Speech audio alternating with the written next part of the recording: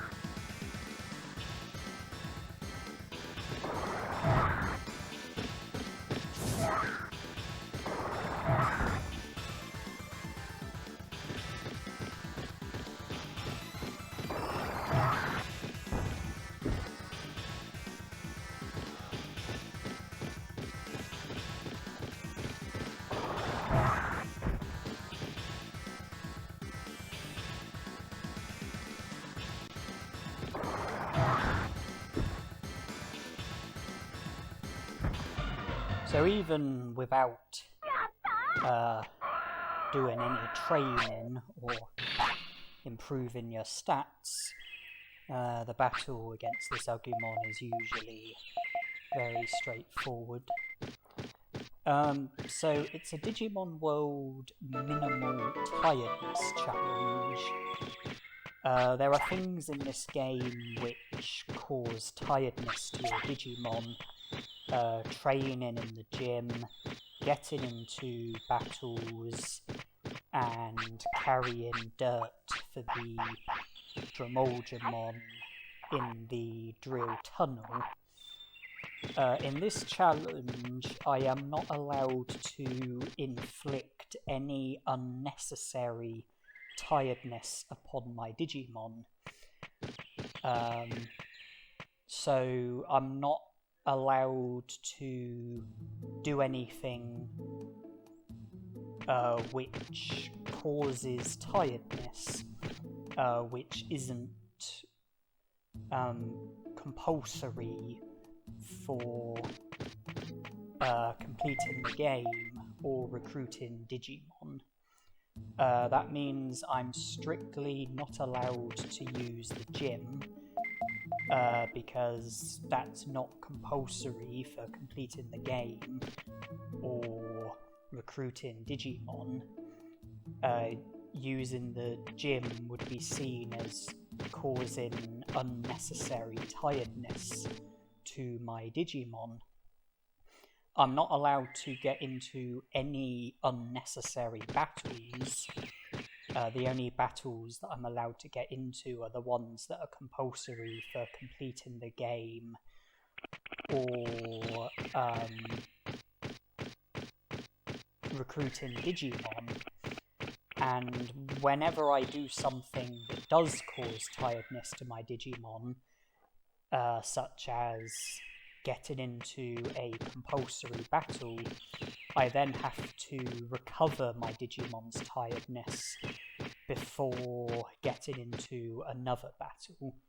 The only tiredness that I'm going to be inflicting upon my Digimon is from battles that are compulsory. And if I was to have one battle and then get into another battle, my Digimon's tiredness would accumulate. My Digimon's tiredness would get higher, and that's not allowed. After having a battle, I then have to recover my Digimon's tiredness before being allowed to get into another battle. I didn't use the gym when starting the game because that's not allowed. I just dived straight into the battle against the Ogumon. Then I rested to recover the tiredness from the battle, and now I'm about to have the battle against Drimogemon, and we'll have to recover the tiredness before the next battle, whichever battle that might be.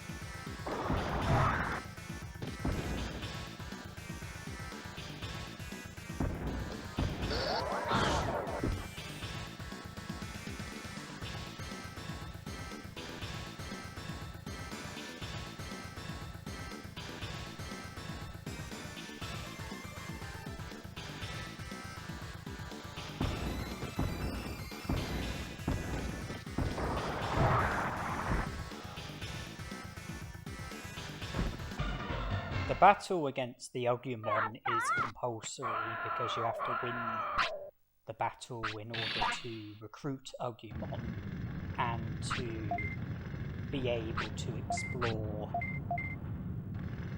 further into the native forest, further into the game. The battle against this Drimogemon is compulsory because you have to have it in order to be able to recruit Miramon, Drimogemon, and Leomon. There's another Drimogemon in the underground pond that we are entering. If you speak to him without defeating the first Drimogemon, then the Drimogemon here won't take any interest in you. But if you speak to him after defeating the first Drimogemon, this Drimogemon will present you with the opportunity to carry dirt for him. And if you choose to carry the dirt, then you have to carry 10 piles of dirt in total. For each pile that you carry, you get given 500 bits. Your HP goes up by 50, your attack and defense goes up by 5. So carrying all 10 piles will present you with 5,000 bits, 500 HP, 50 attack and defense. And after carrying all 10 piles of dirt, if you leave the underground pond and re-enter, the Drimogemon would have dug through to the next part of the drill tunnel where there's a boulder, and if you have a Digimon who is at least a champion or an ultimate, they can move the boulder, and then you're able to gain access to the lava cave. Obviously, we can't do the dirt carrying because that will inflict unnecessary tiredness upon our Digimon. The reason why it would be unnecessary is because even though it's compulsory to defeat the first Drimogemon and speak to the second Drimogemon, the one in the underground pond, it's not compulsory to do the dirt carrying. If you speak to the Drimogemon but don't do the dirt carrying, then he will still dig through to the next part of the drill tunnel, but it will take 5 days from when you spoke to him. It's year 1, day 1, so by year 1, day 6, he would have dug through to the next part of the drill tunnel, and providing we have a Digimon who's at least a champion, we will be able to move the boulder and then have access to the lava cave.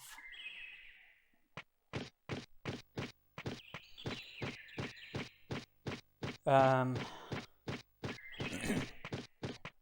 one other thing is that there's another rule that when my Digimon wants to sleep, when my Digimon presents me with the sleep bubble, I have to let my Digimon sleep on the very first hour in which the sleep bubble first gets produced.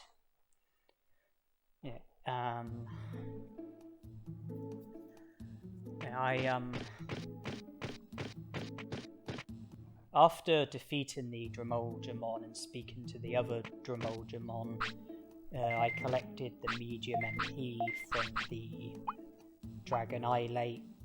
I'm now back in the city. I'm going to put most of my items into the item bank. I will then rest in Digimon's house to recover the tiredness that came from the Drimogemon battle, then I will save, and then I will head to the Cola Point. Colamon should be available by the time I get there. It was 1 PM, it's now 2 PM because an hour has just gone by from resting. It's going to take a bit of time to get to the Cola Point. Colamon, I think, first becomes available at 3 PM, and I think remains available until 7 PM. And with his assistance, we will be able to make it to the tropical jungle and make further progress. The main challenges that are going to come from the restrictions that I'm going by is that by not being allowed to train, it's going to be harder to get better stats. It's going to be harder to improve my stats. It's going to be harder to learn techniques because it won't be possible to learn any techniques from training brains. And as for me only being allowed to get into mandatory battles, that will also restrict my ability to learn techniques, because the only battles that I will be able to learn techniques from are the battles that are compulsory for completing the game or recruiting Digimon. You know, I won't be able to get into a random battle just for the sake of being able to learn a technique, because that will go against the rules of the challenge. It will also be a bit restricting to my stats, because you do get small stat boosts when you win battles. And it could also possibly have an influence on potential Digivolutions, because one of the requirements that influences Digivolutions is the bonus condition, and sometimes the bonus condition will be the number of battles that your Digimon has had, and presumably the number of battles that I get into is going to be limited, so it could restrict Digivolutions a bit, but I'm not hugely concerned about that.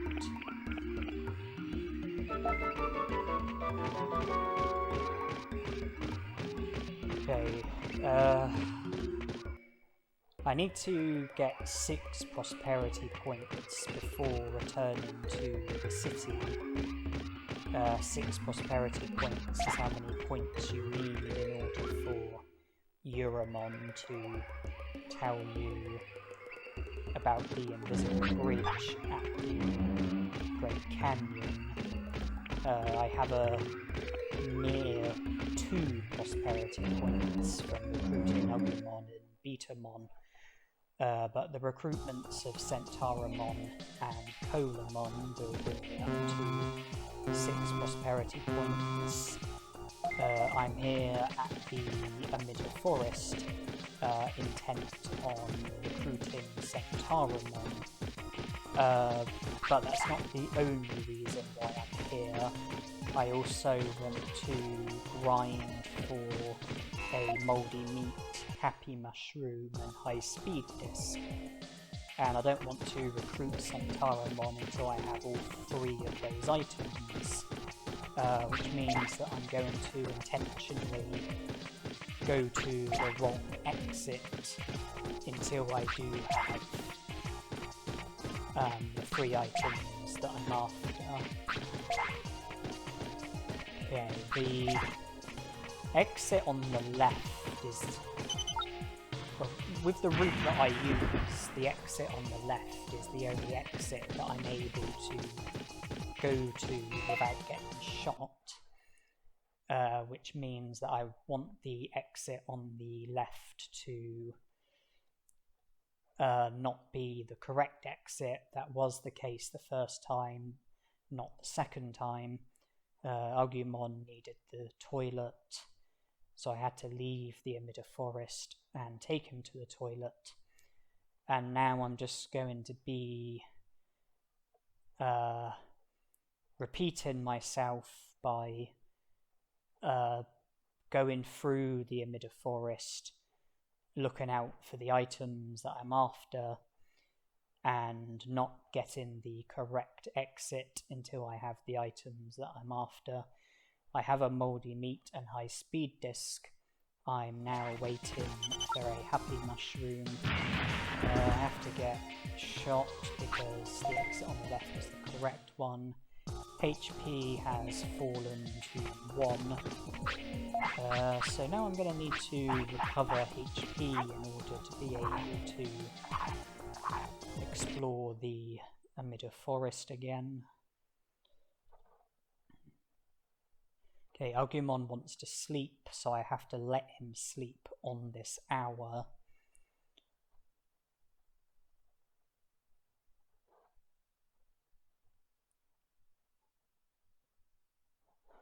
And conveniently, HP fell to 1, and by sleeping, we were able to recover HP without the expense of a small recovery. And we have found a happy mushroom.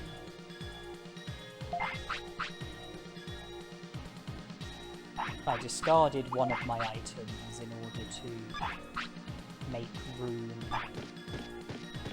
for an Omnidisc. Omnidisc was more valuable than the item that I discarded. I need to make room for the happy mushroom. And I've decided that the small recoveries have the least value out of what's in my inventory, and instead of just discarding them, I'm giving them to my Digimon, so I'm, at least using them and recovering HP, and also getting the opportunity to improve my discipline by Agumon refusing to take the item, and that then enabling me to scold my Digimon and get a discipline boost from it.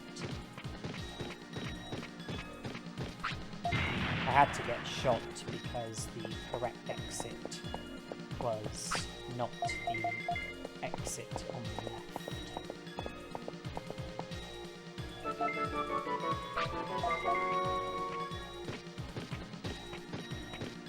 From here we will backtrack, we will acknowledge the Digimon bridge which has been repaired,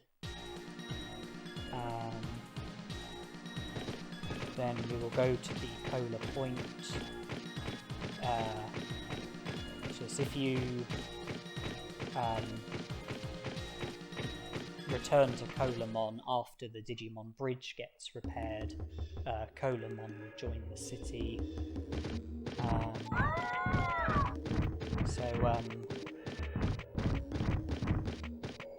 Yeah, I'm going to be backtracking from the tropical jungle to the Digimon bridge, to the Cola Point, and then back to the city. And we will have 6 prosperity points. Rookie Digimon when it comes to recruitment, rookie Digimon get you 1 prosperity point, champion Digimon get you 2 prosperity points, ultimate Digimon get you 3 prosperity points. The only exceptions are Supermon, Unimon, and Nanimon. The 3 Filth Digimon, they are champions, but they only get you 1 prosperity point because they're not considered to be very useful.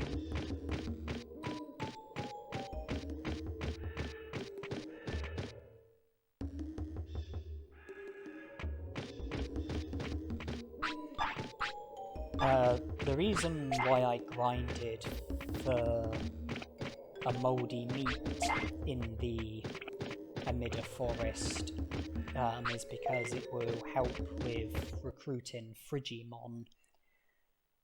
The first step towards recruiting Frigimon is go into Freezeland with a Digimon who can't tolerate cold weather very well.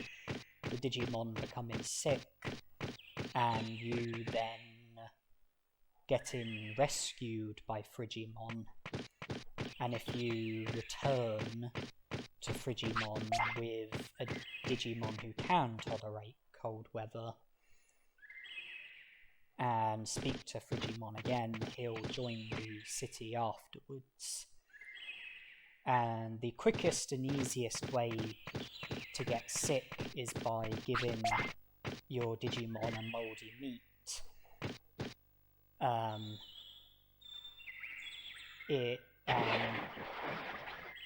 Giving a mouldy meat to your Digimon always makes your Digimon sick.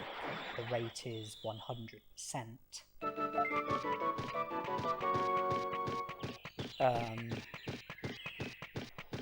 So when I go to Freezeland with Agumon, I will make him sick by giving him a mouldy meat, and then I'll get rescued by Frigimon.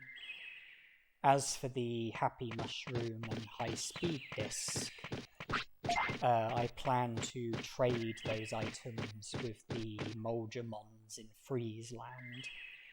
There are 3 Moulgemons in Freezeland. They each want to trade 3 different items, totaling to 9 items between them.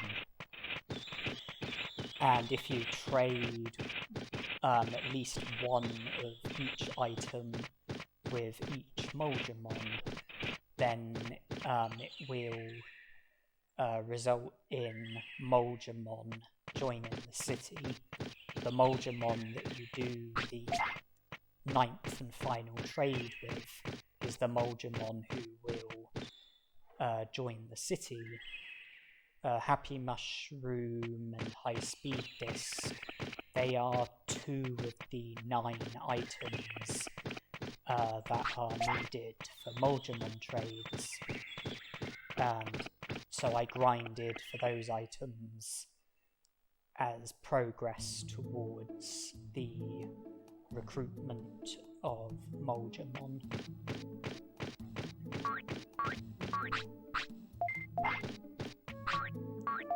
It's 7 AM, which means that Yoramon will be available. Yoramon is available between 7 AM and 6 PM. We are within that range, and we have 6 prosperity points, which is how many we need in order for Yoramon to tell us about the invisible bridge at the Great Canyon, enabling us to get from the Great Canyon entrance to the Great Canyon, and then being able to explore further from there and make further progress with the game.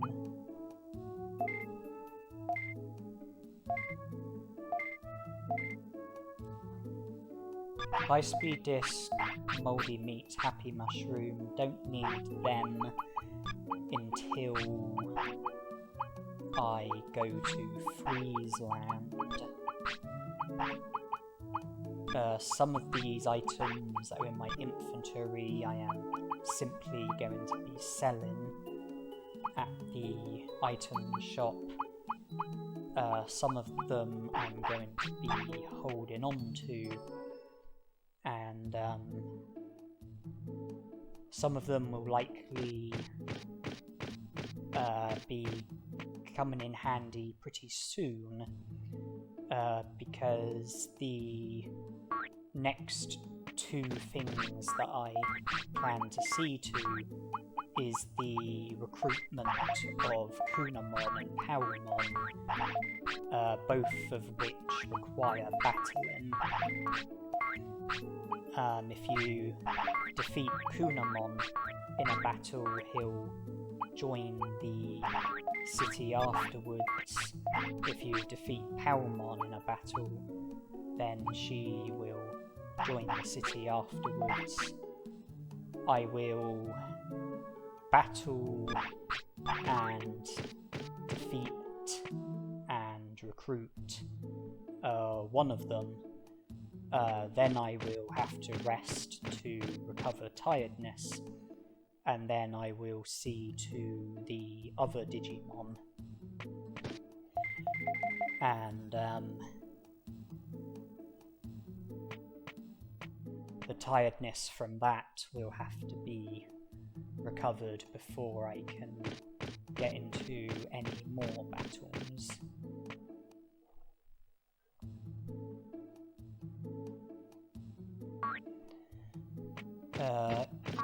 You have to recruit Centauramon and speak to him at the clinic in order to be able to recruit Unamon at Mount Panorama.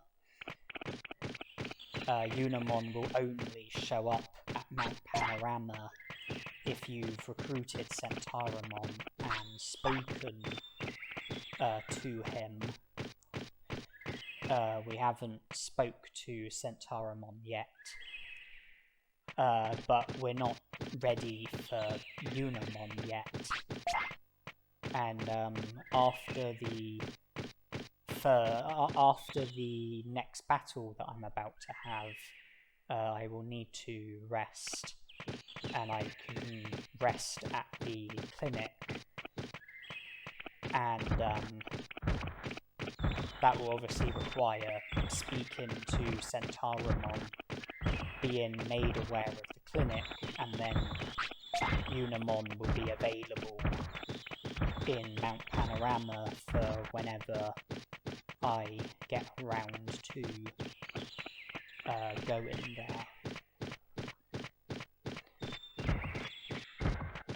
there. Resting at the clinic is more effective than resting in Digimon's house. I mean, either way, an hour gets consumed, but resting at the clinic recovers 500 HP and MP, whereas resting at Digimon's house only recovers 300 HP and MP.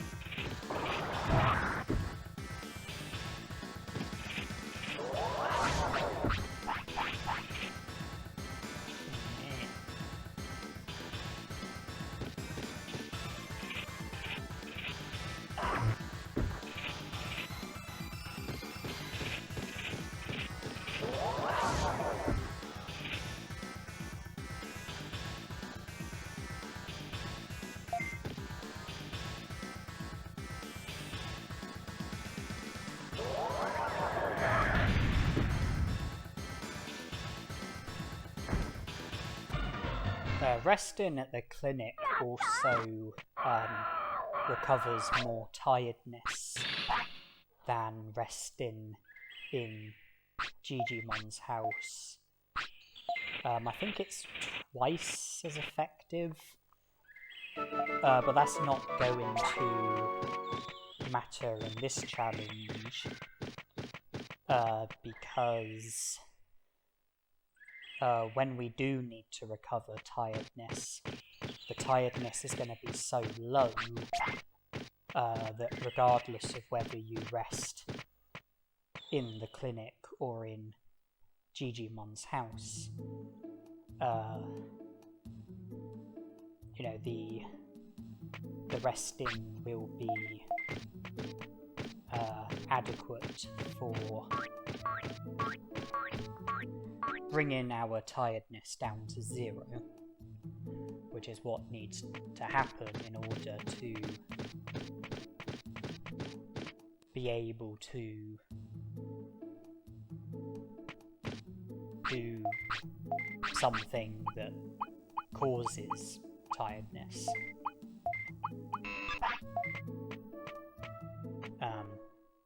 And since we're not going to be using the gym or carrying any dirt, battles is the only thing that we're going to be doing that we can get tired from.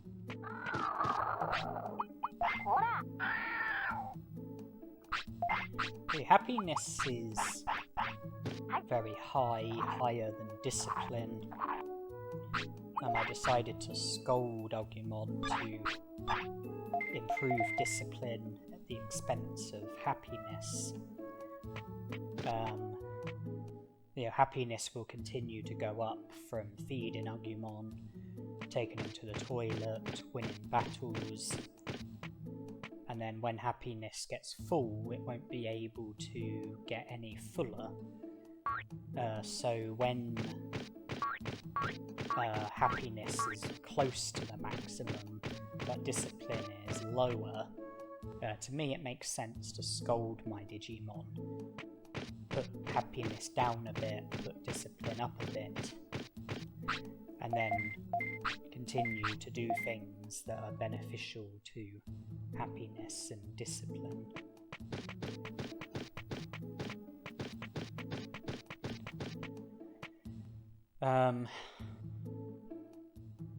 Resting, it's not the only way to recover tiredness. There are other ways. Sleeping, that's one option. Also, there are certain food items which reduce tiredness.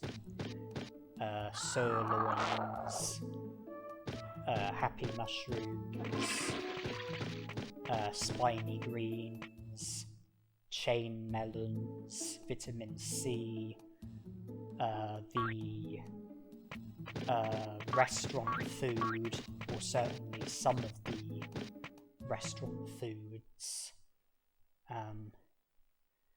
So it might not be a case of resting after each battle, but as long as I'm recovering the tiredness, one way or another, that's the important thing.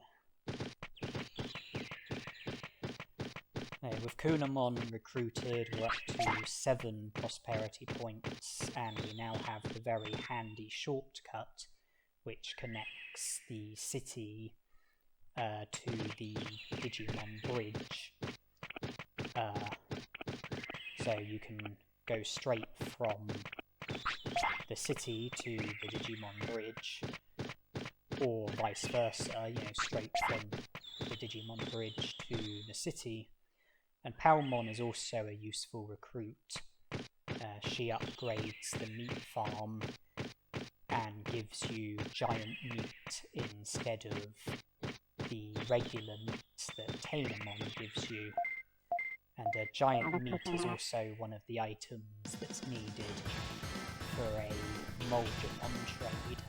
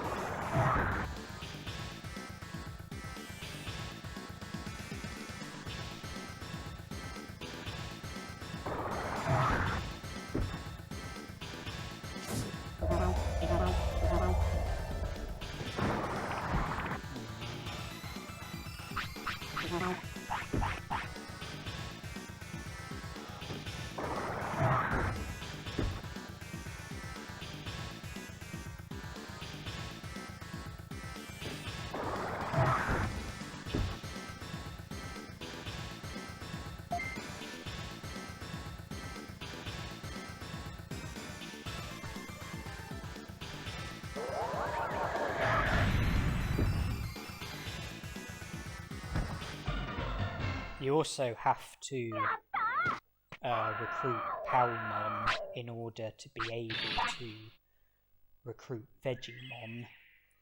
When Palmon takes over the meat farm, Tainemon gets moved onto a different spot. You can speak to Tainemon, and if you speak to Tainemon when you have a minimum of 9 prosperity points, she will mention about strange plants that's growing in the tropical jungle.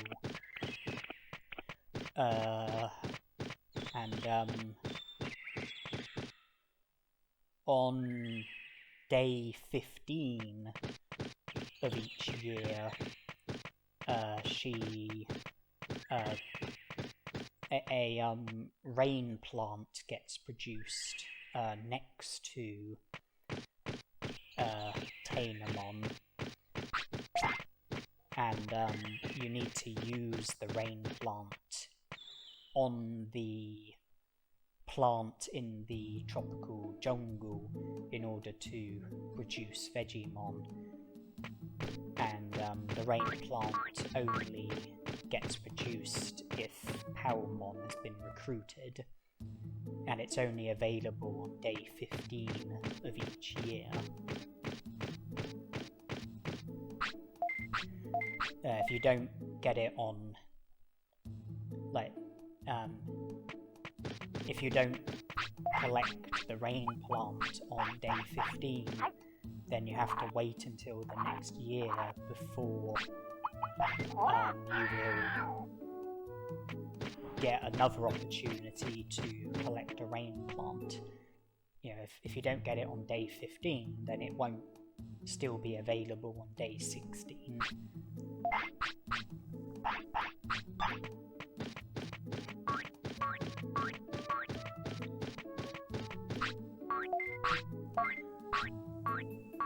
We have 8 prosperity points, which means that we are close to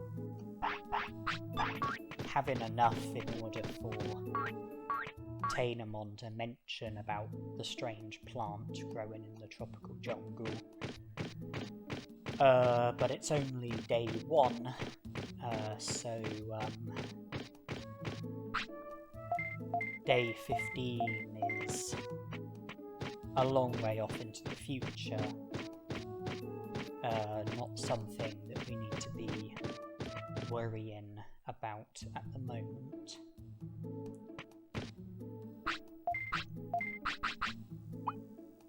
I purchased small recoveries because I was planning on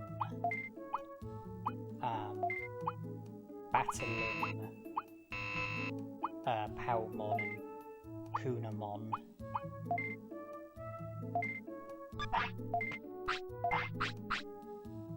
I've still got small recoveries in my inventory, and I spent the rest of the money on medium recoveries because that's another item that's needed for Moldramon trades, and in exchange for medium recoveries you get super defense discs, which can be sold for 2,000 bits. Medium recoveries only cost 500 bits to purchase, so by purchasing medium recoveries for 500 bits each, trading them for super defense discs and selling the super defense discs for 2,000 bits each, you can make a big profit from doing that. And you might have noticed when exploring, I'm looking out for Digimushrooms and various other items as well, such as happy mushrooms, blue apples, Dulux mushrooms, etc, etc. And I will continue to look out for various items when exploring, and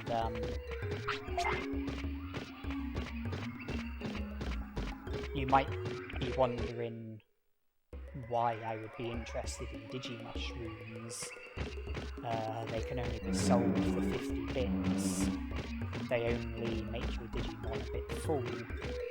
Yeah, they're only as effective as meat. And the reason why I'm interested in Digimushrooms is because they are another item that's needed for Moldramon trades. So you have to collect at least one Digimushroom in order to be able to recruit Moldramon. Further to that, if you trade Digimushrooms, then in exchange you get medium recoveries, and that's a very good trade because medium recoveries cost 500 bits from the item shop, which means that every Digimushroom that you collect can be turned into medium recovery. And not to forget that medium recoveries can be turned into super defense discs and sold for 2,000 bits. Therefore, each Digimushroom that I collect can be traded for a medium recovery, then traded for a super defense disc, which means that each Digimushroom that I collect essentially has the value of 2,000 bits, and this early into the game, it's very helpful to be able to get a bit of money under your belt. So that's why I'm interested in Digimushrooms. I'm interested in other items as well. I mean, happy mushrooms, they get traded for hair growers, which you can sell for 2,500 bits. They can also boost your Digimon's happiness, although they come with the risk of causing sickness.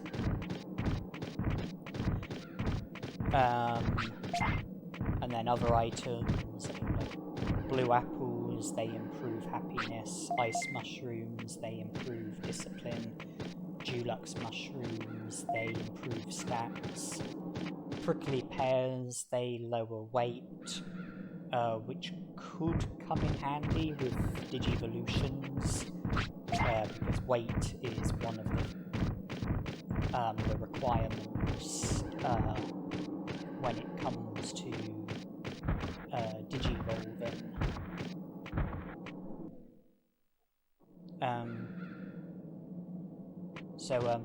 Yeah, I'm just explaining why I'm looking out for items when exploring, going quite a bit out of my way. I probably didn't need to explain why I would be interested in things like blue apples and ice mushrooms and happy mushrooms, but I felt like Digimushrooms probably needed an explanation. And I've chosen to fall off the cliff at the earliest opportunity. You don't have to fall off the cliff in order to be able to complete the game or earn 100 prosperity points. And prior to having the first Olgamon battle, the battle against Olgamon at the Great Canyon, before having that battle, the only way that you can reach the lower part of the Great Canyon is by falling off the cliff. The elevator, initially you can't take it downwards because of a rock that gets stuck in it, but I removed the rock and the elevator will now work. But prior to the first Olgamon battle, there isn't really anything useful about the lower part of the Great Canyon. You can't enter the Olga fortress until after winning the first Olgamon battle.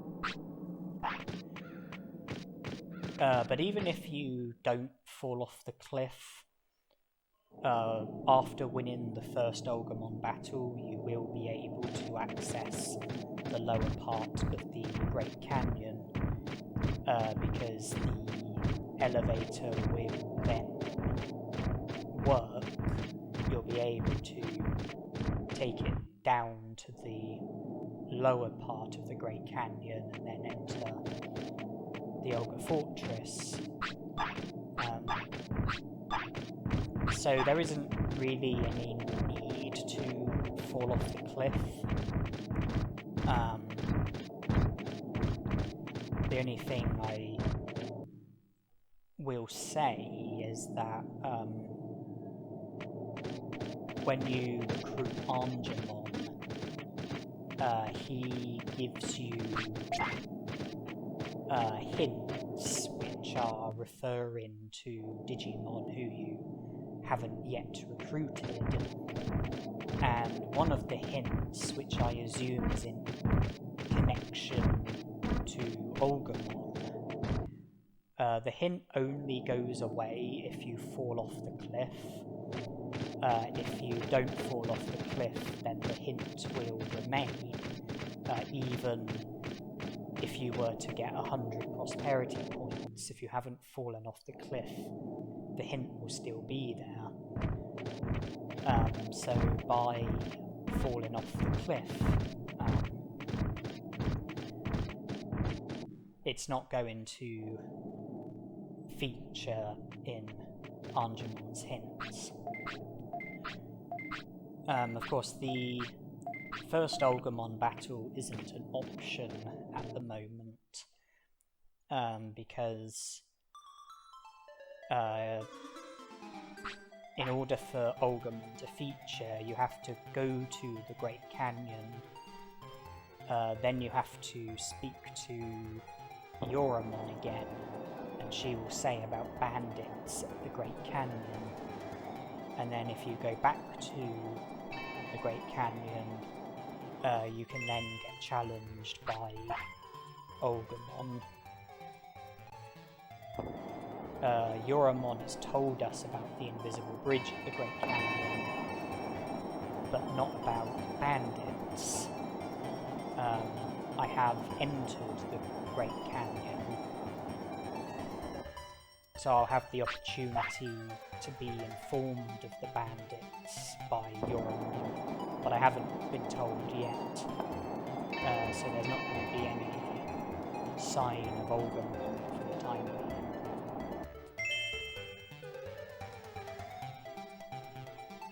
Anyways, we had 8 prosperity points when leaving the city. Barkamon put us up to 10 prosperity points, enough for Tainemon to say about the strange plant that's growing in the tropical jungle. If we can win against Penguinmon in this game of curling, then we will go up to 11 prosperity points. We're about halfway through the game and the score is 0-0. The highest scoring of games so far.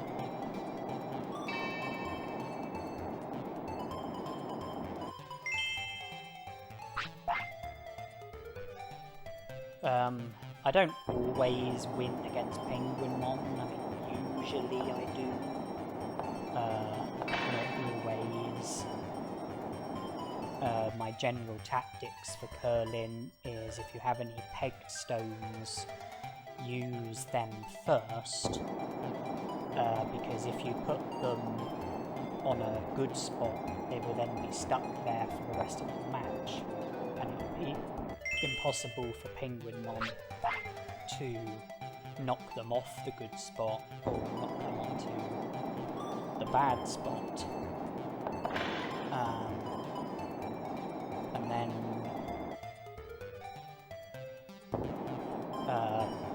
putting pegged stones aside, my general tactic is to use heavier stones first, because if I put a heavier stone onto a good spot, heavier stones are harder to knock about, so it will be harder for Penguinmon to knock a heavier stone off of a good spot or onto a bad spot than if it was to be a lighter stone. And also lighter stones are better at knocking opponent stones off of good spots or onto bad spots. So that's why I use the heavier stones first and reserve the lighter stones until last.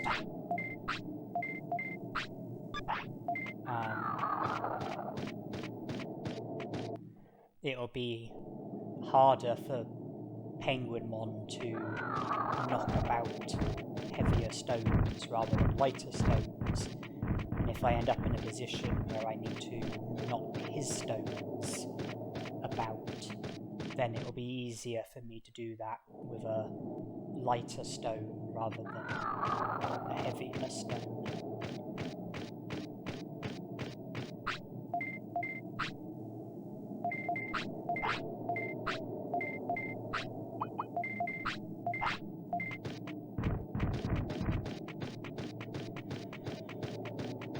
Okay, Agumon conveniently wants to eat, and the reason why that's convenient is because I can give him, well, I can satisfy his appetite by giving him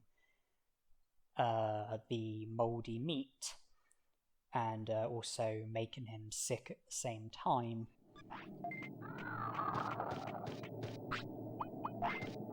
Which is required in order for Frigimon to rescue us.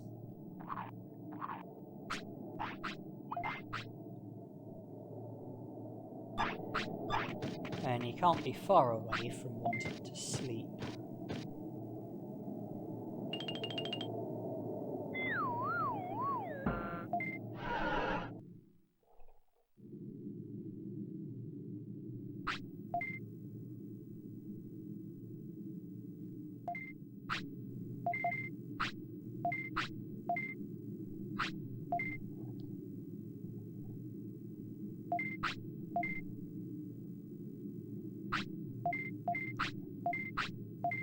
when I was in the city, I put some of my items into the item bank. I didn't want any unnecessary items in my inventory. I knew that I was going to need inventory space for the moldy meat and the items linked to Drimogemon trades, as well as items that I might find while exploring. I put the MP floppies away because there's not any battles that I'm going to be getting into. And I anticipated that Agumon wasn't far away from needing a toilet. That's why I backtracked, and we can now let it sleep. There's not any battles that I'm going to be getting into not until after returning to the city, which is something that we're not going to be doing just yet because there's work to be done.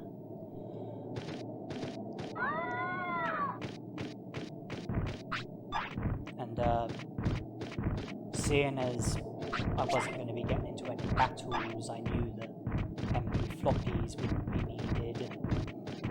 I still kept small recoveries and medium recoveries in my inventory, but the medium recoveries were for Drimogemon trades. As for the small recoveries, I'm going to use them to recruit Unamon. When you speak to Unamon at Mount Panorama, he's injured.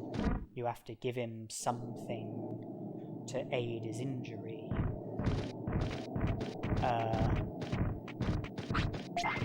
I'm not sure of like every single individual item that will be adequate. I know that bandages see to the job. I know that medicine sees to the job. I know that small recoveries see to the job.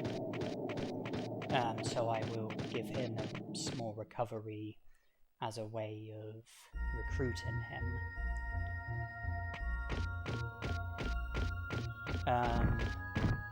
Speaking of recruiting, we were successful with recruiting Penguinmon. We're up to 11 prosperity points. We're in the Misty Trees, and this is actually very significant. Normally, you have to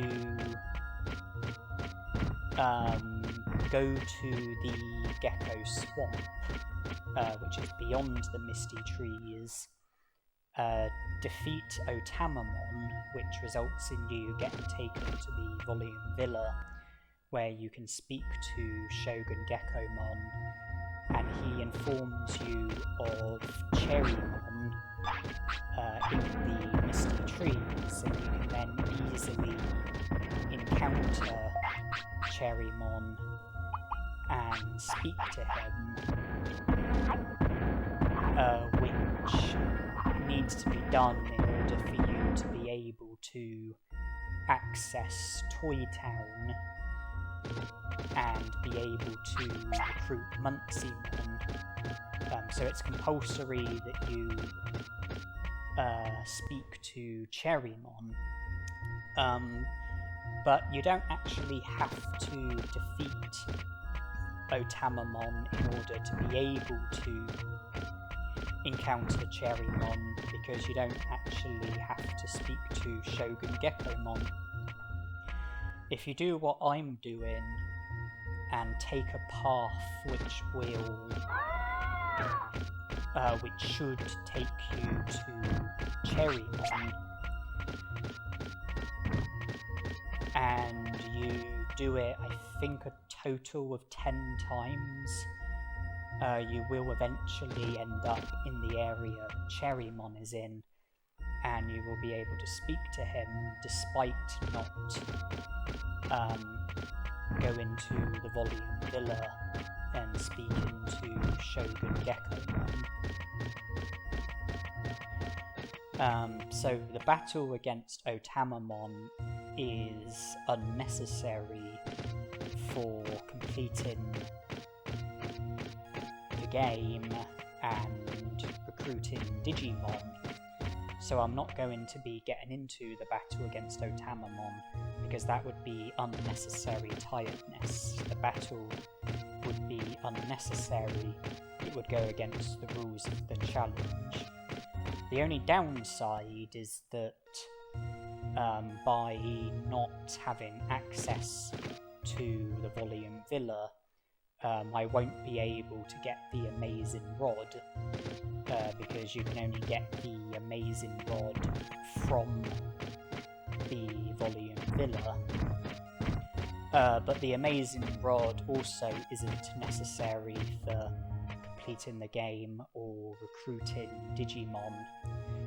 I can still get the old rod from Trash Mountain, and I can see to all of the fishing needs with that. I need to catch a Digianchovy and Black Trout for Moldramon trades. I need to catch Seadramon and become friends with him and have him take me to Beetleland. You get 2 prosperity points for Seadramon. Okay, we're here. You get 2 prosperity points for Seadramon. And then in Beetleland you can recruit Kawagamon and Carpenterimon, each giving you another 2 prosperity points. But Seadramon can be caught with the old rod,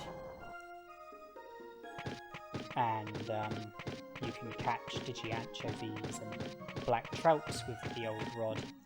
It's not as easy, but it can be done, which is the most important thing. So we won't be going to the Volume Villa, we won't be defeating Otamamon, we will still pass through the Gecko Swamp, but we're not going to be actually doing anything there. I'm heading from the Misty Trees to the Gecko Swamp, but I will just be passing through the Gecko Swamp so that I can get to Gear Savannah. From there I can go to Trash Mountain, help myself to the old rod, recruit Sukamon, go back to Gear Savannah, recruit Biomon and Letmon, go to the secret item shop in Gear Savannah. There's no point purchasing any Digimon cards, they don't have any value, not when the Volume Villa is completely off limits. But I can still sell what's in my inventory, and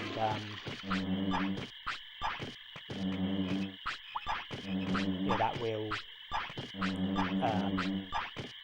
clear up some much needed inventory space. And then from Gear Savannah I can go to Mount Panorama, recruit Unamon, acknowledge the crop circle. That will be the first step towards Vadermon's recruitment. And then I can go from Mount Panorama back to the native forest. I can't currently get from the native forest to Mount Panorama because there are boulders blocking the way. But there are two ways to clear the boulders. One of them is to battle Miramon in the lava cave. The other is to go to Mount Panorama via the Great Canyon. And if you just go from Mount Panorama to the native forest, the boulders will get cleared, and then you'll have clear access from the native forest to Mount Panorama, and vice versa.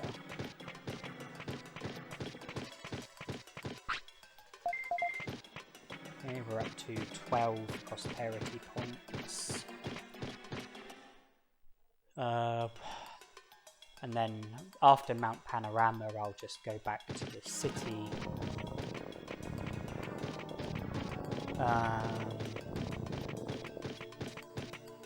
And there is work to be done. I have Drimon's recruitment in mind. I have a Digianchovy and Black Trout in mind. I would also like to purchase 99 immediate recoveries and go back to Freezeland. Trade the 99 immediate recoveries for 99 super defense discs and sell the super defense discs at a big profit. There are other things that I've got on mind, but I don't want to give too much away too early on. Biomon's recruitment will be very handy because she will open up an item shop which is a lot more advanced than the one that Colamon and Betamon are running. It will have a lot more items, a lot more variety. Unimon also works at the item shop and we'll be recruiting him shortly. The other Digimon who work at the item shop are Patamon and Micromon, but we won't be recruiting them just yet.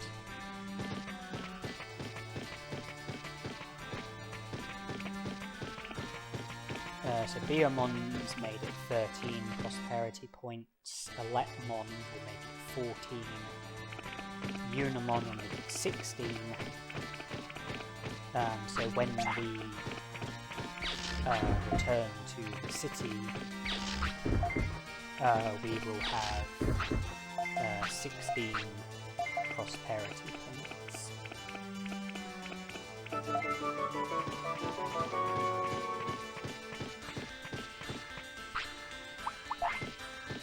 We're almost done in the Gear Savannah for the time being.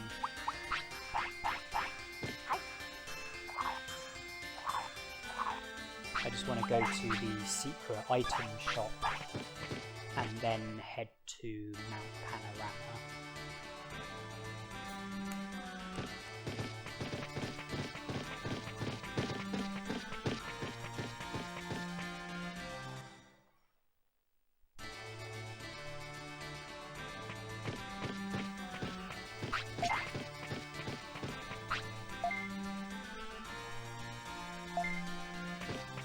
Okay, we should make a fair bit of money from this.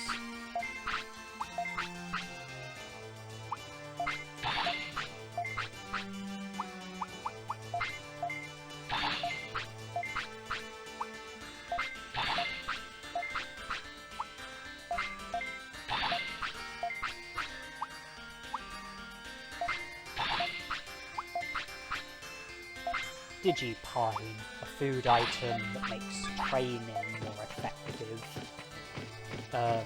Usually it's a pretty cool item, but in this challenge it's totally useless, so I just decided to sell it.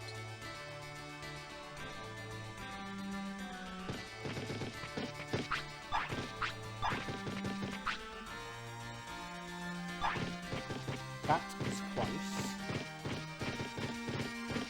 And in this challenge, getting into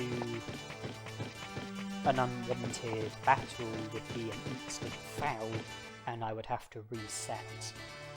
Because if I was to get into a battle with a random Digimon, even if I was to run away from the battle, it would still inflict tiredness upon my Digimon, and it would be unnecessary tiredness, and that would be a foul. So I have to avoid random Digimon roaming around. I only purchased 98 medium recoveries because there are 3 computers in Mount Panorama. One of them contains a medium recovery. If I had 99 medium recoveries, then I wouldn't be able to collect the one that's in the computer here at Mount Panorama, but by purchasing 98 I will be able to collect the medium recovery here at Mount Panorama, and it will put me up to 99.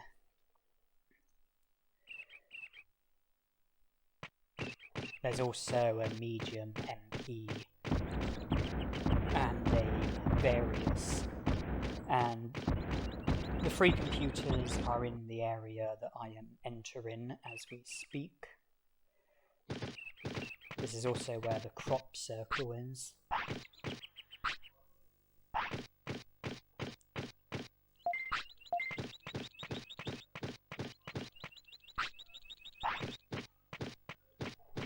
Yeah, when I was in Friesland, I traded all of my Digimushrooms for medium recoveries, but I am still looking out for Digimushrooms and various other items.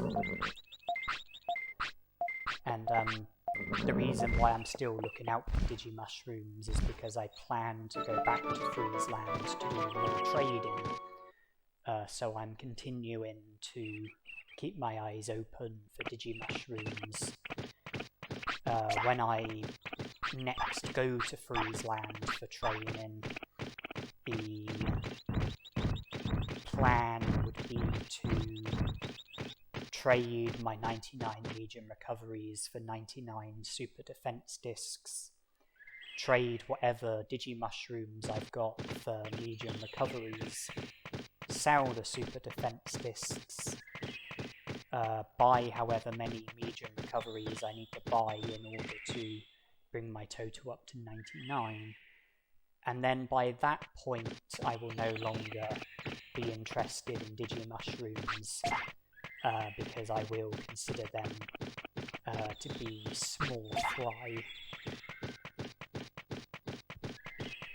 Yeah, it'll be very easy for me to purchase 99 medium recoveries for 49,500 bits, go to Friesland, trade them for 99 super defense discs, return to the city, sell the 99 super defense discs for 198,000 bits, raking in a profit of 148,500 bits. Yeah, I'm not really going to be interested in, you know, a handful of Digimushrooms that could, you know, get me a handful of medium recoveries. Yeah, the time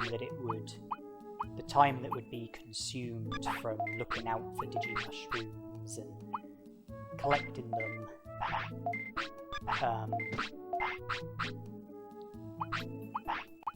you know, it wouldn't be worthwhile, considering that, you know, I can just purchase 99 medium recoveries, trade them for 99 super defense discs. Yeah, the time consumed from looking out for Digimushrooms and collecting Digimushrooms, the time just wouldn't be worthwhile.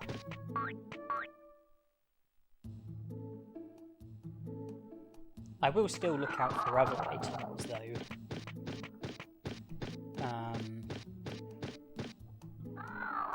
Like I don't plan to trade any more happy mushrooms, but I'll still look out for them because they can boost your Digimon's happiness.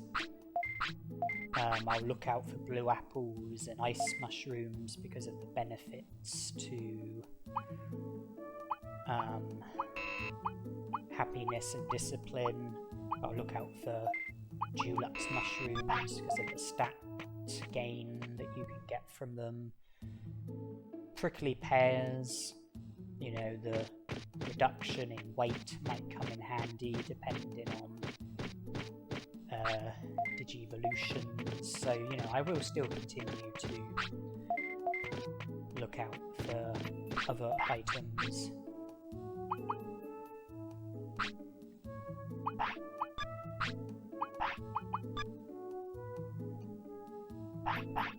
So I'm not going to have Digimushrooms in my inventory forever.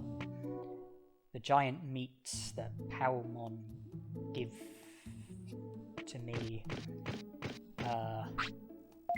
that alone might not be adequate in being able to satisfy my Digimon's appetite, but not to worry.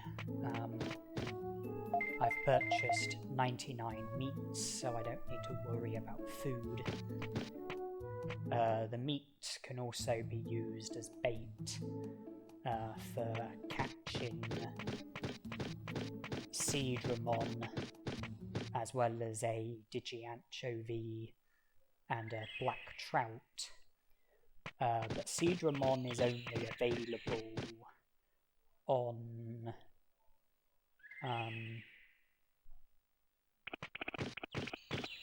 he's only available twice a day at 8 AM and 5 PM. It's currently 12 PM. I'm not sure if you need a certain number of prosperity points in order for Seedramon to feature, but if you do, then I more than fulfill the target.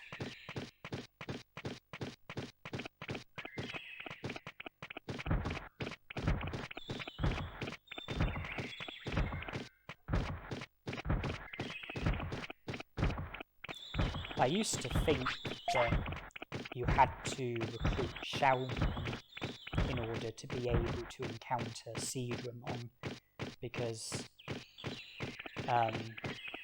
one of the notices on Xiaomon's board is in connection to Seedramon, and I used to think that you had to read the notice in order to be able to encounter Seedramon, but I was wrong about that. Having Xiaomon recruited is not a requirement for being able to encounter Seedramon, but you might need a certain number of prosperity points. You definitely need a fishing rod, regardless of whether it's the old rod or the amazing rod.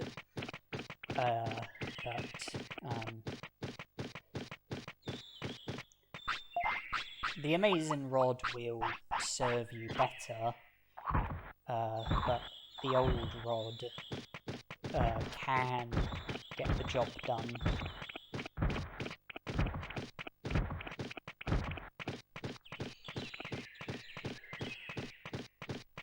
Moldramon. We've traded Digimushroom, Happy Mushroom, Giant Meat, High Speed Disc, Medium Recovery. That leaves Super Carrot, Omni Floppy, Digianchovy, and Black Trout. We have a Digianchovy and Black Trout.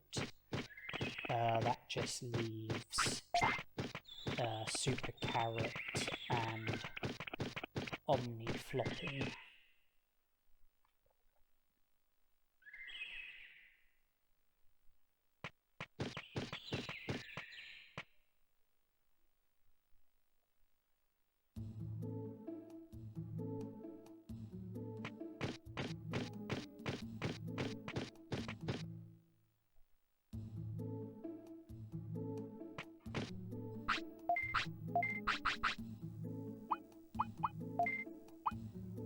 So defense chip, brain chip, MP chip in the item bank, plus the Black Trout.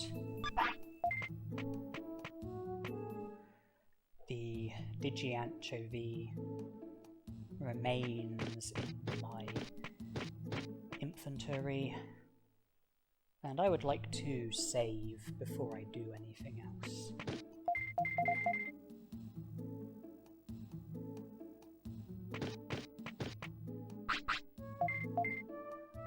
Okay, I have decided that I would like to catch Seedramon.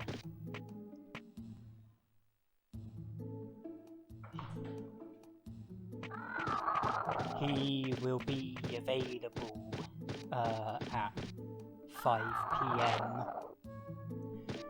I rested twice as a way of passing the time. It was 2 PM, which meant that 5 PM was 3 hours away. Which, you know, isn't that much time, but a bit too long for me to just stand around and twiddle my thumbs, so I rested twice to pass 2 hours, and now it's only, well, 5 PM is only a bit over a quarter of an hour away. I would like to catch Seedramon and then go to Beetle Land.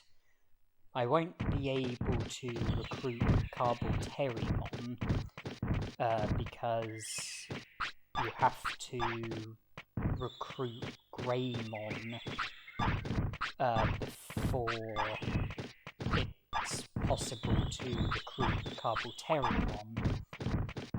But I can still recruit Drimogemon, and it probably makes sense to do that. It is now 5 PM.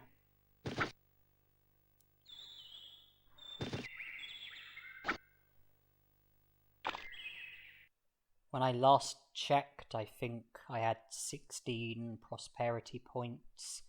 Seedramon will put it up to 18. Drimogemon will put it up to 20.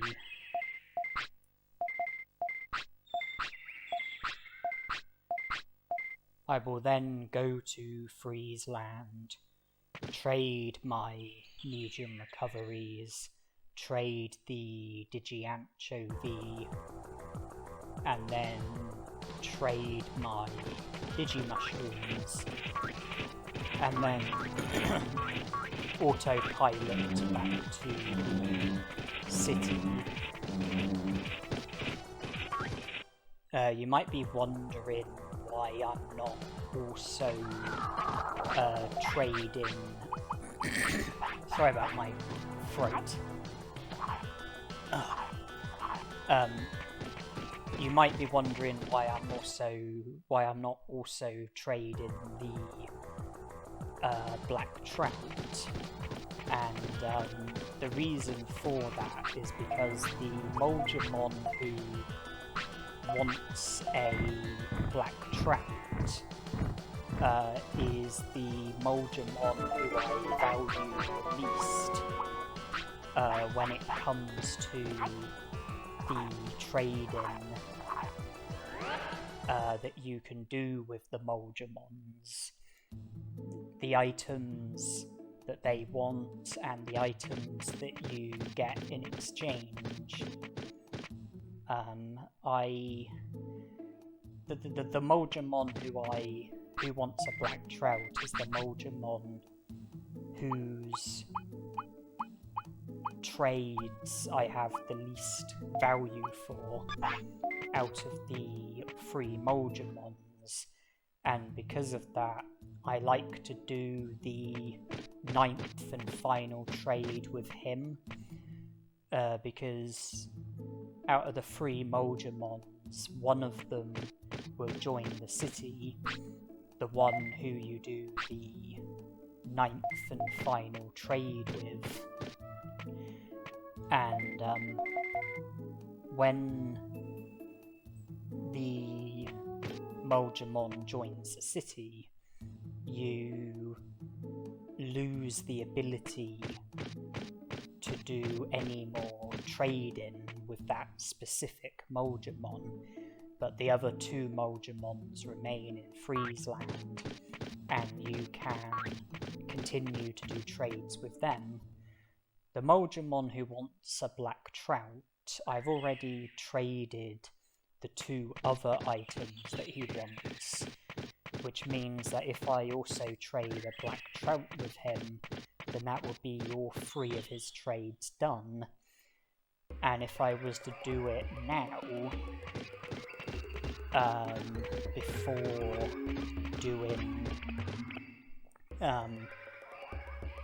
all 3 of the trades with the 2 other Moldramons, then it wouldn't be possible for the Moldramon who wants the black trout to be the Moldramon who joins the city, and instead it would be one of the other Moldramons, and I would lose the ability to do trades with whichever Moldramon it is that would join the city, and I don't want that to happen.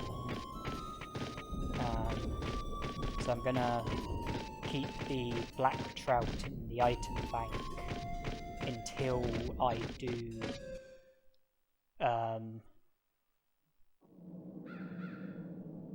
all of the trades with the 2 other Moldramons. Then I will trade the black trout, and then that Moldramon will be the Moldramon who joins the city.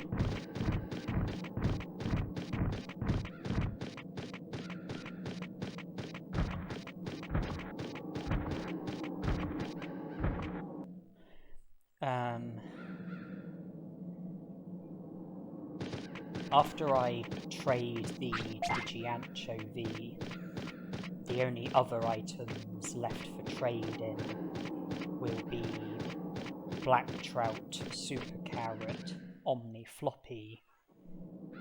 Black trout is in the item bank, and when you trade a super carrot with the Moldramon who wants a super carrot, conveniently the item that you get in return is an omni floppy, and so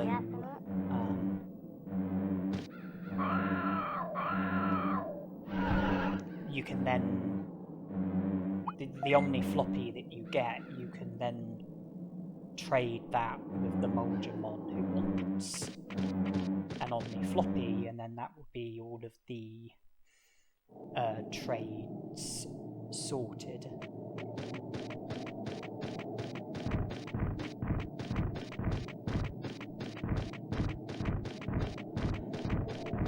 You can get super carrots by defeating red Digimon. They sometimes drop super carrots when you defeat them. But that's not the only way of getting a super carrot. When you recruit Digimon, you can buy super carrots from him. So getting a super carrot by defeating a red Digimon would be an unnecessary battle, which would mean unnecessary tiredness, and it would defy the rules of the challenge.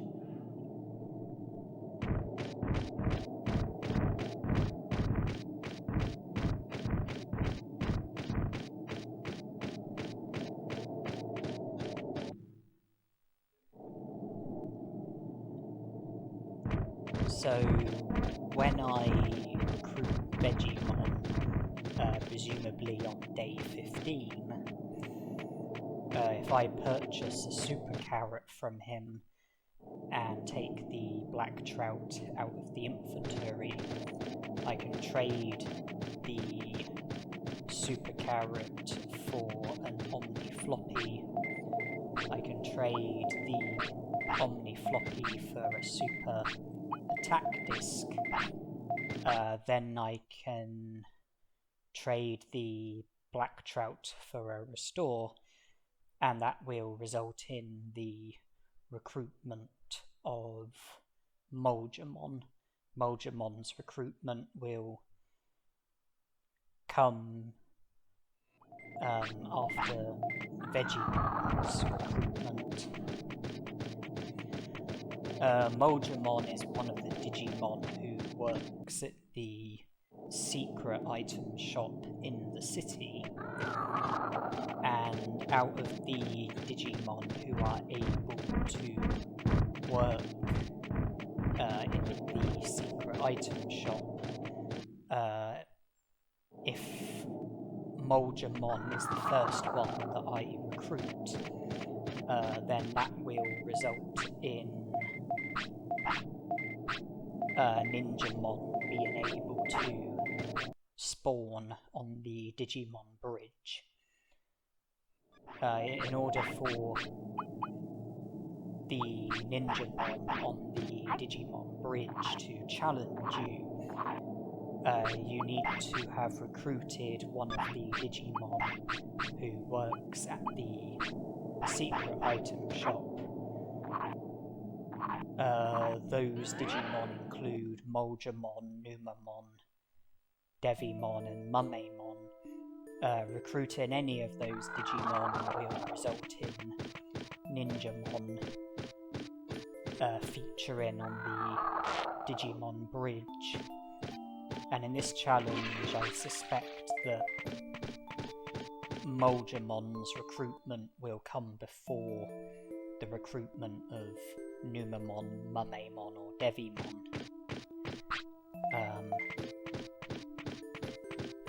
Meaning that Moldramon's recruitment will be the one that will create the opportunity for me to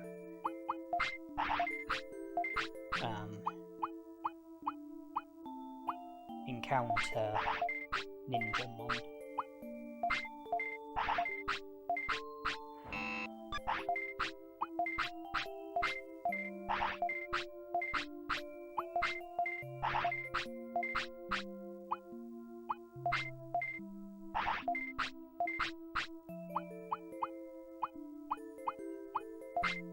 To give you a rough idea of what else I plan to do in this lifespan, there is more progress that I would like to make while I have Agumon as my Digimon. And the plan is to digivolve from Agumon to Numamon,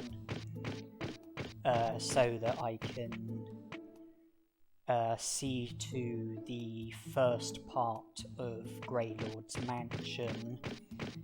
I can also take Numamon to Toy Town, digivolve to Muncymon, and then speak to Tinmon with Muncymon as my Digimon. That will result in Tinmon unlocking the door, which leads towards Worumuncymon.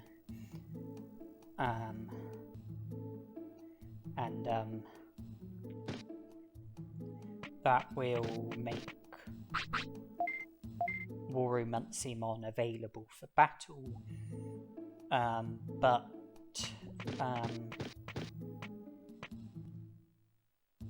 digivolving to Numamon and then using the Muncymon suit to digivolve to Muncymon could be seen as a cheap way of getting an ultimate Digimon as well as a big stat boost, and therefore I've decided to include a rule that I'm not allowed to get into any battles when I have Muncymon as my Digimon.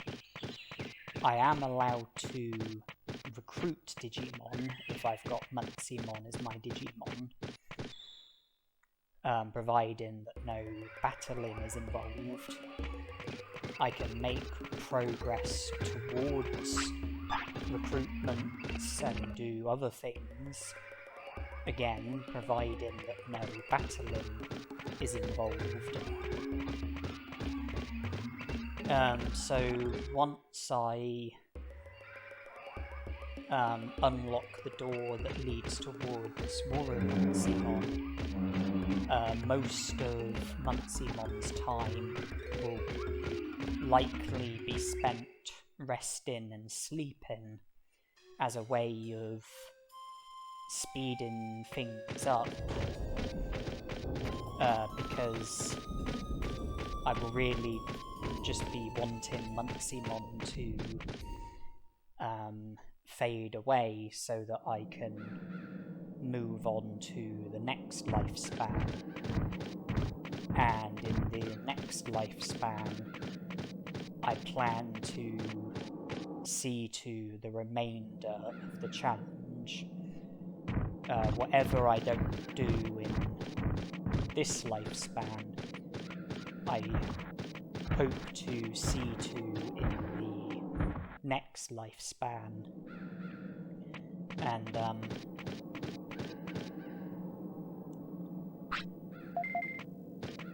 but I'm only going to be seeing to a minority of the game in this lifespan. Most of the progress is going to be made in the next lifespan. Most of the game is going to be done in the next lifespan. And despite having such feeble stats, I've decided to take on Olgamon.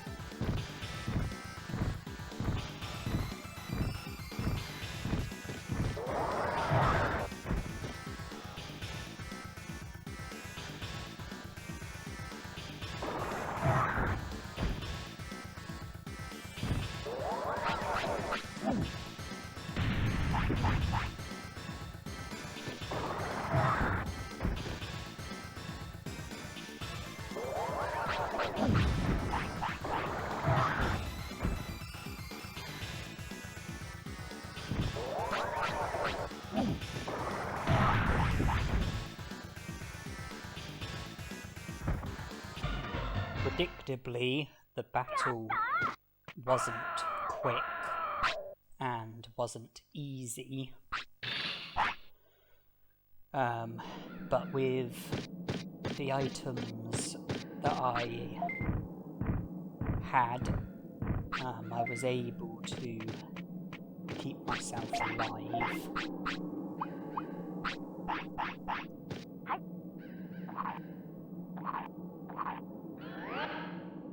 What I'm hoping to do while I've got Agumon as my Digimon is see to the first 2 Olgamon battles so that I'm able to recruit Shellmon.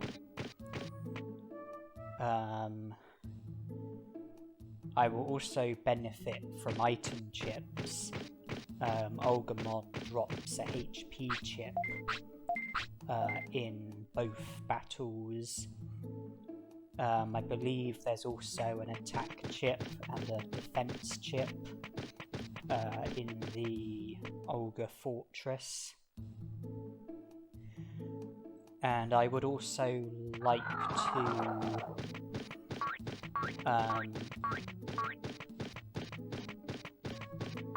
go to the Dino region and defeat Tyrannomon and Meteormon.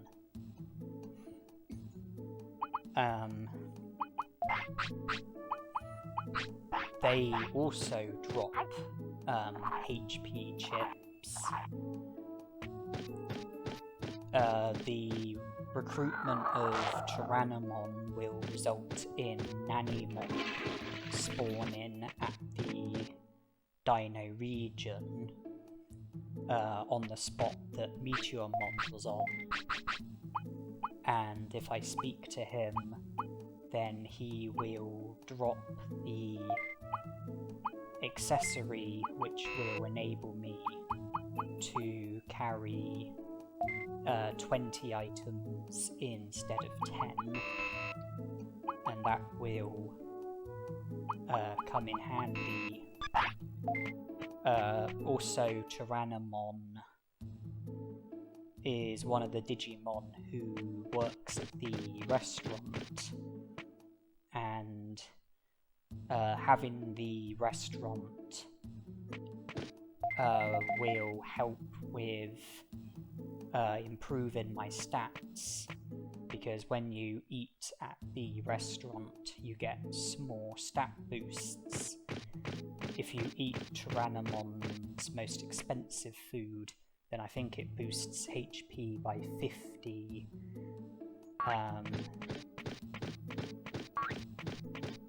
And then either it increases defense by 5 and speed by 3, or it's the other way around, increases speed by 5, defense by 3. I can't remember.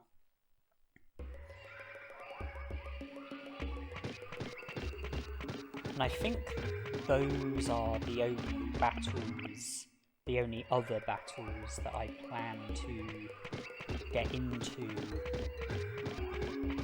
in this lifespan.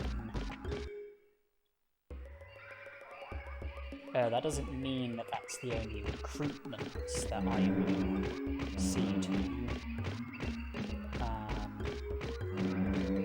Digimon and Drimogemon will be recruitable, Monochromon will be recruitable.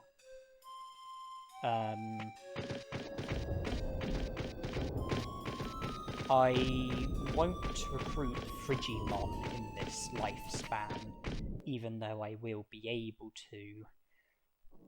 Frigimon is another one of the restaurant Digimon, and I value the stat boosts that you get from his foods. I value them less than the stat boosts that you get from Tyrannomon's food.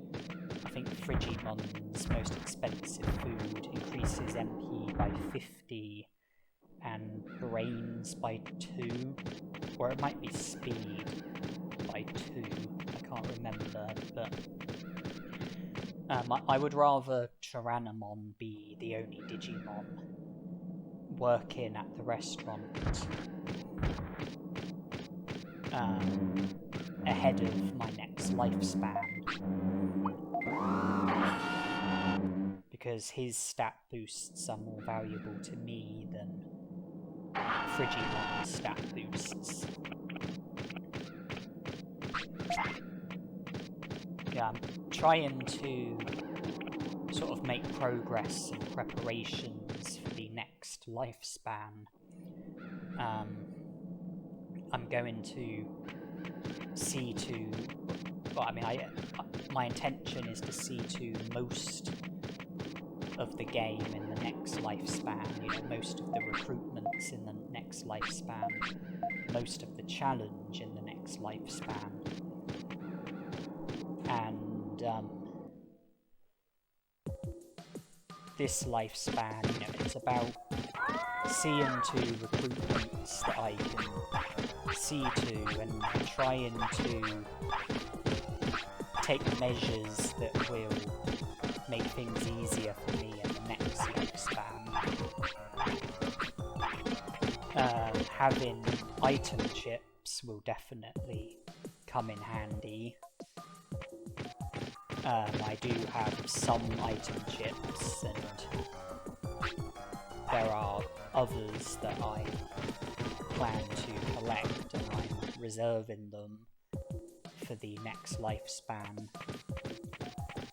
Now this is very important because these Ugumon can be skipped as demonstrated, so battling them would be an unnecessary battle and would go against the rules of the challenge, so I had to be successful in avoiding them.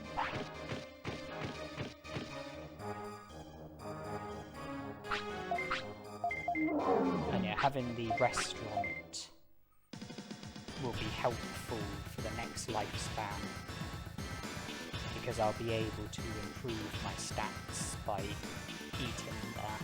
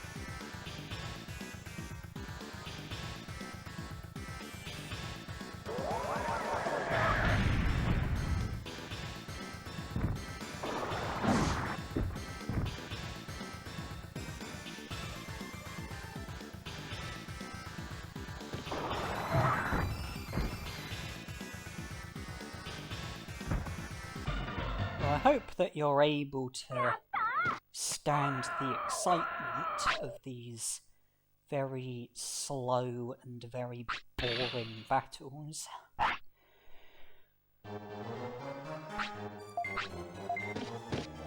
But you know, when I have such feeble stats, there's not really much I can do about it. Avoiding the 3 Ugumons in the previous room was crucial.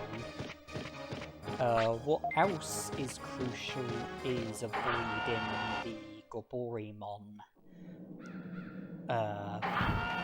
on the Great Canyon Bridge.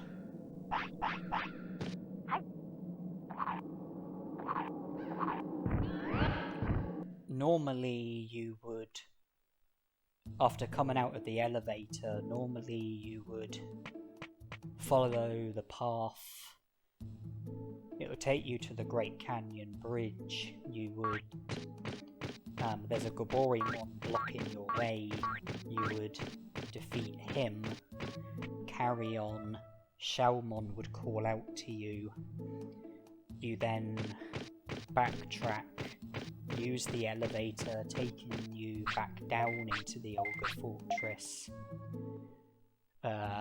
Exit the Olga Fortress via the fortress entrance, go to the lower part of the Great Canyon, use the elevator to take you up to the central part of the Great Canyon, then go to Freezeland, enter the Great Canyon Bridge via Freezeland. Shalmon will be free and will join the city if you speak to him.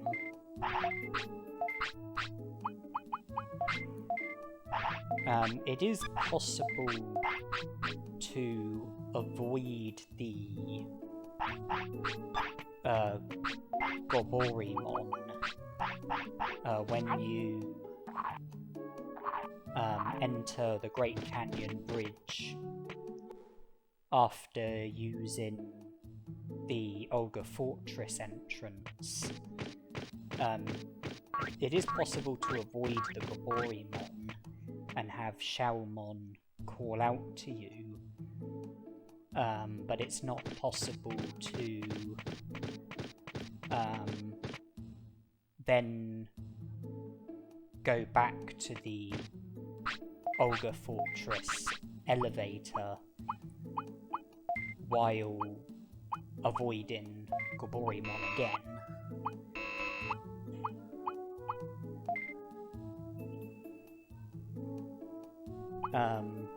But if you were to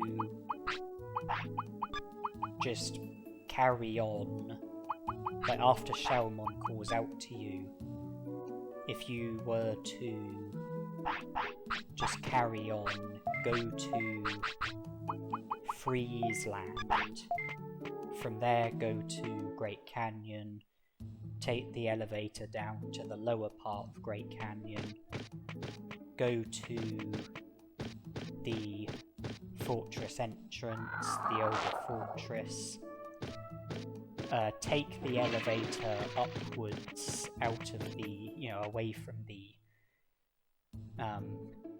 the elevator in the Olga Fortress, take it upwards, and then when you do that, take it back down, taking you into the Olga Fortress, go to the fortress entrance, the lower part of the Great Canyon, use the elevator, taking you up to the central part of the Great Canyon, go to Freeze Land, go to the Great Canyon Bridge, and then you will be Shelmon will be free and you will be able to recruit him.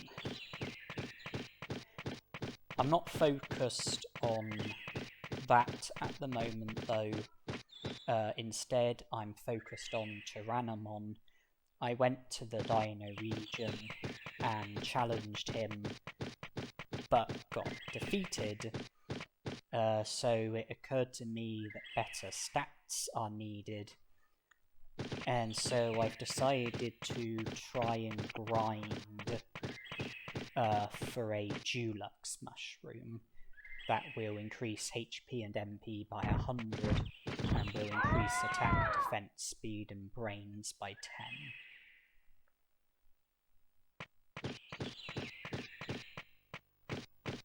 10. But I have to advise you, Dulux mushrooms are one of the rarer items in the game. But I've managed to find one. Wow, that only took like 3 tries.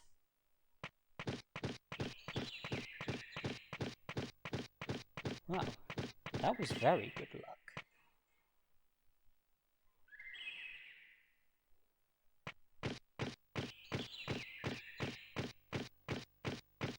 I'm very surprised by how smoothly that went. I thought it was going to prove to be a lot more frustrating than that.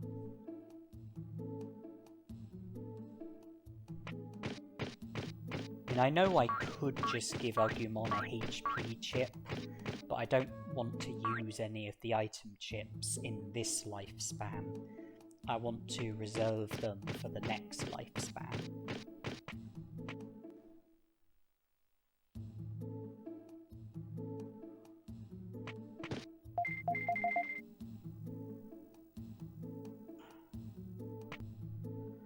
The grinding isn't over though. Even after giving the Dulux mushroom to Agumon, I still got defeated by Tyrannomon, and so I've decided to try and grind for another Dulux mushroom.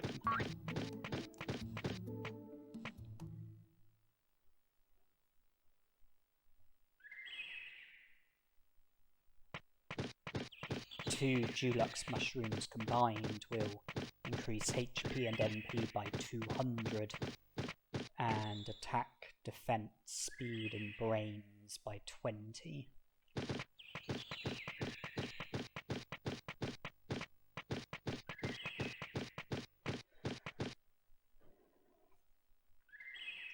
So I have the daunting task of grinding for another Dulux mushroom.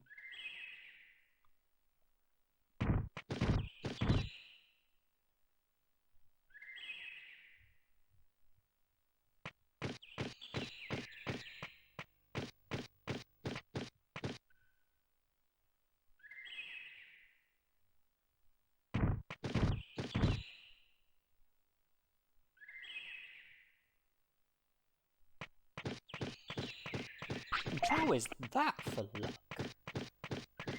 That one also only took 3 tries.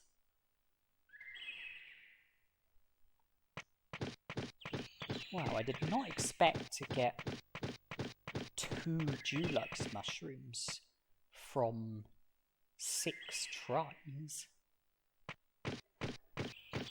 And I don't know what the statistical probability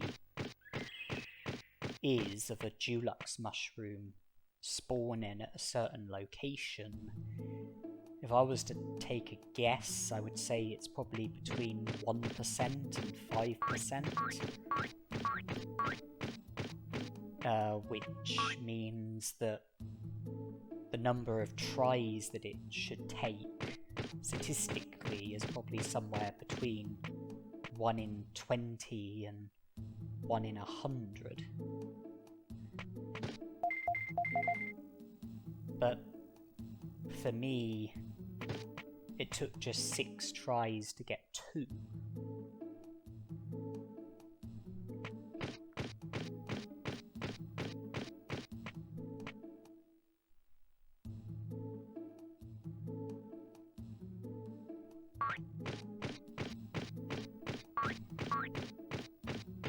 Now, the unsuccessful battles against Tyrannomon didn't feature, they just got cut out. You are now seeing me heading to the Dino region.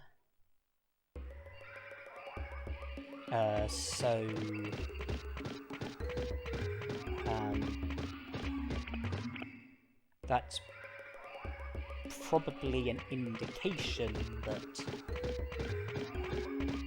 the battle ends successfully now that I have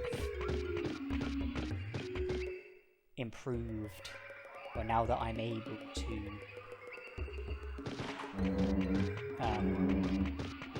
get my stats up to the newer amounts. Yeah, presumably if I lost the battle, I would just edit it out. You know, the fact that you are now seeing this means that the outcome from the battle probably won't be of any great surprise to anyone.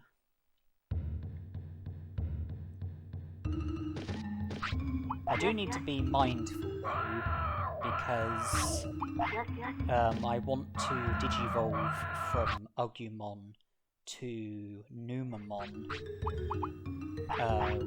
which means that I don't want to be successful with any of Agumon's natural digivolutions,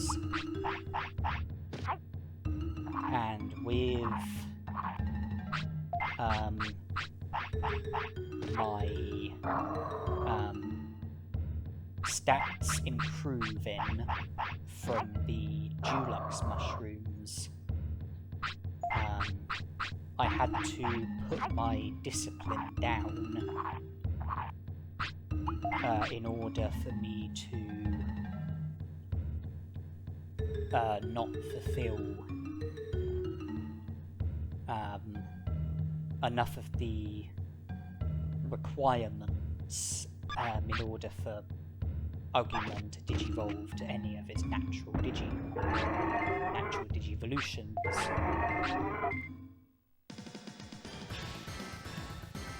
So that's why I praised Agumon. I did it to put his discipline down, to stop him from digivolving to a natural.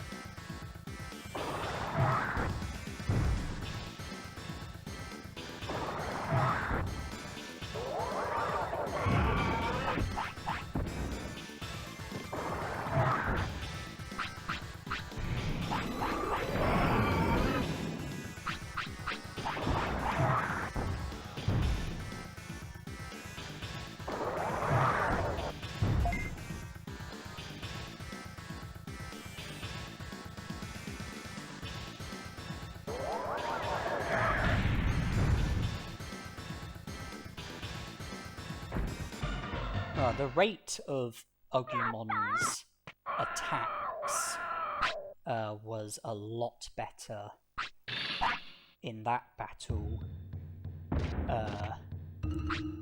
courtesy of the improved stats, particularly speed, as well as the attack command, which became available after my brains reached and exceeded 100. I don't need to go back to the city to rest or save. I know that after having that battle against Tyrannomon, Ogumon's tiredness won't be at 0. However, he's close to wanting to sleep. So if I just make my way in the direction of Meteormon, but don't battle him until after sleeping, Ogumon's tiredness will be at 0 ahead of the battle, and when I sleep I will also be able to save.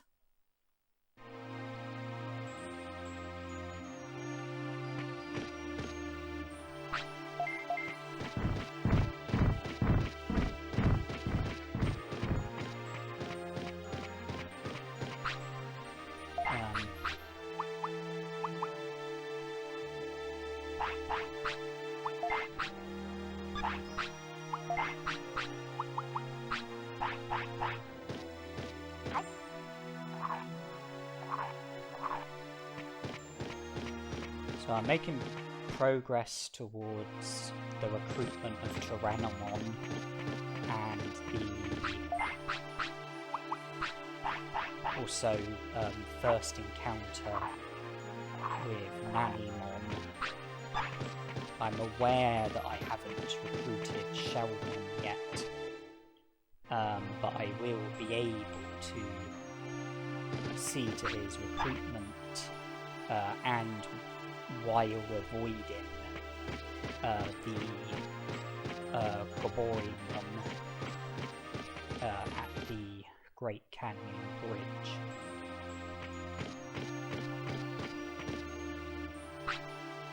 Okay, that's very good timing.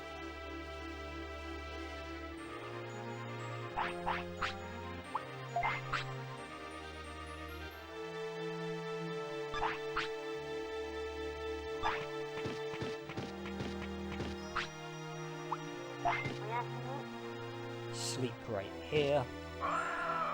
Then after waking up, all I have to do is press X, and I will immediately move my attention onto the Meteormon.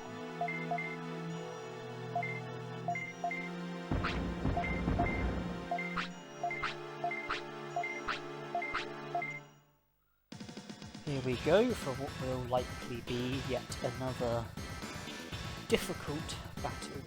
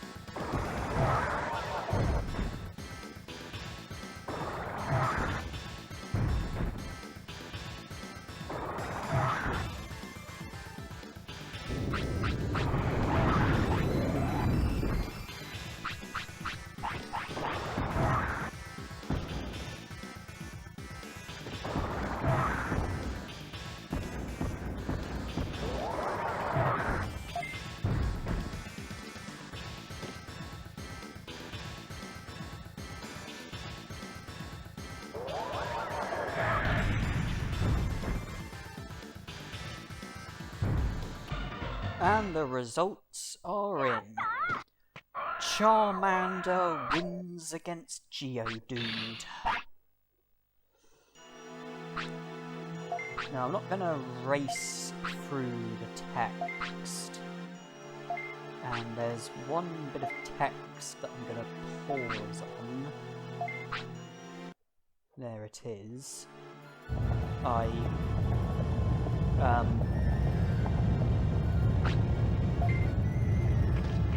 The game is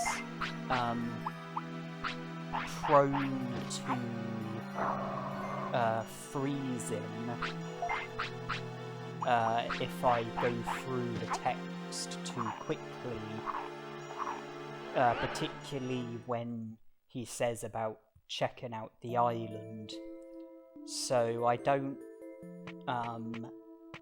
mash through the text, and I pause when he says about checking out the island, but I edit the video, I speed it up so that it's only brief for you viewers.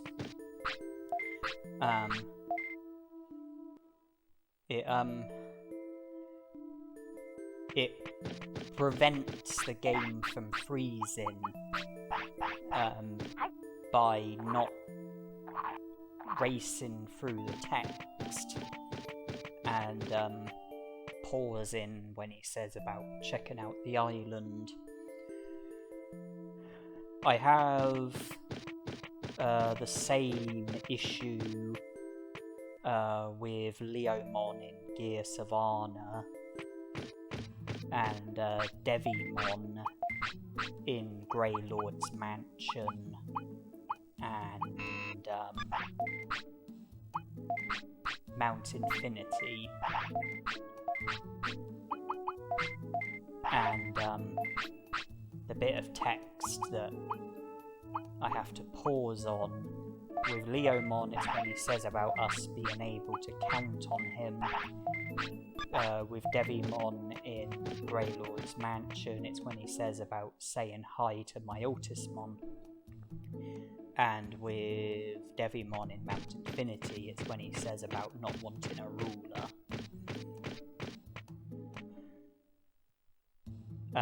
But it'll only be brief for you viewers because it will be edited like it was when speaking to Meteormon. And I have to say, Agumon being resistant to fire has certainly been a valuable asset for the last few battles.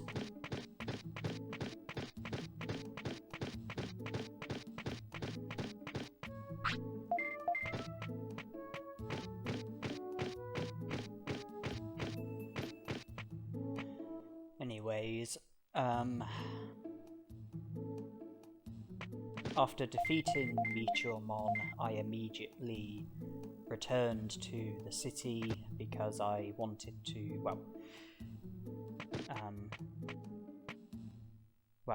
wanted to rest, needed to rest. I mean, I guess it depends on whether I'm going to have any more battles with Agumon as my Digimon, but I've rested, and I also wanted to save, and that's also been done. Now I'm going back to the Dino region to recruit Tyrannomon, then speak to Nanimon, and after that my focus will be on recruiting Xiaomon. Now I could go to the Olga Fortress, take the elevator upwards, go onto the Great Canyon Bridge, avoid Goborimon, have Xiaomon call out to me, and then do what I described previously. But I'm not going to do things that way. Instead, when I was in the Olga Fortress, I took the elevator upwards. I then used an autopilot. That means that the ground that Xiaomon is on has been raised. I will go to the Great Canyon. From there I'll go to Friesland. Then I will go on to the Great Canyon Bridge. I will go onto the trigger spot so that Xiaomon will call out to me. Then I will go back to Friesland, back to the Great Canyon, take the elevator down to the lower part of the Great Canyon, to the fortress entrance, then the Ogre Fortress, take the elevator upwards, take it straight back downwards, and then go from the Ogre Fortress to the fortress entrance to the Great Canyon, take the elevator upwards, go to Friesland, then to the Great Canyon Bridge, and Xiaomon will be available for recruitment. Just by using the autopilot straight after taking the elevator upwards from the Ogre Fortress to the Great Canyon, it meant that the ground would be risen, and it enabled me to avoid Goborimon, because now I can go to the Great Canyon Bridge via Friesland and have Xiaomon call out to me, and then I can continue to avoid Goborimon by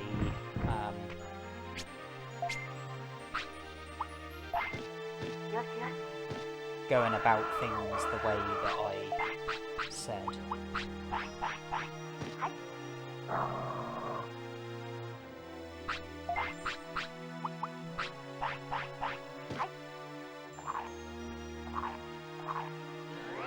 Yeah, I can't be scolding Agumon for rejecting items. I can't be increasing his discipline. His discipline needs to stay down, so I just have to keep offering him items in the hope that eventually he will take the item. Yeah, my discipline has to stay down because I want to be digivolved into Numamon, which means that I need to ensure that I'm not fulfilling enough of the requirements for any of Agumon's natural digivolutions.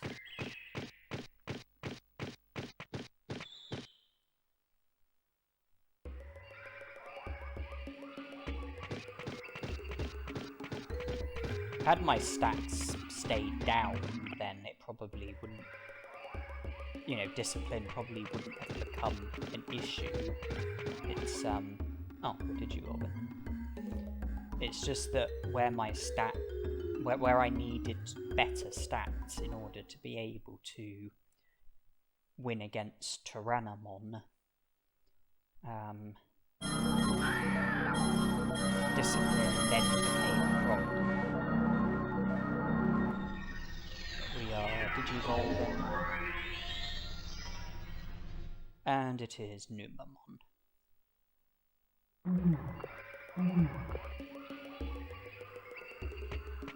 Well, I'm still in pursuit of Xiaomon's recruitment. That hasn't changed. I can do it with Numamon the same way that I could have done it with Agumon.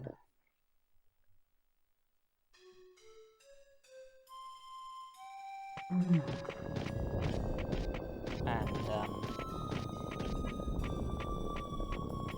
there are also items at the Ogre Fortress that I haven't yet collected.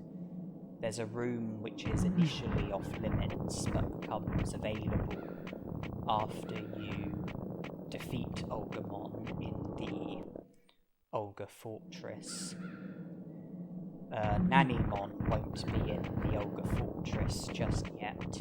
In order for Nanimon to spawn at the Ogre Fortress, you have to recruit Waymon,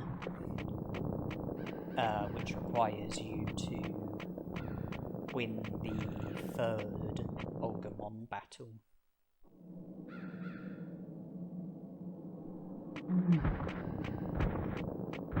And after recruiting Shalmon, I suppose the plan would be to see to the first part of Greylord's mansion, aid my Altismon, and also collect the items that are at Greylord's mansion.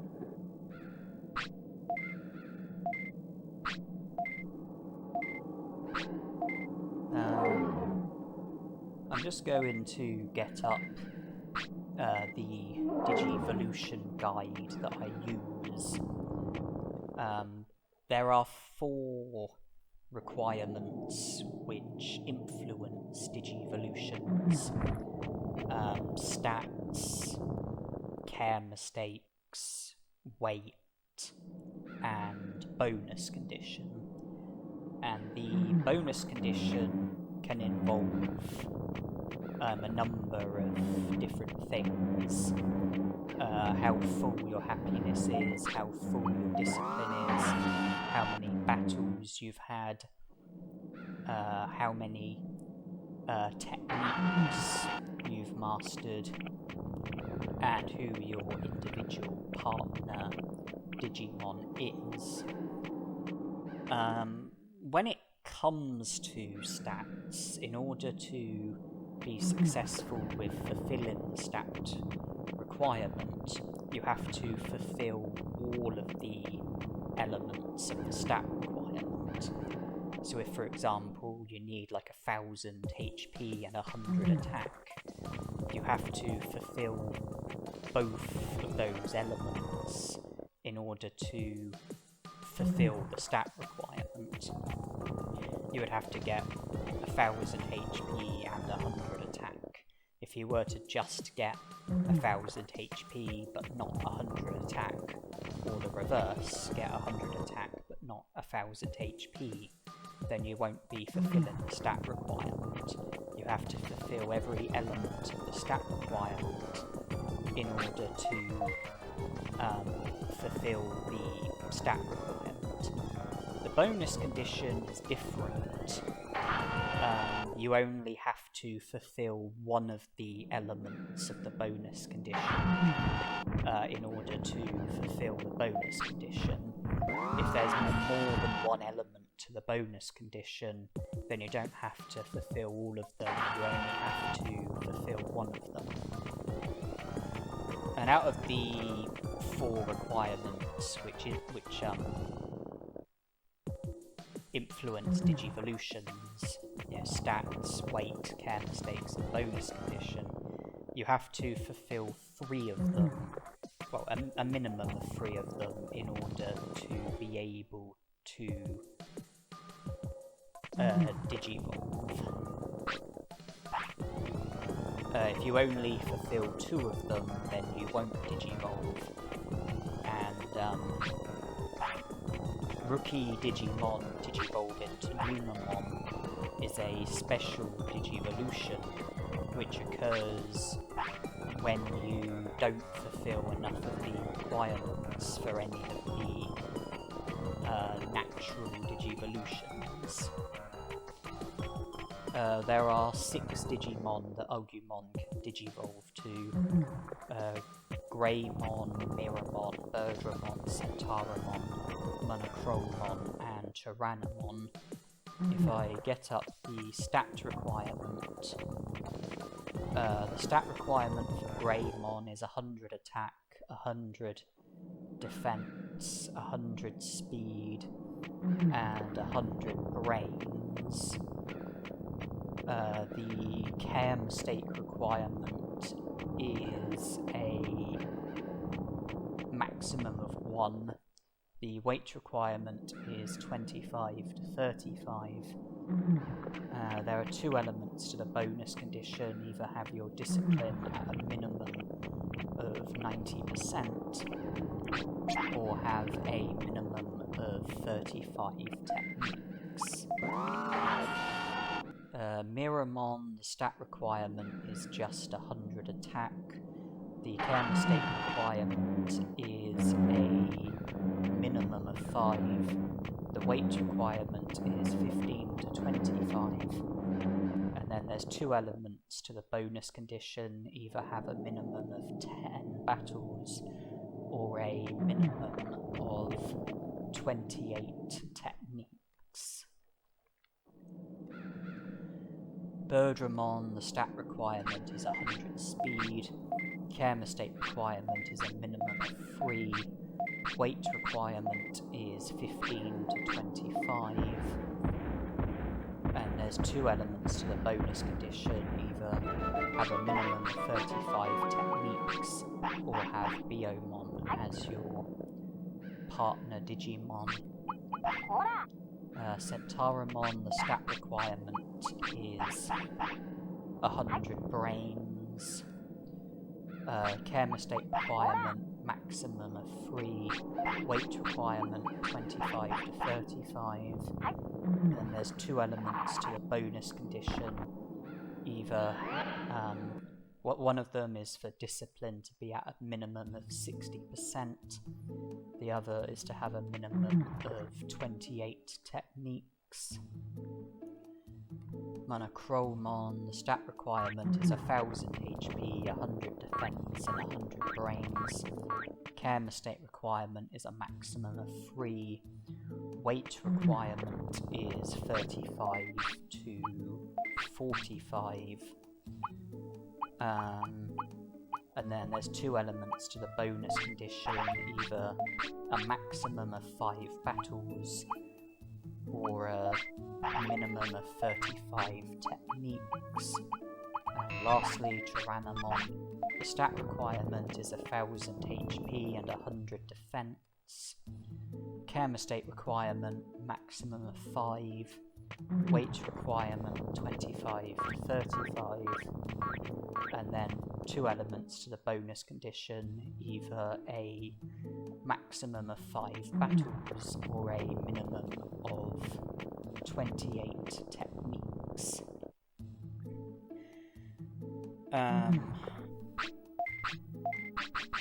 So if I begin by focusing on the weight,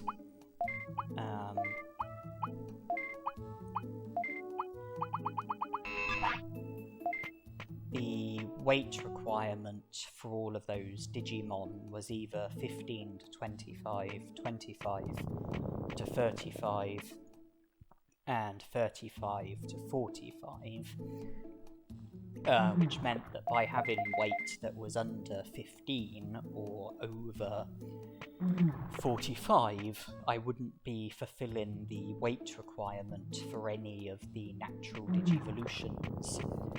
My weight was under 15, and that immediately meant that I wasn't fulfilling any of the weight requirement. I wasn't fulfilling the weight requirement for any of Ogumon's natural Digivolutions, and then that put me in a position where I only needed to foul at one of the other requirements for each of the other Digimon in order to rule out any possibility of Digivolving to them. I'm pretty sure I didn't have any care mistakes, because care mistakes involves not feeding your Digimon when it wants to eat. When it first produces the food bubble, you have an hour and a half to feed it, and if you don't feed it by the time the food bubble goes away, then that's a care mistake. Your Digimon messing on the floor is a care mistake. And I have a feeling that when your Digimon produces the sleep bubble, not putting your Digimon to sleep on the very first hour in which it produces the sleep bubble I believe is a care mistake. Now, I'm pretty sure I fed Agumon every time he wanted to eat, took him to the toilet every time he wanted the toilet, and let him sleep on the very first hour in which the sleep bubble got produced. So I don't think I had any care mistakes, which would have meant ruling out Miramon and Birdramon, because the care mistake requirement for those two Digimon is for you to have a minimum of a certain number of care mistakes rather than a maximum of a certain number of care mistakes. With Birdramon it's a minimum of 3, with Miramon it's a minimum of 5, and then that leaves Greymon, Centauramon, Monochromon, and Tyrannomon. Now, if I just get Greymon back up, because I've covered weight and care mistakes.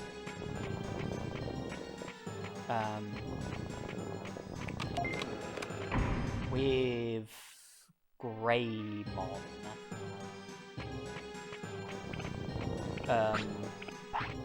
the bonus condition,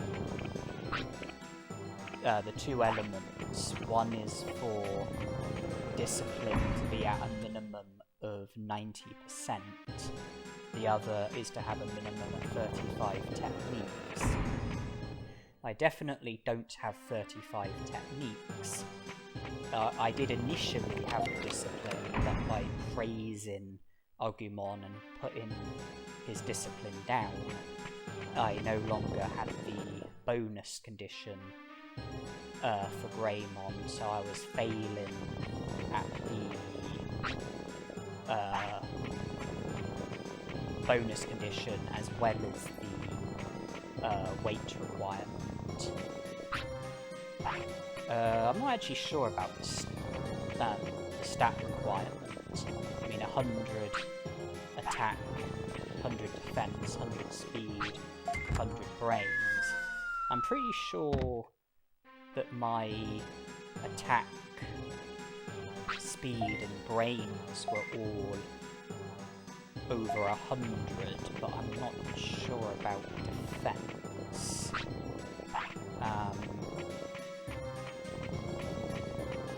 I think Agumon's defense starts at 60. The Dulux mushrooms would have put it up by 20, to 80. And then there's the question of how much would it have gone up by from the battles. So I'm not actually sure. I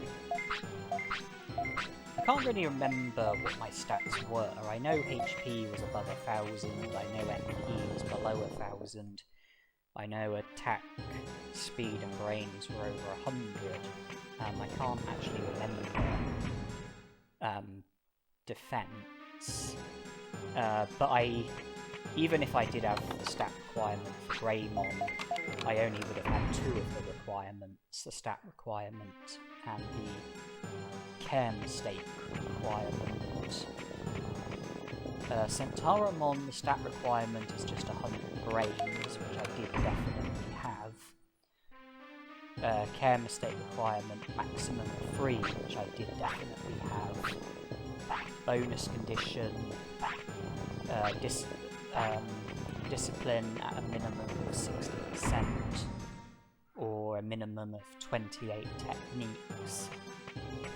I did initially have the bonus condition because of discipline, but by praising Agumon and putting discipline down, I no longer had the care mistake, sorry, the bonus condition, just the stats and the care mistake requirement.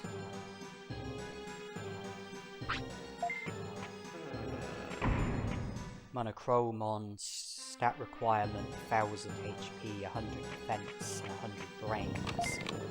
I'm not actually sure if I had that, and it's the defense that's throwing me. Care mistake requirement, maximum 3, I did have that. And then the bonus condition, either a maximum of 5 battles or a minimum of 35 techniques. Wow, how many battles did I have? Agumon, Drimogemon, Palmon, Kunamon, Olgamon, Tyrannomon, Meteormon. That's 8 battles off the top of my head. So I definitely didn't have the bonus condition or the weight requirement. So that eliminated Monochromon as a risk. And then Tyrannomon, 1000 HP, 100 defense. Again, I'm not sure. And again, it's because of the defense. Care mistake requirement, maximum 5. Had that. Weight requirement 25 to 35, didn't have that. Bonus condition, maximum of 5 battles or minimum of 28 techniques.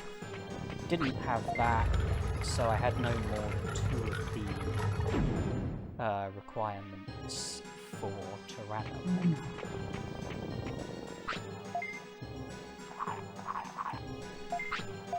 When you have a rookie Digimon, it can digivolve once 72 hours have elapsed. And if you have 3 or more of the requirements for a natural champion, then it will digivolve. If you have 3 or more of the requirements and it's before 72 hours have elapsed, then you won't digivolve. Yeah, you need 72 hours to have elapsed. And when you reach the point of 72 hours, if you don't currently have 3 of the requirements, then you won't digivolve. Even if you previously did have 3 of the requirements prior to 72 hours being up. When you reach the point of 72 hours, if you don't have 3 of the requirements, then it doesn't mean you are destined to digivolve to Numamon. Rookie Digimon don't digivolve to Numamon until 96 hours have elapsed. And if you don't digivolve naturally. So after 72 hours, if you don't have 3 of the requirements, you have until 96 hours are up in order to fulfill 3 of the requirements and digivolve naturally. You know, if you don't fulfill 3 of the requirements until the 95th hour, then you will still digivolve naturally. You know, it will save you from digivolving to Numamon. But in this instance, we wanted Numamon. And you might be wondering what I'm doing, because I've seen to the first part of Greylord's Mansion. I've aided my Ultismon, I've collected all of the items in Greylord's Mansion. That might raise the question of why am I in Friesland? And the answer to that question is that I plan to go to the Ice Sanctuary, not to recruit Angemon, but to loot the items that are there. I've looted Greylord's mansion and want to loot the Ice Sanctuary as well. Greylord's mansion you can only enter when you've got Virus Digimon, which is what Numamon is, hence why I was able to enter. Ice Sanctuary, you're meant to only be able to enter if your Digimon is a vaccine type, which Numamon isn't. But there's what's called the Ice Sanctuary skip, which enables you to enter the Ice Sanctuary with any Digimon, even if your Digimon isn't a vaccine type. So if I can successfully use the Ice Sanctuary skip, I'll be able to enter with Numamon and loot the Ice Sanctuary.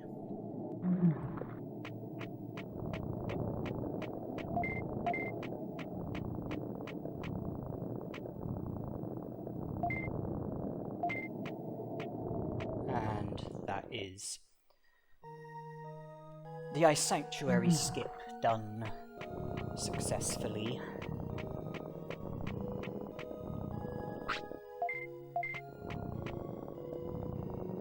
So I'm just going to collect the items and then be done with the Ice Sanctuary.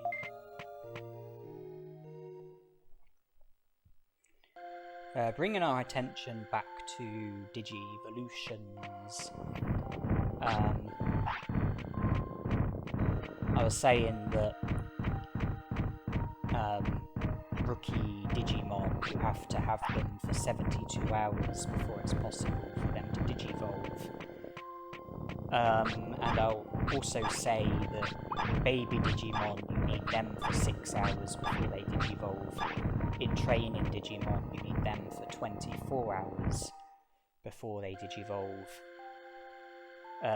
Champion Digimon, you need them for a minimum of 144 hours before it's possible for them to Digivolve to an ultimate. If you foul with a rookie Digimon naturally Digivolving, then the rookie Digimon will Digivolve to Numamon. If you foul with a champion Digimon naturally Digivolving, then it won't Digivolve, it will just fade away as a champion once it reaches the end of its lifespan.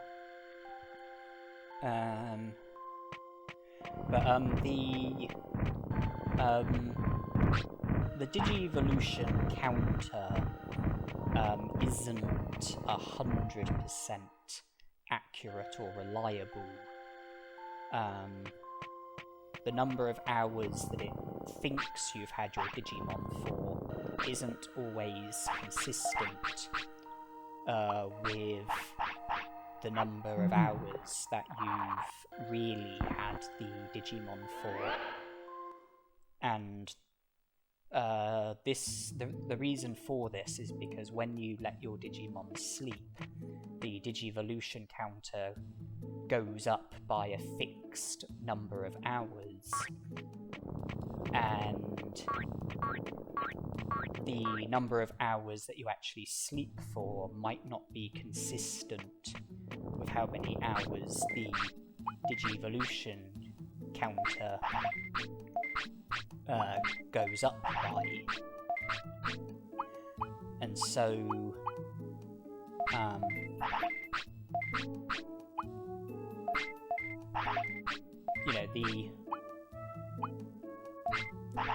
the number of hours that you actually have your Digimon for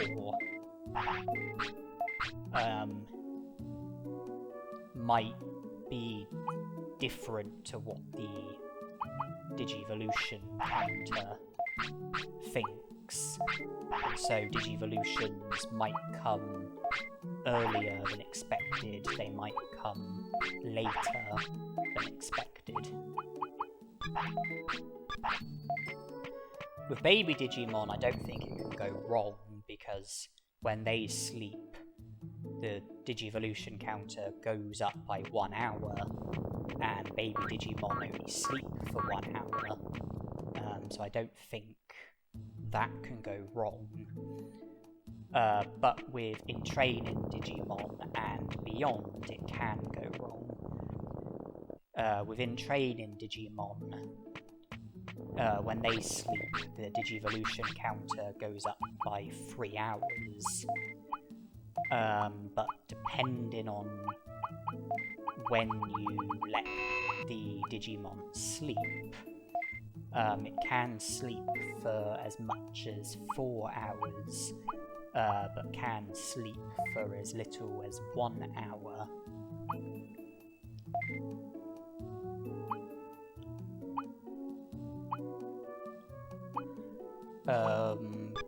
With rookie Digimon, when they sleep, I think the Digivolution counter goes up by 8 hours.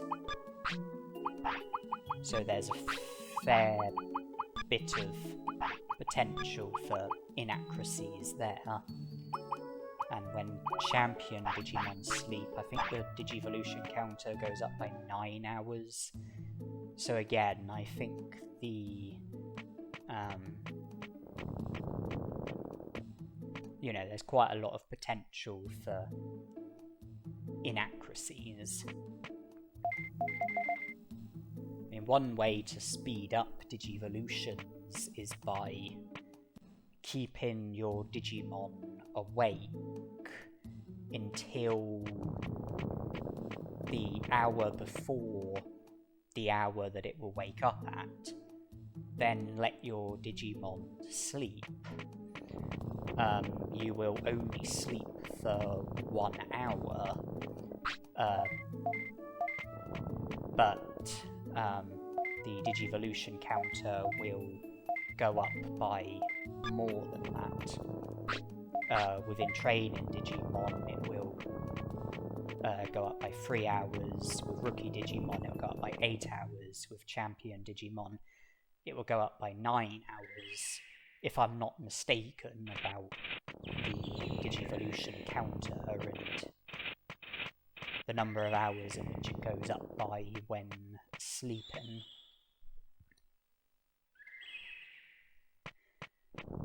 It's like you stay awake. Let's say you have a rookie Digimon.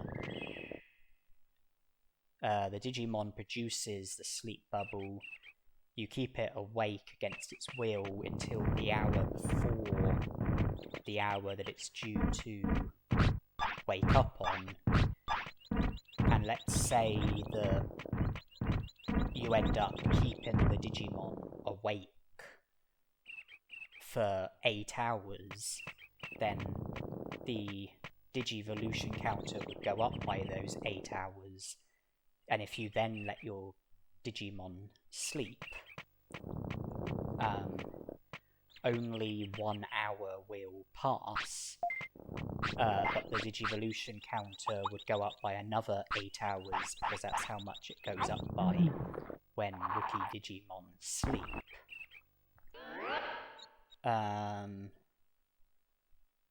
So 8 hours of being awake, 1 hour of sleeping, that's 9 hours that have really gone by.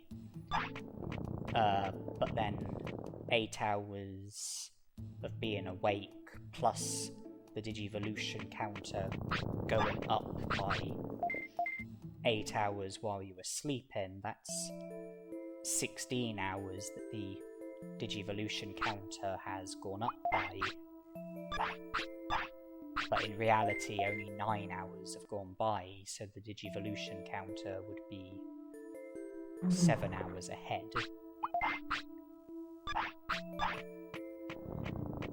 That's how you speed up Digivolutions. You ensure that the Digivolution counter is ahead of how many hours, how long you've actually had your Digimon for.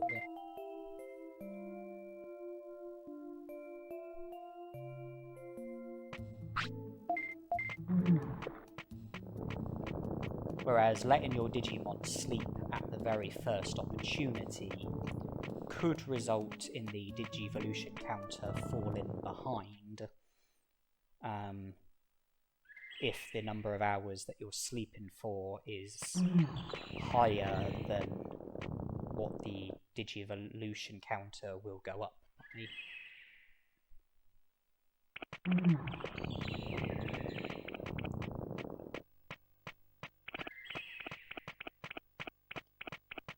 If you don't let your Digimon sleep at all, you just keep it awake against its will, then you won't have the complication of the Digivolution counter getting affected by sleep.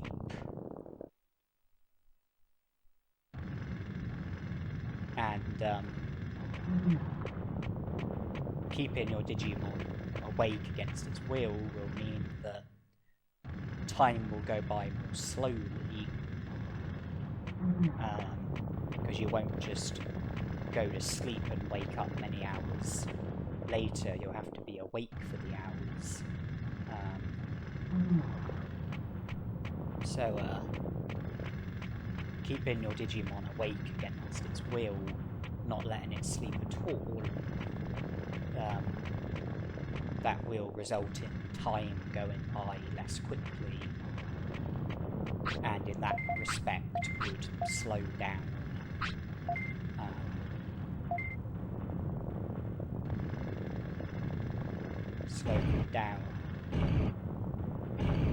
Digivolving, not because like the Digivolution counter will be wrong,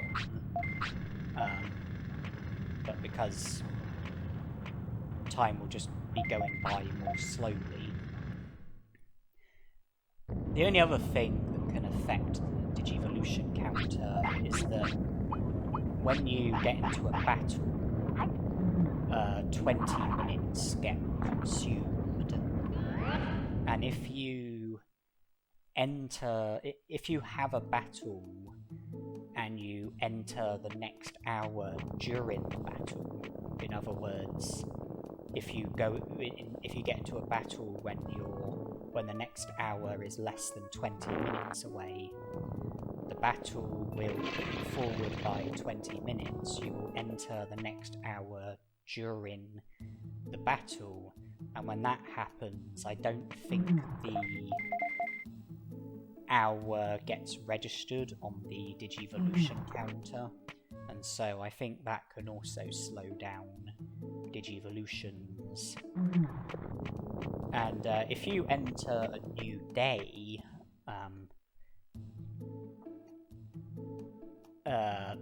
during a battle, so it's 11 PM, it's less than 20 minutes until midnight, you get into a battle, during the battle you enter the new hour and the new day, then I think that your Digimon's age,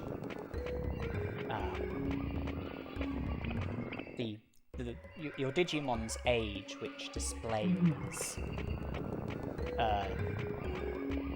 when you go onto status, I don't think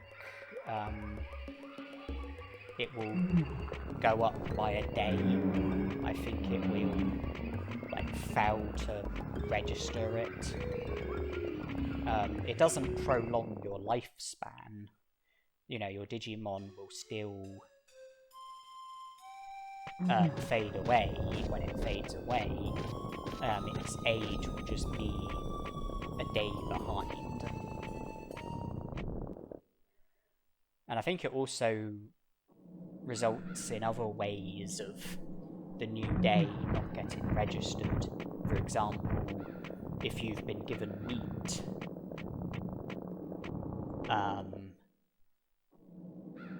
if you were to be given meat on the meat farm and then enter the next day in such a way, then I think that the Digimon working on the meat farm will tell you that they've already given you meat on that day, even though you haven't. Now, this is the dreaded Monochromon shop.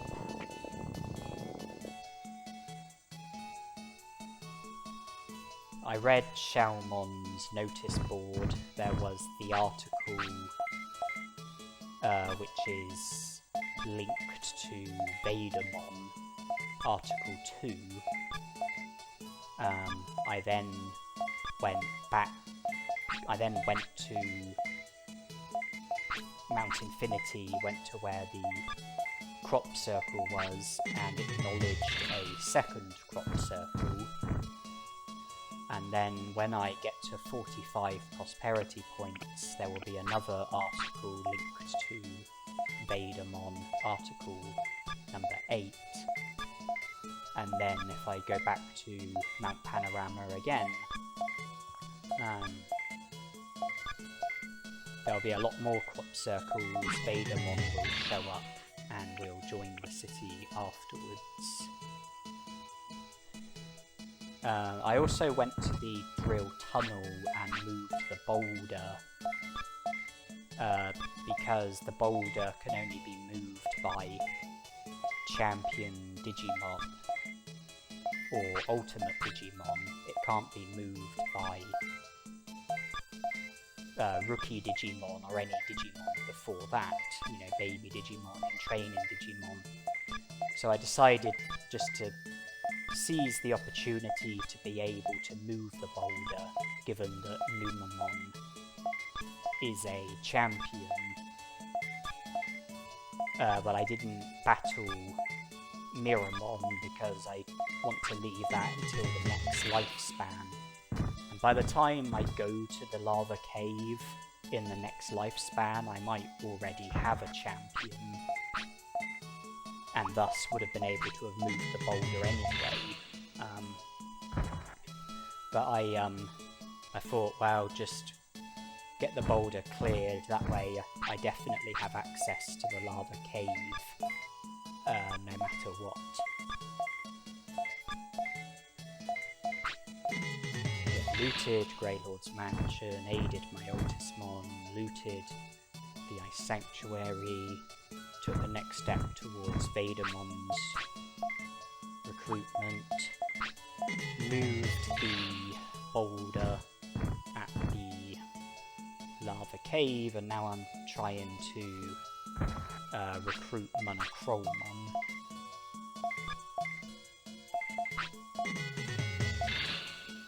This is the recruitment that I dread the most because of how dependent on luck you are.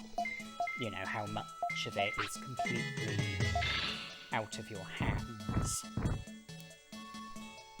You have to work in Monochromon shop, and in order for him to join the city, you have to get a minimum of a certain amount of profit, which is somewhere between 3,000 and 3,100. If you aim for a minimum of 3,100, then you will definitely reach the target. I have to say, it's going extremely well so far. I'm not even halfway with the customers, and already I've got over 2,000 bits, 2,530, so I'm less than 600 bits away, and I'm not even halfway with the customers. And I can actually reach the target here.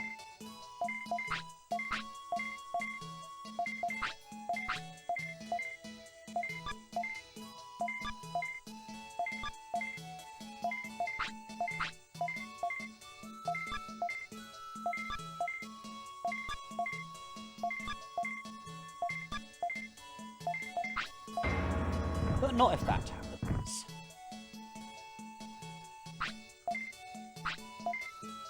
But we've still got quite a way to go, so plenty more chances to get to the target. The shift is divided into two halves. You get 10 customers in the first half, 10 customers in the second half, 20 customers in total, unless a customer storms off. When that happens, not only do you lose the customer that storms off, but you also lose one other customer. You know, your total number of customers will go down by 1. So if one customer storms off, you'll only get 19 in total. If 5 storm off, you'll only get 15 in total. There are 4 potential customers: Goborimon, Gotsumon, Weedmon, and the Penguinmon look-alike. They can ask for one of 3 different items. Medicine. Okay, we've already reached the target. Medicine, portable potty, or meat. And you have 3 options. You can maintain the regular price, you can increase the price, or you can lower the price. If you raise the price, then you can raise it by one of 5 different steps. If you lower the price, then you can lower it by one of 3 different steps. What I generally do is, with meat, I just maintain the regular price because of how insignificant it is, you know, what little it's worth. And then with medicines and portable potties, I try to raise the price. With Goborimon, I try and raise the price by all 5 steps, because he seems to be the most easygoing customer. With Gotsumon, usually I increase the price by 2 steps, because he's less easygoing. With Weedmon, raise the price by 1 step, because he's even less easygoing. And the Penguinmon look-alike seems to be extremely unpredictable and inconsistent. So I just raise the price by 5 steps, because what he does seems to be totally random, and by raising the price to the maximum, I will be increasing the potential reward, but not necessarily increasing the risk. The reason why you want to raise prices is because you want to make as much money as possible. The more you sell an item for, the more money you'll make. But at the same time, it will increase the risk of the Digimon storming off. And then you don't make a sale and you lose an extra customer.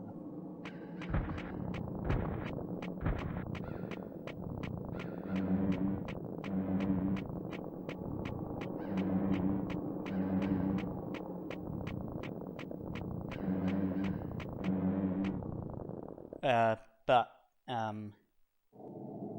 like I said, the Penguinmon look-alike just seems extremely unpredictable regardless of what you do.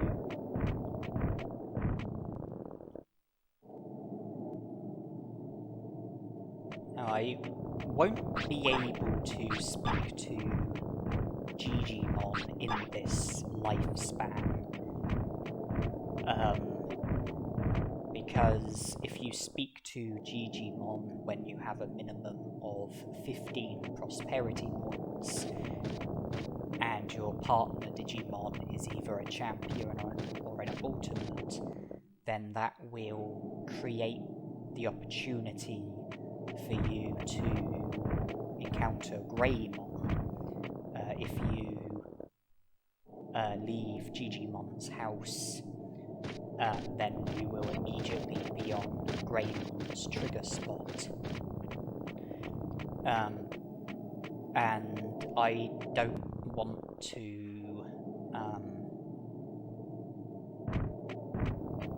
be encountering Greymon in this lifespan. I want to leave him for the next lifespan, so I have to refrain from speaking to Digimon so that I don't trigger Greymon. In the next lifespan, I can speak to Digimon with a champion Digimon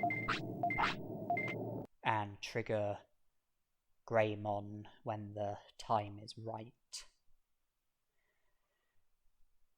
I won't be able to speak to Digimon in this lifespan while I've got Numamon or Muncymon as my Digimon. So I'm not going to be able to keep track of my prosperity points quite so easily. But when I fade away and have a baby Digimon, I'll be able to speak to Digimon without any risks. Because even though I've got more than 15 prosperity points, if my partner Digimon isn't at least a champion, then it won't trigger the Greymon battle.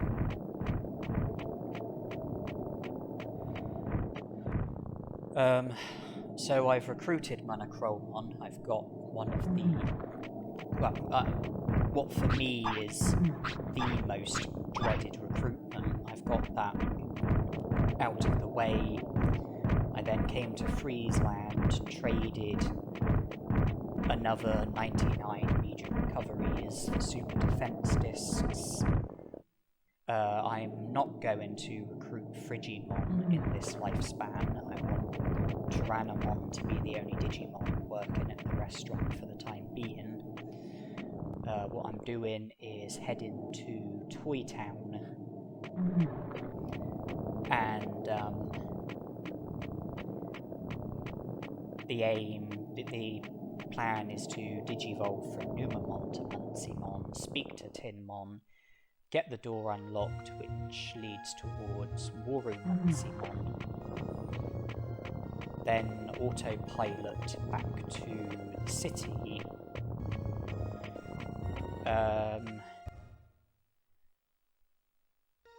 I would like to see to the recruitment of Vegemon and Molgemon in this lifespan, but that's not on the cards just yet. We have to wait until day 15, and I will likely pass most of the time by resting and sleeping until day 15, recruit Vegemon and Molgemon, and then go back to resting and sleeping until Muncymon fades away, move on to the next lifespan. But there is one other thing that I would like to do, and that is money grinding. You saw me trade 99 Legion recoveries for 99 super defense discs with the Molgemon. When I go back to the city, I will sell the super defense discs. And what I plan to do is to repeat that cycle. I plan to purchase 99 medium recoveries, go to Freeze Land, trade them for 99 super defense discs, autopilot back to the city, sell the super defense discs, buy another 99 medium recoveries, go back to Freeze Land, and just keep doing the Moldramon money trick until my money is close to the maximum. You know, I want to be making preparations for the next lifespan, and having my money virtually at the maximum would be a great preparation, along with the item chips that I've got, the Digimon that I've recruited, the progress that I've made towards other recruitments. So we now have 3 of the Digimon who work in the item shop, Monochromon being the newest addition, and from him we can buy protective floppies.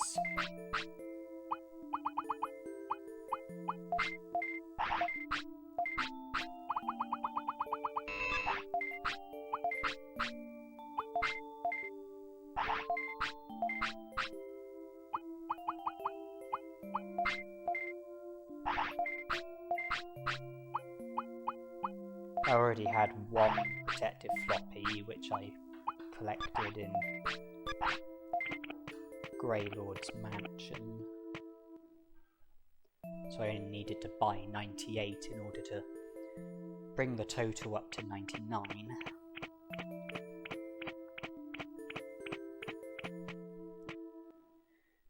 And you might have noticed that I stopped feeding my Digimon after Agumon Digivolved.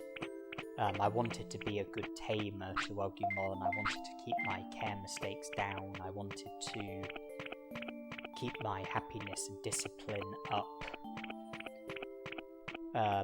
But after Digivolve into Numamon, I then stopped caring about that. I'm continuing to let my Digimon sleep, and I don't really have a choice there, because part of the challenge is to let my Digimon sleep on the very first hour in which the sleep bubble gets produced. It also helps with passing the time, and I'm continuing to take my Digimon to the toilet. I don't want my Digimon messing on the floor, I don't want to be filling up the virus gorge, I don't want to be making the world a uglier place. But food I'm not bothering with. I'm choosing to hold on to my food and not bother feeding my Digimon.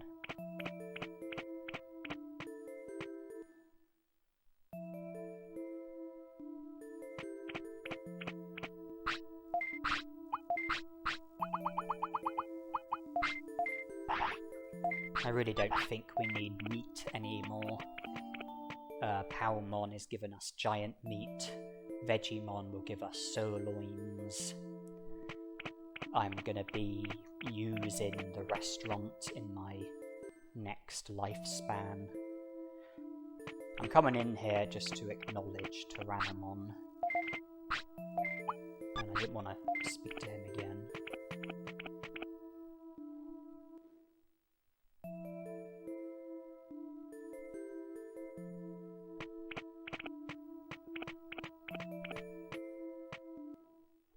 Yeah, I'm gonna be, eating at the restaurant as well. I mean, meat can be useful for catching Seedramon, catching a Digianchovy, catching a black trout, feeding the Kunamon in Kunamon's bed, but that's all been done.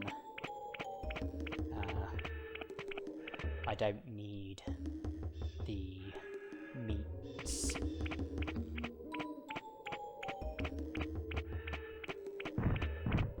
And I suspect that I will use the restaurant a lot in my next lifespan.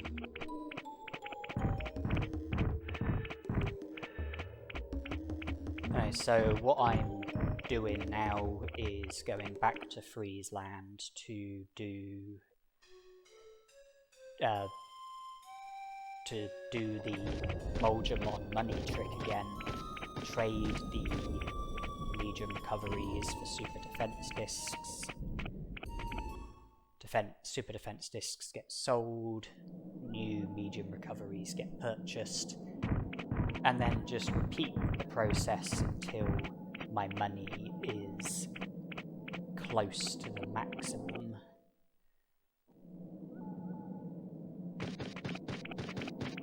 I mean, when I am able to recruit Drimogemon on day 15 onwards, I could tie in a Drimogemon money trick with that. You know, trade 99 Legion recoveries there and then. So if I, you know, account for that and just currently do the Drimogemon money trick until my money would be at the maximum or close to the maximum, after allowing for the money trick that I will do later when recruiting Drimogemon, I suppose I don't need to go the whole way with money at the moment, but I can certainly go most of the way. And I am looking out for certain items while travelling, you know, like blue apples, happy mushrooms, ice mushrooms, dulux mushrooms, you know. I am also looking out for items. And for the time being, this is pretty much all it's going to be. It's just going to be me repeatedly doing the Drimogemon money trick. I do speed up the video when I do the trades with Drimogemon, and I think I might also speed up the journey from the city to Friesland.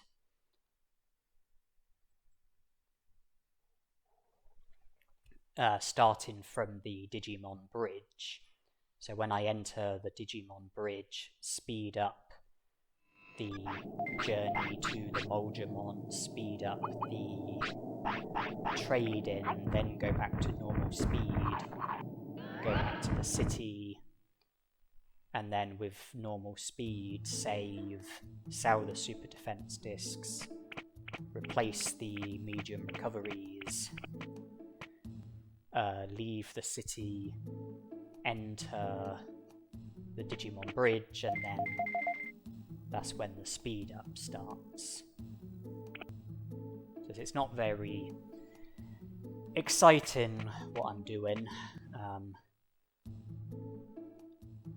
You know, I took the initiative of speeding up the trade-in with the Drimogemon, and I think there's probably sense in also speeding up the journey from the city to Friesland.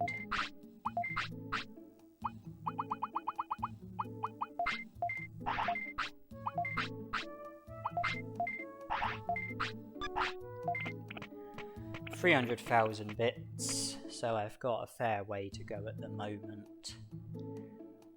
Each time I'm making a profit, which is a bit shy of 150,000.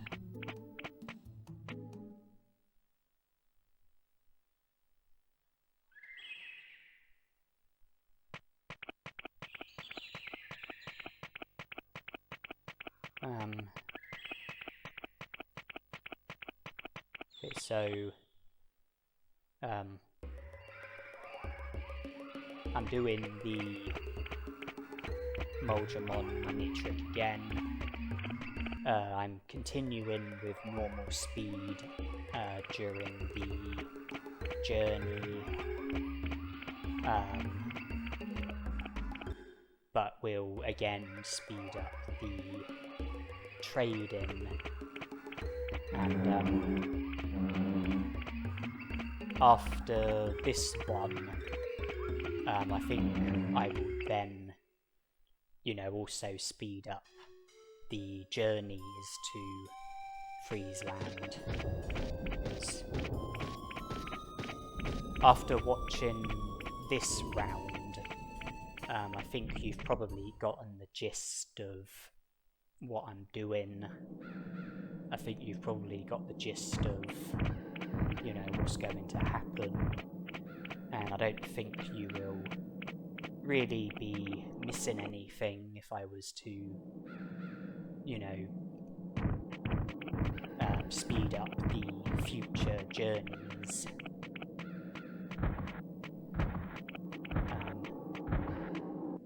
I think you will know what to expect. I think you've had enough opportunity to suss it out.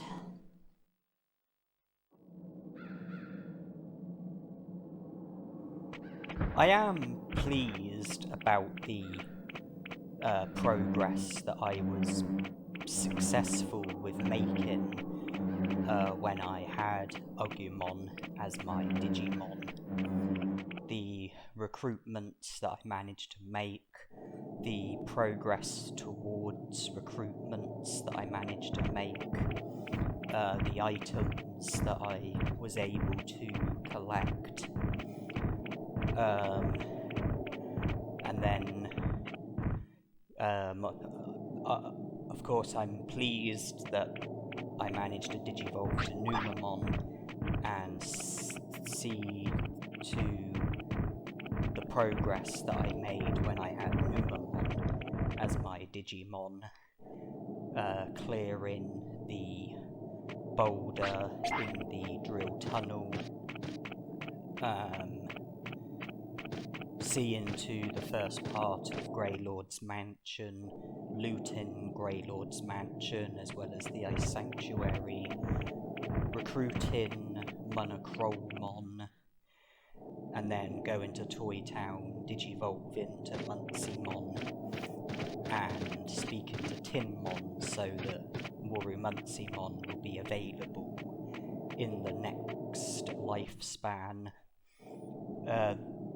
There isn't really anything else to do until day 15, when I will be able to recruit Vegemon and Moldramon. So I think that money grinding just seems to make the most sense at the moment. In my next lifespan, I'm going to be spending a lot of money on the restaurant items that I'll have to pay to. When items get used, I'll have to pay to replace them. When I eventually recruit Birdramon, I'll have to pay for the Birdra transport, and there might be some other things that will cost me money. So at the moment, with day 15 being so far away, I feel that money grinding is the only thing that I can really do before day 15. And it will also be progress towards day 15 because time is being consumed from the visits to Friesland, plus whenever I put Muncymon to sleep.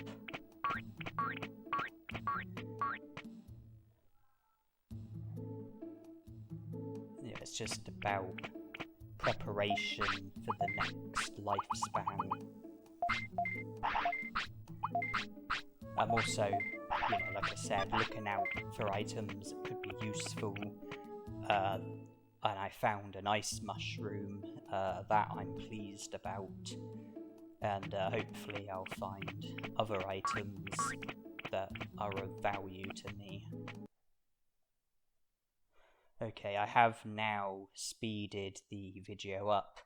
I'm just going back to Friesland, back to the Drimogemon, but where you've probably, had enough experience with this in order to suss out the gist of what I'm doing, I thought that it made sense to speed up my journey to Friesland, as well as speed up the trade-in with the Drimogemon. This isn't the most exciting thing to be witnessing, so I speed it up to, try and make it less boring, less tedious, less repetitive, try and make it go by more quickly.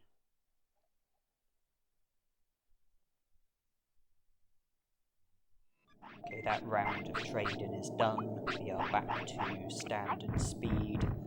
I will save.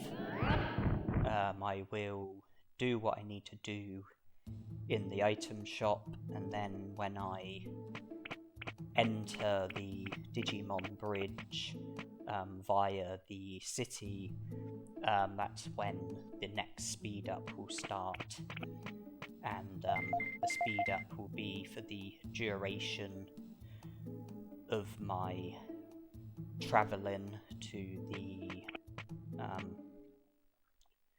Drimogemon, and then the trade-in will be speeded up, and this is just how things are going to be for the time being.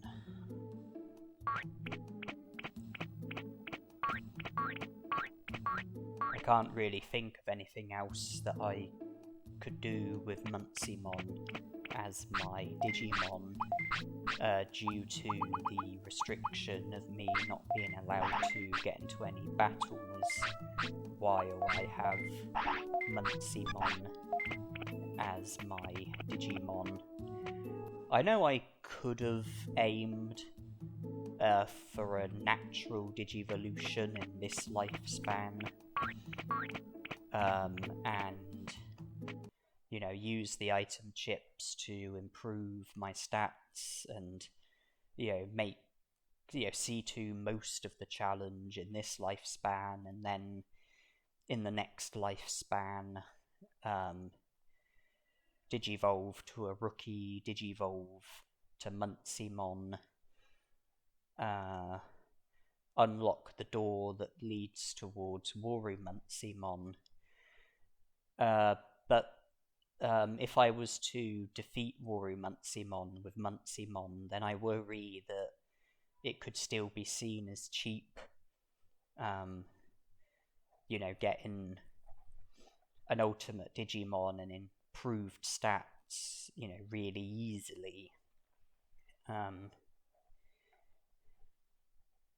So I just thought, aim for Numamon and Muncymon in this lifespan, make Wari Muncymon available, make preparations for the next lifespan, and then aim to see to the rest of the challenge in the next lifespan, and that would mean seeing to most of the challenge in the next lifespan.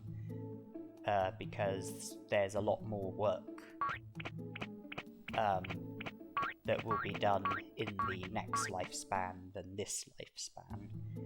I imagine our prosperity points are probably only 20 something, so most of the challenge is still ahead of us.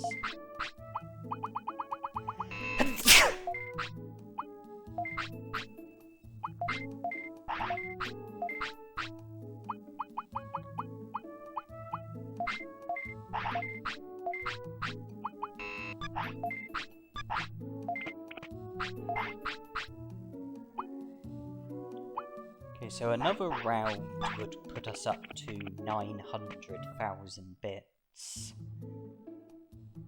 And then if we were to stop and then go back to Freezeland when recruiting the Moldgemons and do another round, that would put us up to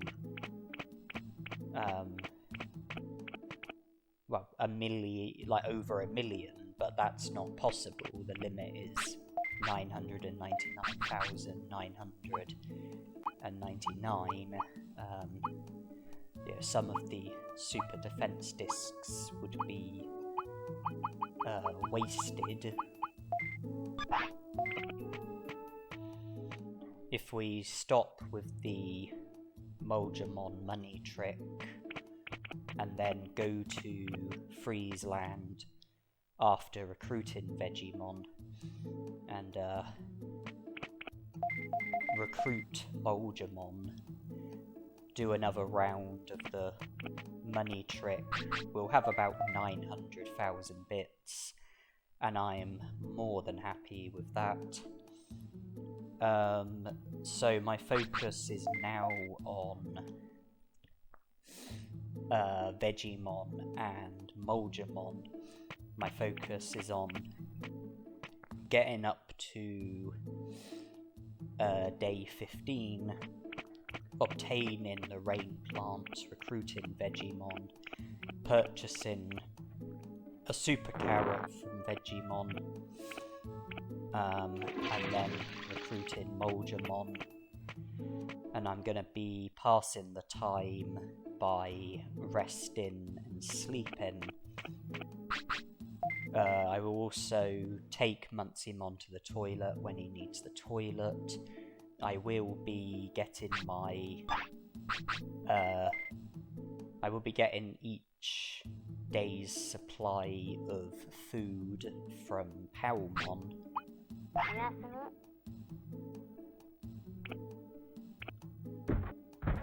And apart from that, there's not really going to be much to comment on. I'm not going to be feeding Muncymon. And I've decided to speed the video up because it's not going to be very exciting.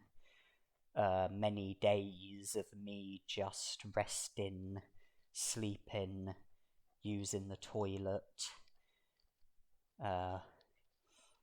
getting giant meat from Powmon. It's not, speeding it up will, make it go by more quickly. It will make it less tedious, less boring, and I suspect that you viewers are probably grateful for this.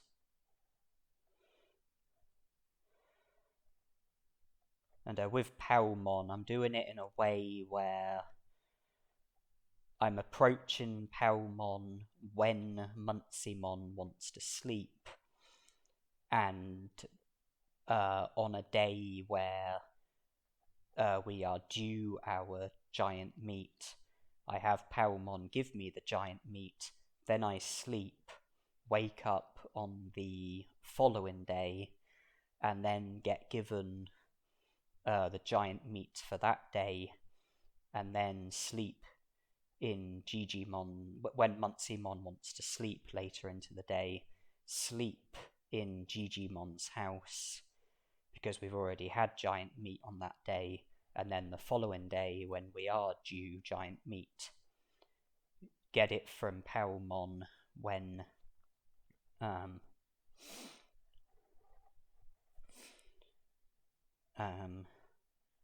when Muncymon wants to sleep,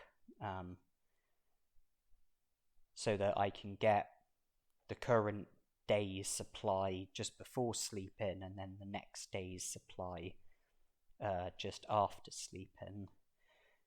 But we've just entered day 14. I will want giant meat today, but I won't want giant meat tomorrow, because tomorrow is day 15. The day that... Okay, we've gone back to normal speed. Tomorrow will... Well, it's now today, day 15. I don't want to be given giant meat from Palmon. I would like to recruit Vegemon first, and then get given sirloins by Vegemon instead of giant meat from Palmon. Because you can only get like one supply of food on each day. If Palmon was to give me giant meat and then I was to recruit Vegemon, Vegemon wouldn't give me sirloins because I've already had my food supply of that day. So ignoring Palmon, recruiting Vegemon and getting sirloins from Vegemon is better than getting giant meat from Palmon and not getting sirloins from Vegemon. When I recruited Palmon, I ensured that I didn't have Tainomon give me meat on that day, because instead I wanted Palmon to give me giant meat. And on this day, where we are going to be recruiting Vegemon, I don't want Palmon giving me giant meat because I want Vegemon giving me sirloins instead.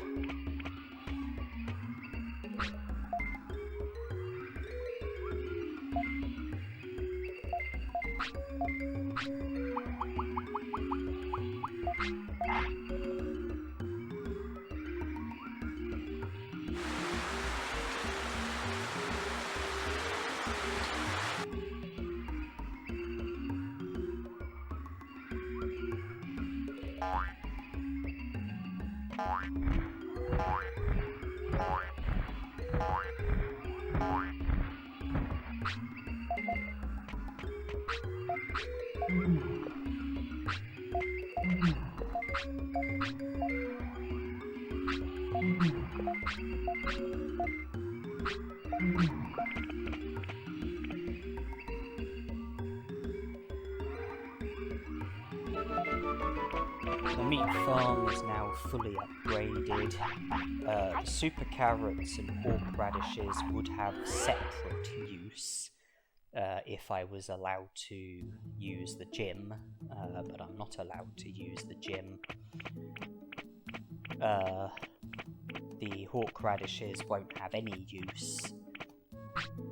The super carrot, it will have a use, but it won't go, the usefulness won't go beyond the recruitment of Mogemon. We need the black trout, which is in the inventory. There it is.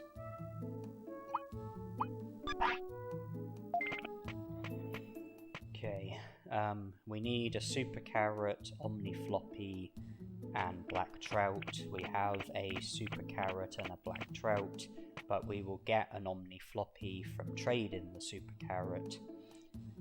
So we are fully equipped to recruit Mogemon.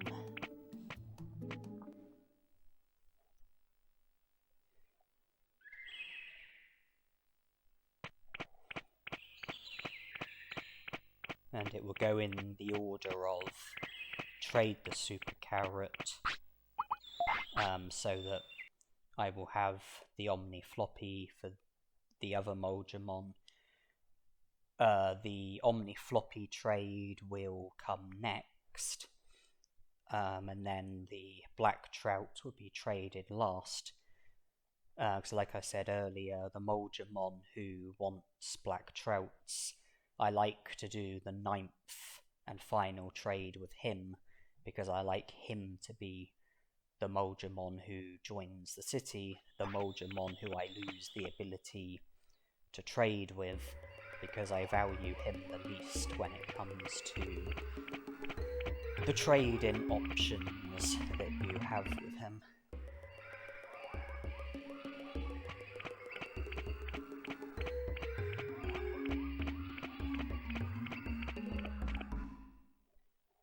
So this is just another instance of me going to Friesland, going to the Moldramons. I will be trading my medium recoveries for super defense discs. I will speed that up,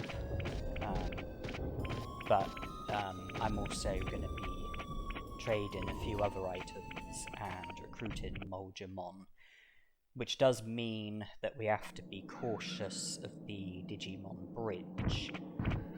I don't want to use the Digimon Bridge and get into a battle with Ninjamon if I feel that I'm not equipped for the battle, shall we say.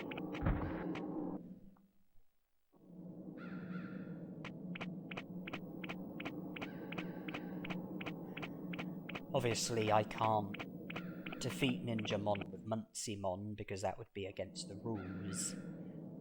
We have to wait until the next lifespan, and I wouldn't want to challenge Ninjamon until I feel like I've got good enough stats in order to be able to take him on.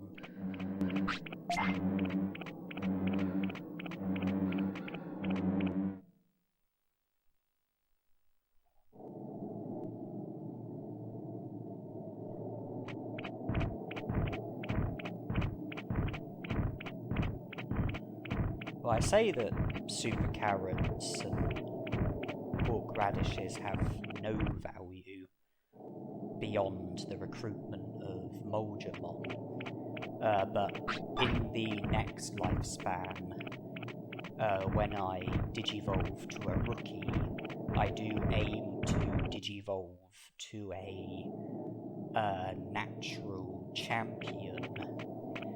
And as you know, weight is one of the requirements which influences Digivolutions. And eating restaurant food will help with improving my stats and putting my weight up. But if my weight becomes too high, then I might be forced to lower my weight. One way to do that is by not feeding your Digimon, but that is classified as a care mistake, which could create separate issues. Alternatively, I could feed super carrots to my rookie Digimon, because super carrots reduce your Digimon's weight by 2. I believe I have a prickly pear which reduces your Digimon's weight by 5. So I might end up at times feeding super carrots or prickly pears to my rookie Digimon instead of going to the restaurant, in the interest of wanting to have my weight within the range that it needs to be in.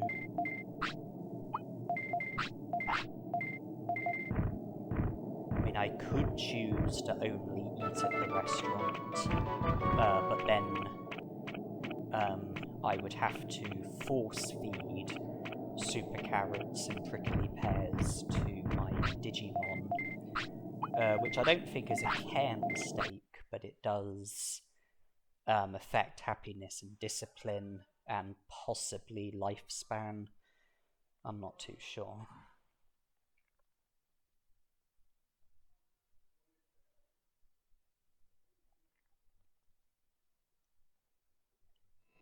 Alright, we have items to be selling.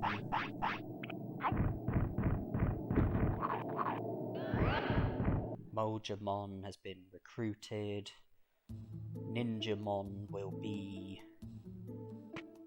challenge you if you go to his trigger spot on the Digimon bridge. Something to be mindful of. And we've got 99 super defense discs to sell, plus a couple of other items, I believe.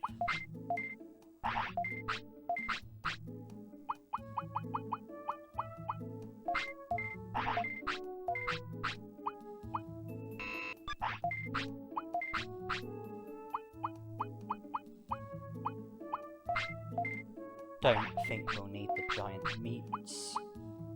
I'll hold on to the sirloins, don't want the super attack disc. Certainly don't want the super defense discs. Don't want the restore. Okay, we're comfortably over 900,000 bits.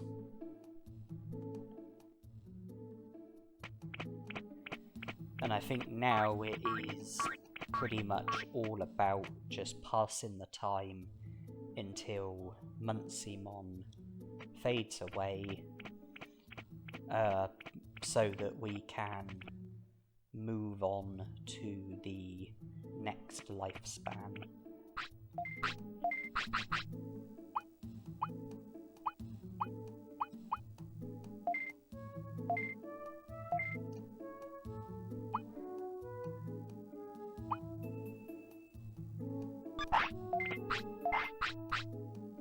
I feel that the ice mushroom, happy mushrooms and vitamin C could come in handy when I begin with a baby Digimon. I can use those items to improve my happiness and discipline, ideally get them up to the maximum, and I have a choice. I could either force feed them to my Digimon, which would have a bit of a negative impact on happiness and discipline and possibly lifespan.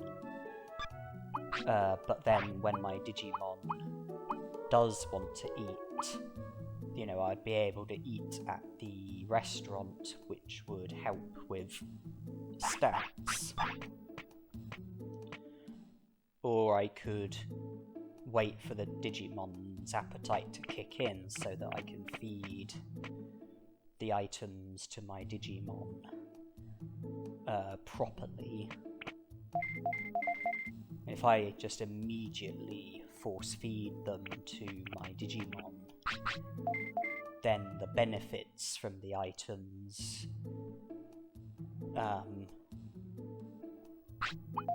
I would have the benefits of the items pretty much straight away, but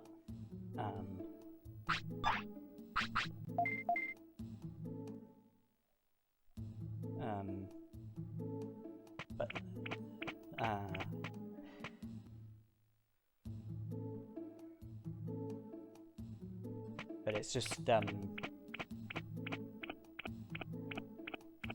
giving it when your Digimon actually wants to eat is the correct way of doing it. But, you know, giving food items to my Digimon when they want to eat and satisfying their appetite with such items, that will mean being able to eat at the restaurant less, which will mean that I won't be able to make as many stat improvements. But I took the items out of the item bank. They are ready for the next lifespan. And okay, I must have rested one too many times there, and Muncymon ended up messing on the floor. I'm not going to lose too much sleep over that. I'm just going to be doing what I was doing when I was passing the time while waiting for day 15. Just rest, sleep, take Muncymon to the toilet, get the food items from the food farm, sirloins in this case, as opposed to giant meats, and just keep it up until Muncymon fades away.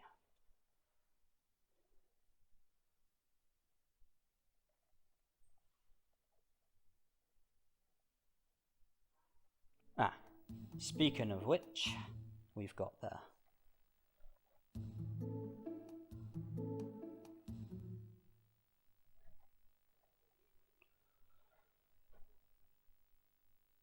We still have all of our item chips in the item bank, and I will be using them. But my plan is to digivolve to a rookie, then digivolve to a natural champion, and then not use the item chips until after digivolving to the natural champion. So even though I do plan on using them, I don't plan on using them straight away, and it will certainly give my champion Digimon a very good boost with regards to stats.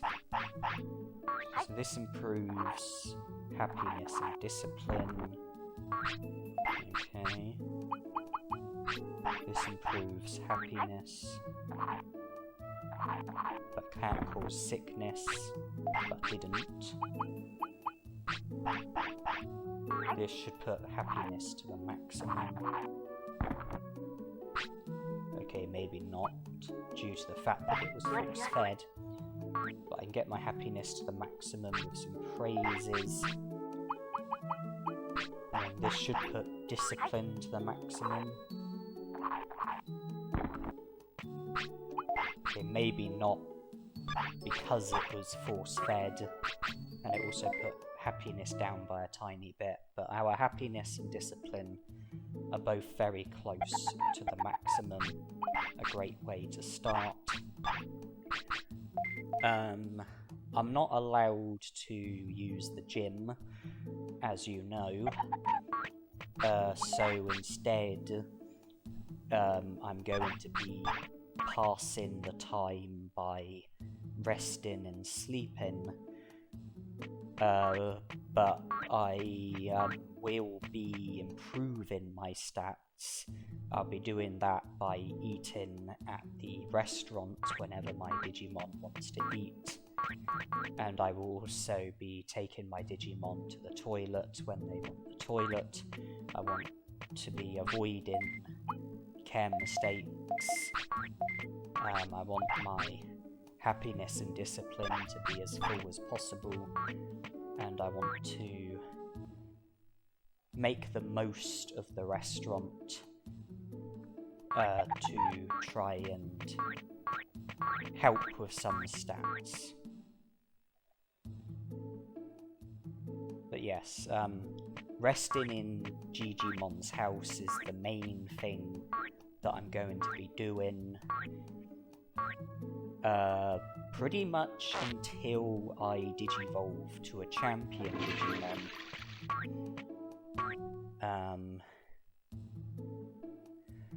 But you know, I'll be taking advantage of the restaurant, using the toilet, doing all things like that. The stats that are affected by Tyrannomon's food, you know, they should have a head start over the other stats. You know, they should be better than the other stats when I have the champion Digimon.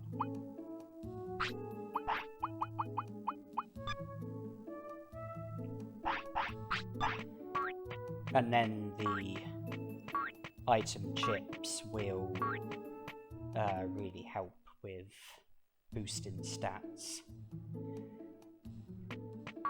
With a challenge like this, well, let's just see how many prosperity points I've got.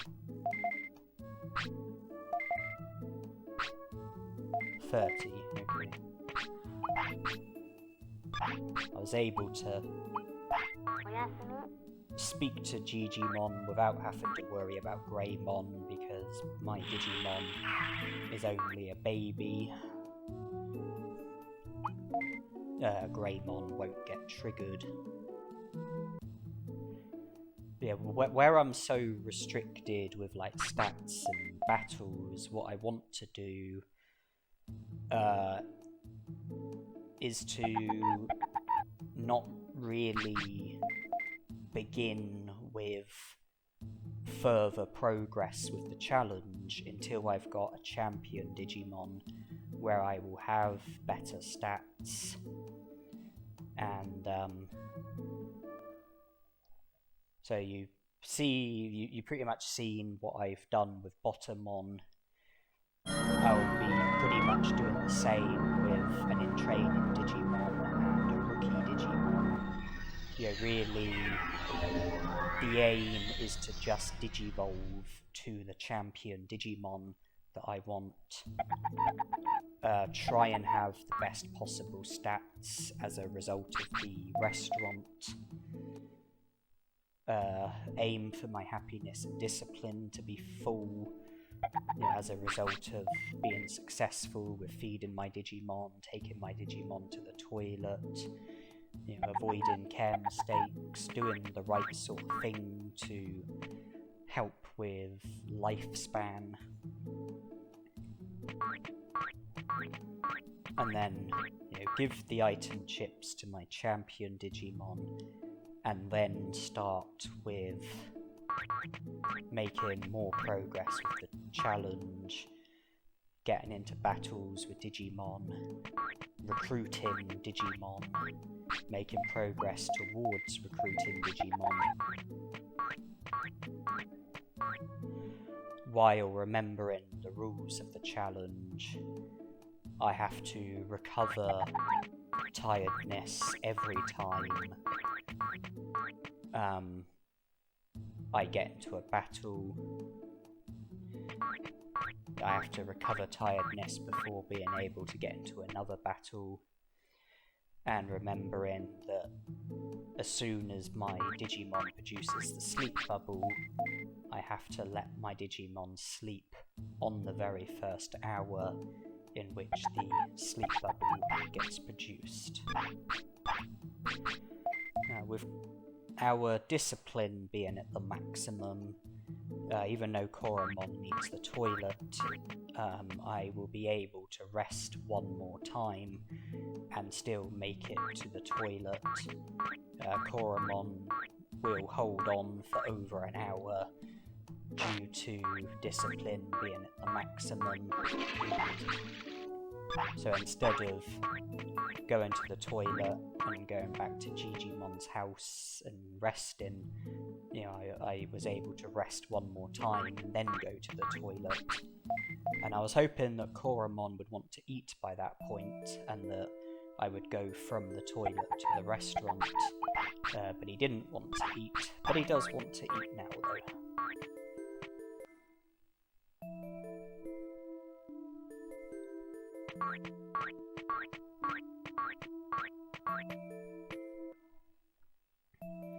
This isn't the fastest way of digivolving. it isn't the fastest way of getting from baby Digimon to entraining Digimon, from entraining Digimon to rookie Digimon, from rookie Digimon to champion Digimon, but I know about, you know, the obstacles that I'm going to be faced with in this challenge, and I think that this is the best way to go about things with regards to getting the best stats and having the longest lifespan.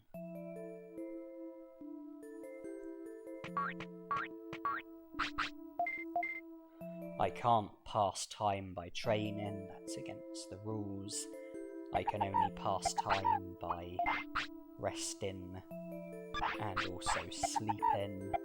And I just want to wait for the clock to strike a new hour. Okay.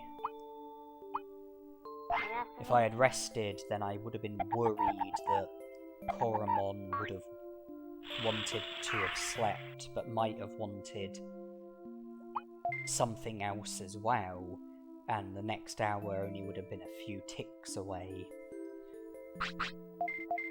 And I would have to put Koromon to sleep before those few ticks are up. So I just waited to enter the new hour to see if Koromon wanted anything.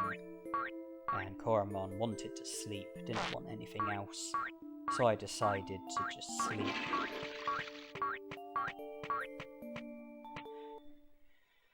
And then carried on with the resting and seeing to Koromon's needs in regards to the toilet and appetite.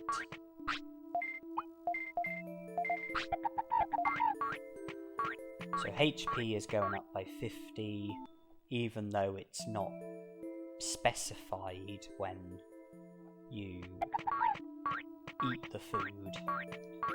Defense is going up by 5, speed is going up by 3, that is being specified. So HP, defense and speed are the stats that are benefiting from Tyrannomon's foods.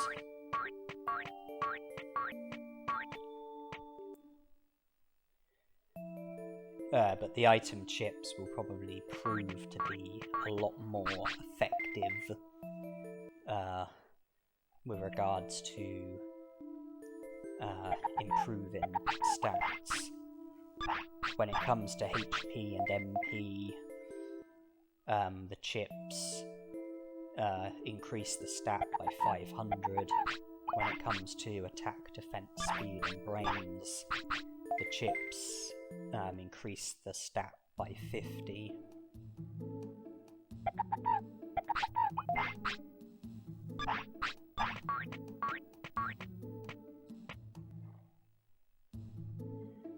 And I do need to be mindful of when Koromon next wants to sleep.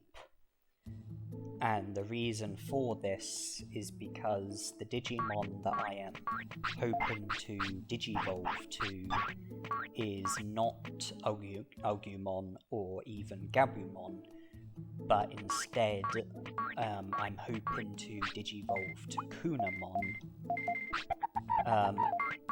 which will require sleeping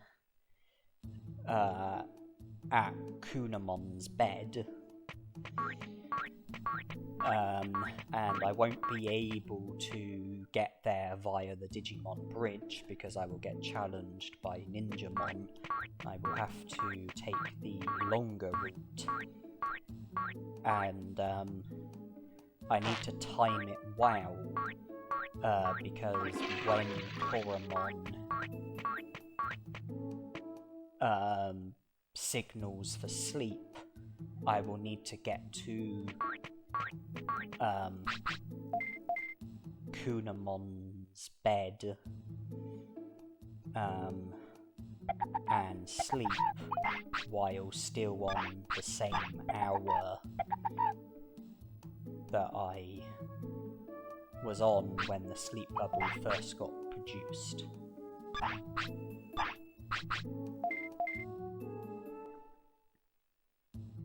But we've just entered a new hour, so the next hour is about 60 minutes away. Koromon does want to sleep, doesn't want anything else at the moment. We have to put Koromon to sleep on this hour. We have to get to Kunamon's bed and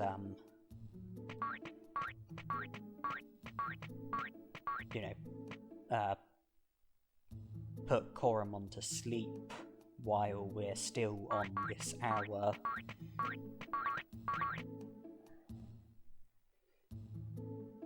And I have a feeling Koromon's appetite is going to kick in soon. Okay, yes, it's kicked in. Now I'm going to head to Kunamon's bed. Koromon might also end up wanting the toilet, but Koromon will hold on for a long time. Enough time for us to reach the toilet, which is near Kunamon's bed.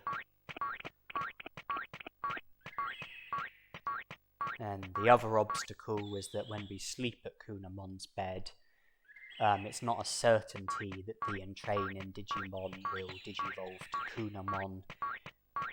It's only a 50% chance, so the digivolution might not be successful, which is why I saved in Gigimon's house, and when I sleep at Kunamon's bed, I'm only going to sleep, I'm not going to save as well. That way, if the digivolution is unsuccessful, then I can just reset and try again. Okay, I am cutting it a bit fine. I waited at the toilet because I thought that Koromon would need the toilet, but this hour only has a few ticks left. Okay, well, let's sleep.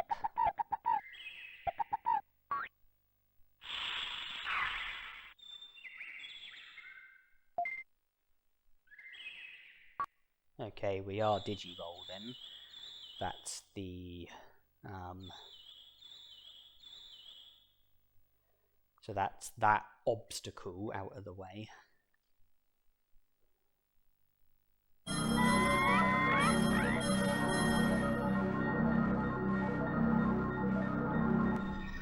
I think we'll get a small stat boost from the Digivolution.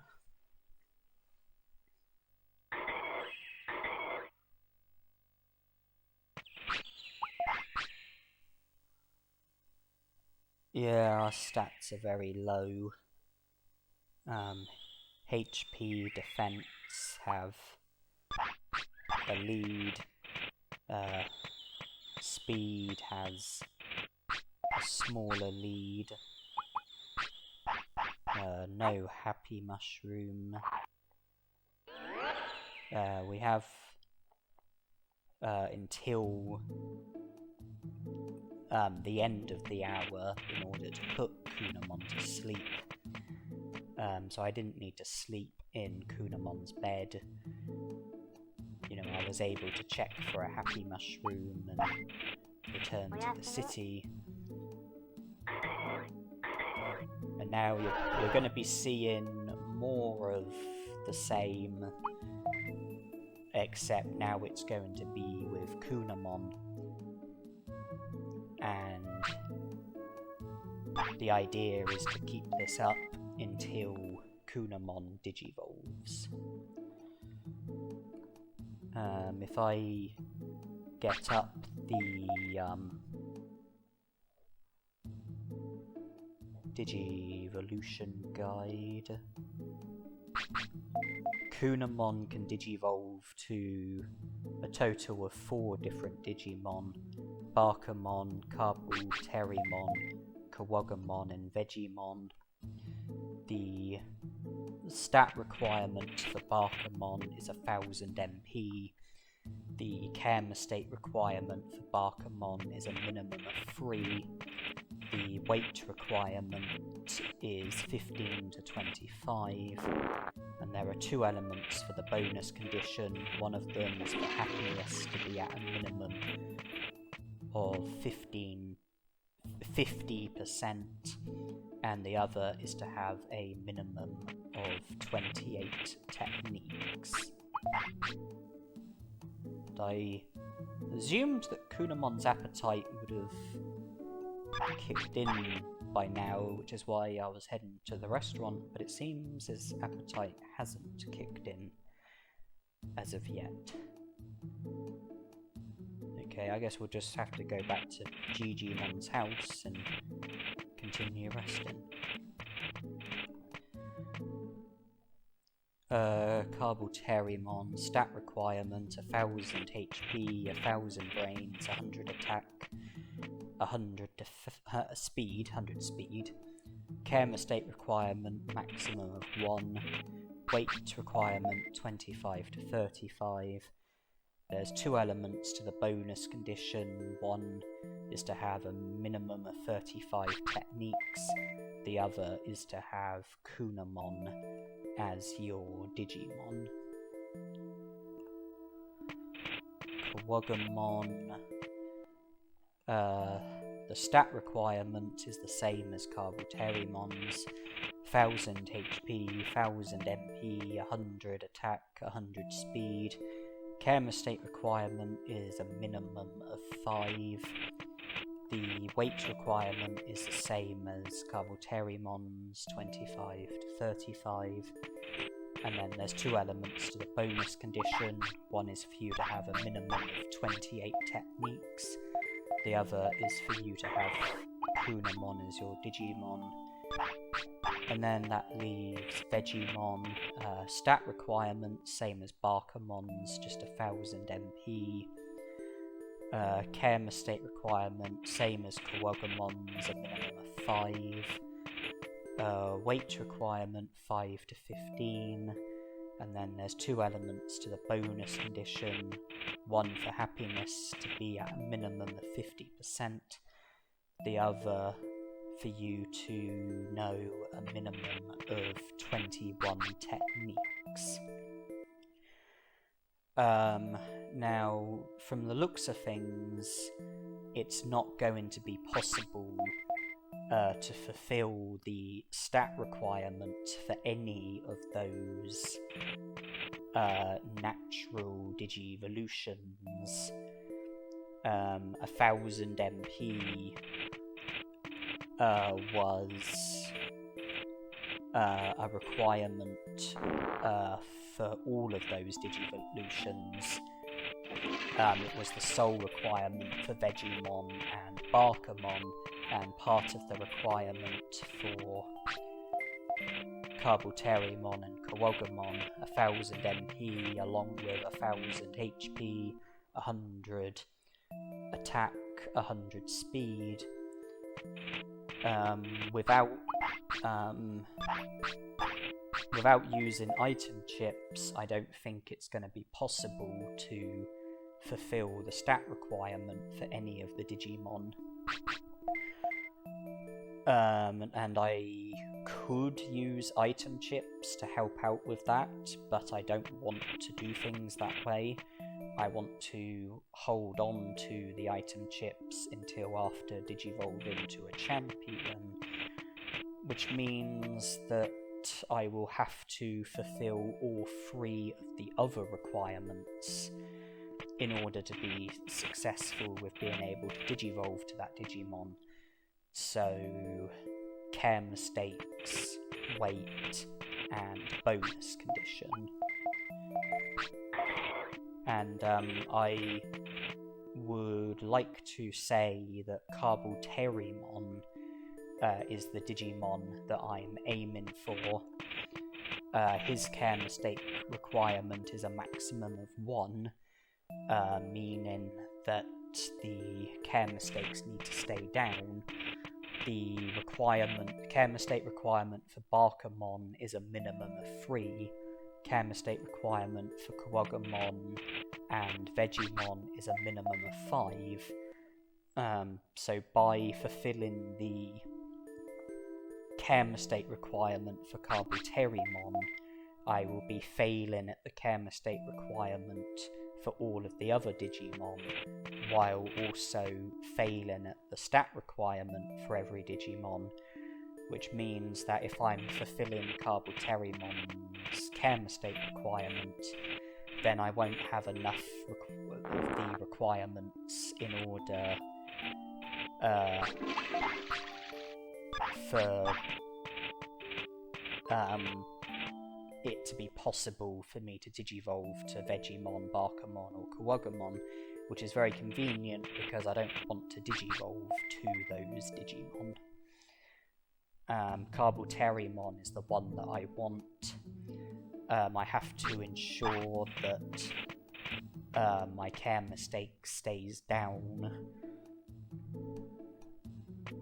I need to be taking my Digimon to the toilet, feeding my Digimon, and letting my Digimon sleep on the first hour of opportunity. The bonus condition for Kabuterimon is definitely in the bag. One of the elements is for you to have Kunamon as your Digimon. So I definitely don't have the stats for Kabuterimon. I definitely won't have the stats for Kabuterimon, definitely will have the bonus condition, do currently have the care mistake requirement, and will be able to continue to fulfill that. That just leaves the weight requirement 25 to 35. I will need my weight to be between 25 and 35 in order to be able to digivolve to Kabuterimon.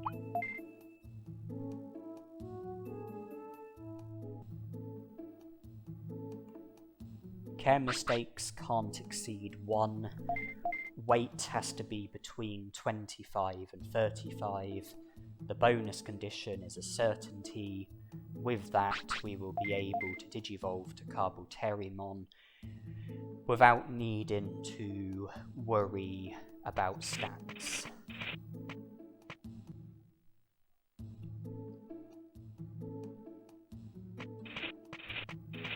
If I was to fulfill the stat requirement, then that could actually complicate things, because I would then have the stat requirement for the other possible Digimon that Kunamon can digivolve to, not the care mistake requirement, but the weight requirement would be a possibility. Kabuterimon's weight requirement is the same as Kuwagamon's, and I would also be fulfilling the bonus condition for Kuwagamon,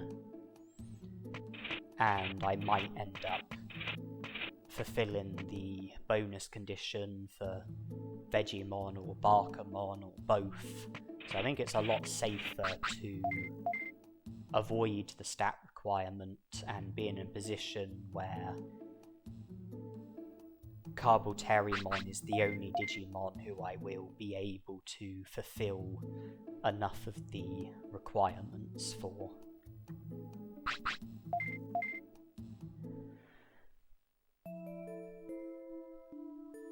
But another thing is that when you have item chips and you are due to digivolve, you do get a stat gain when you digivolve, but usually you end up with better stats if you Digivolve first, get the stat gain from that, then give the item chips to your Digimon after Digivolving, rather than give the item chips to your Digimon before Digivolving, getting the stat gain from the item chips and then getting the stat gain from the Digivolution. You see, like, let's say, like, when you Digivolve to a Digimon, there's what's called the stats gain target. And let's say that the stats gain target for HP is 2000 HP. If your HP is under the stat gains target, then it calculates how much under it is. It then halves the difference, and then that's how much your HP goes up by. So if your HP is 1000, then it's 1000 adrift of the stats gain target. Half of 1000 is 500, so HP would go up by 500, putting it from 1000 to 1500. If your HP was only 500, then it would be 1500 adrift of the stats gain target. Half of that is 750. So your HP would increase by 750, going from 500 to 1250. Yeah, the more adrift you are of the stats gain target, the bigger the stat boost that you get. I mean, having better stats always means having better stats after Digivolving. But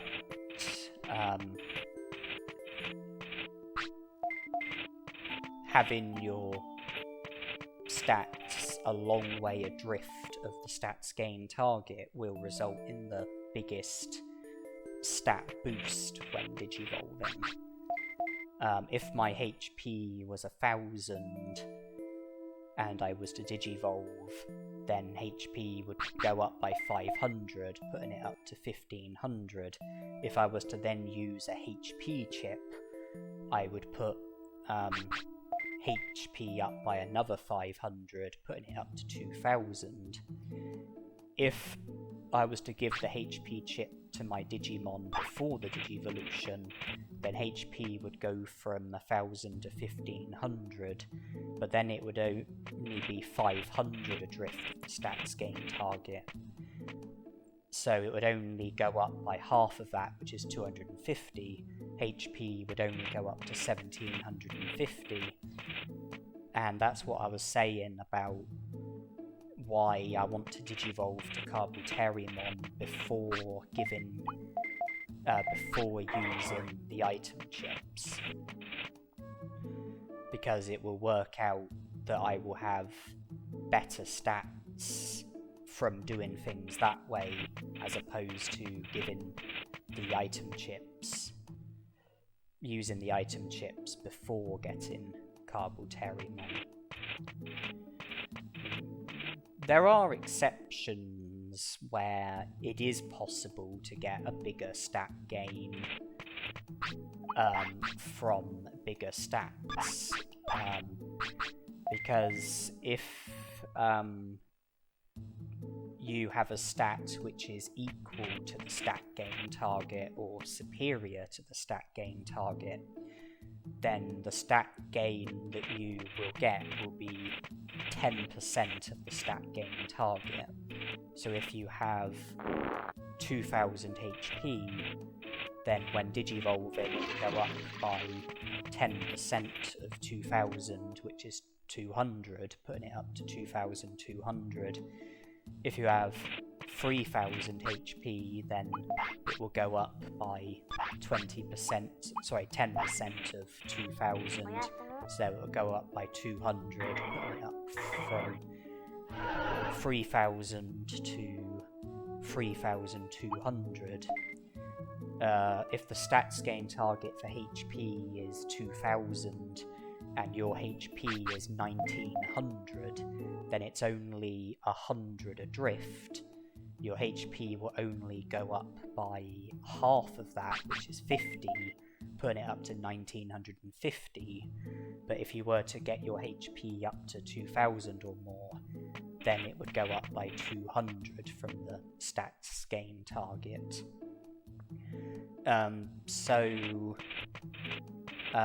Having stats that are equal to the stats gain target or superior to the stats gain target can result in a better stat boost when digivolving, especially if your stats are below the stats gain target but very close to it, because that way you will get a small stat gain and it could be less than what you would get if your stats were equal or superior.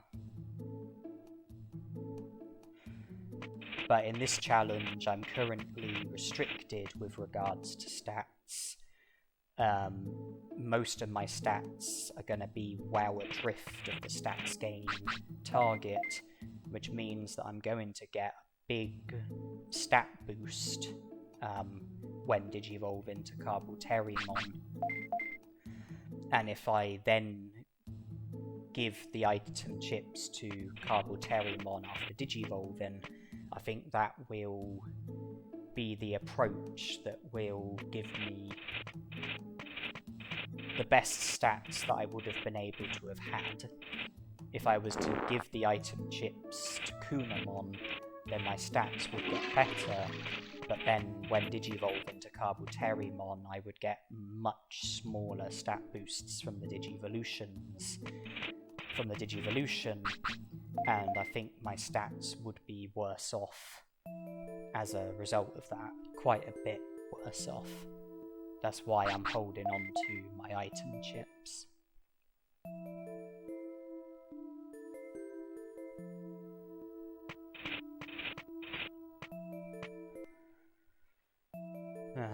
The bonus condition is definitely in the bag. The care mistake requirement I think I'm fulfilling. I don't think I've had any care mistake requirements. It's just about the weight has to be between 25 and 35. And I need to have had Kunamon for a minimum of 72 hours before he will be able to digivolve.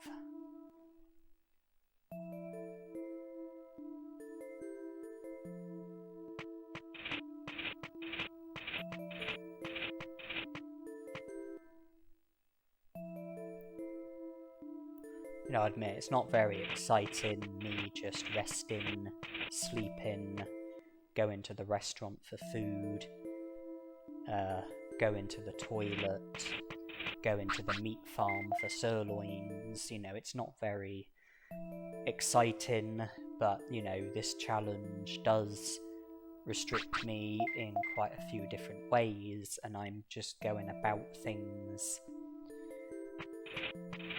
in a way which is consistent with the rules of the challenge, and also should result in me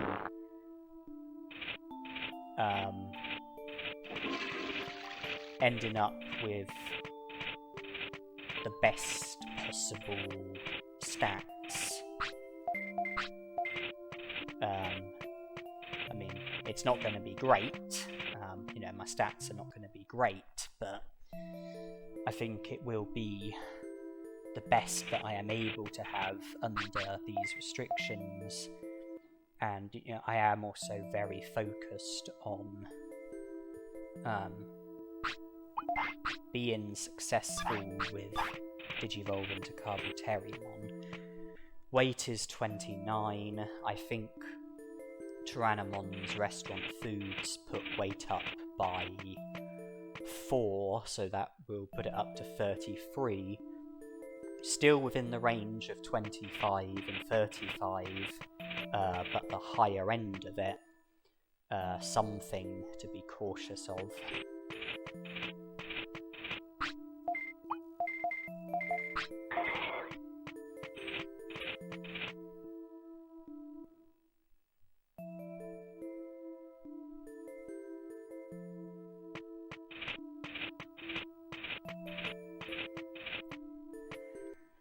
If I eat again at the restaurant, then weight will go up to 37. It will no longer be within range.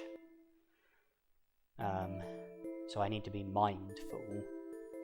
I mean, there are things that will lower weight, such as using the toilet, sleeping. So I just need to monitor my weight and play things by ear.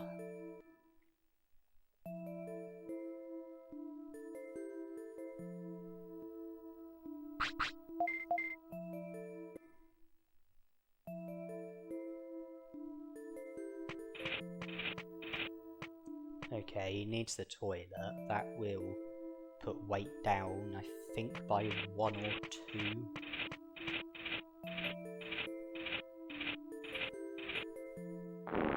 If it put weight down to 31, then I'll be able to afford to eat at the restaurant again.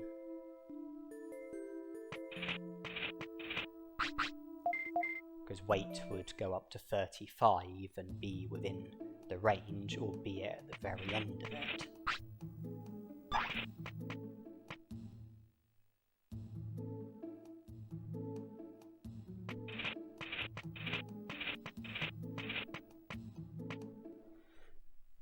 Also, Kunamon wants to will want to sleep soon. That will put his weight down by 1 or 2. So I'm sure after waking up, weight will be under 35.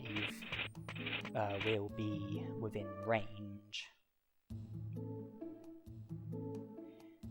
And I think I've still got a prickly pear in my inventory.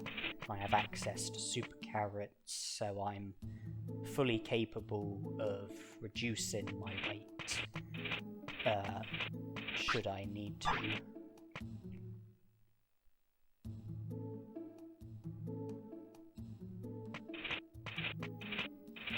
Just wait for the next hour. Oh. Okay, we're Digivolving. So I guess our weight is still within range.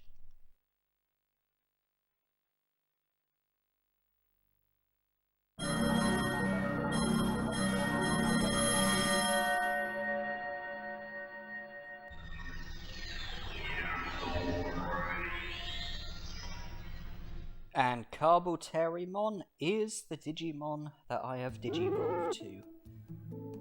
That I am delighted about. Okay, so Brains is very low. Other stats are less bad.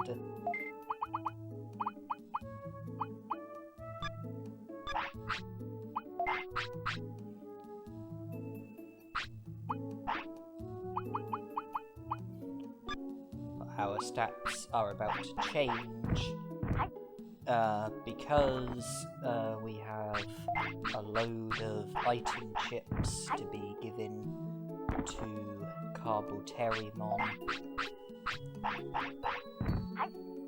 Our stats are going to be a lot better after this. HP is going to be higher by 2,000. Brains is going to be higher by 150. meaning that it will be over 200.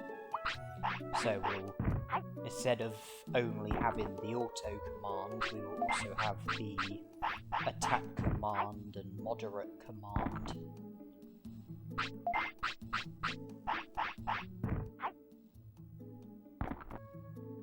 Attack has gone up by 50.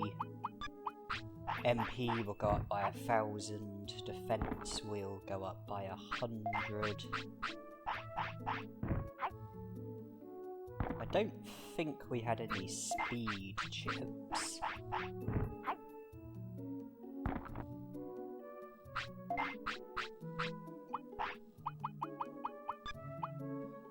We didn't even need to use the prickly pear or any super carrots. And yeah, we are now much better equipped with stats. HP over 3,500, MP over 2,000, defense over 250, brains over 200, attack over 150, speed over 100.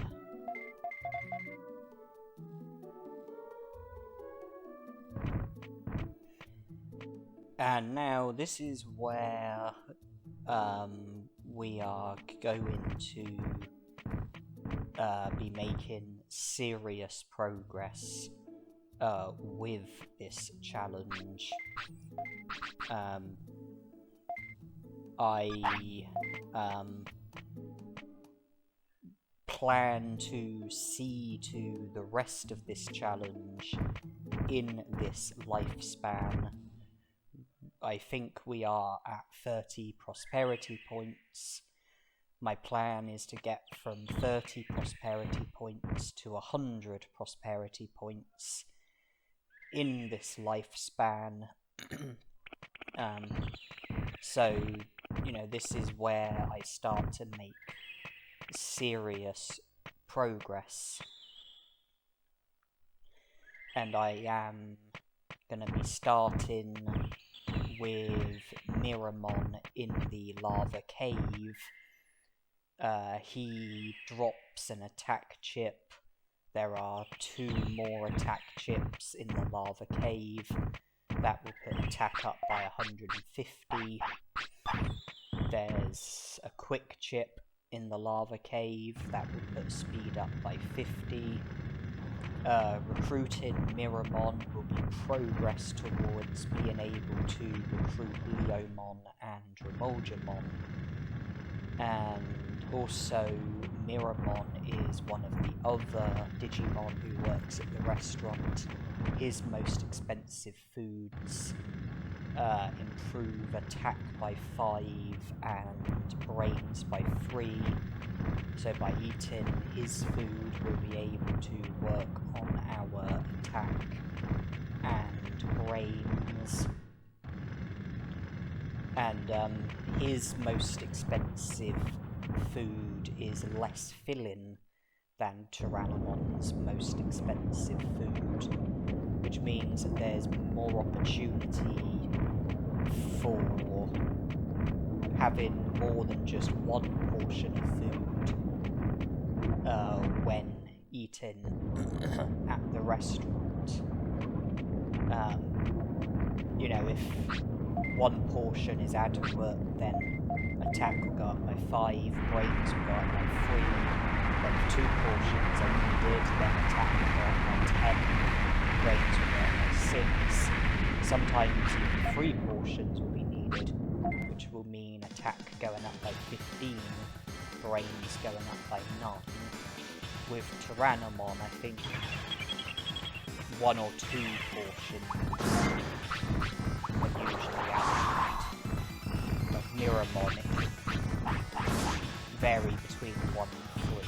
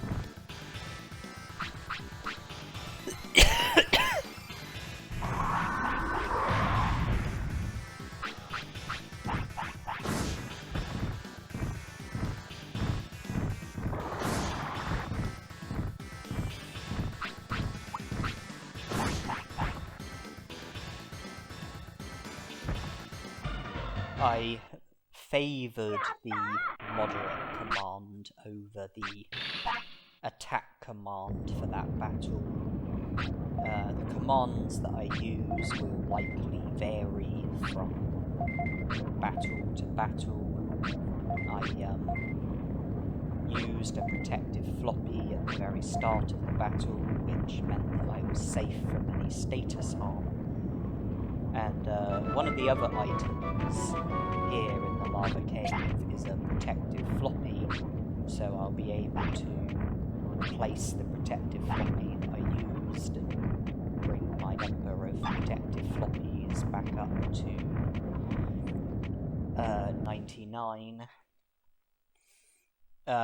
Having defeated Mirrormon, we now have access to the whole of the lava cave, and the Drimogemon who presented us with the opportunity to carry dirt for him, he's just in here.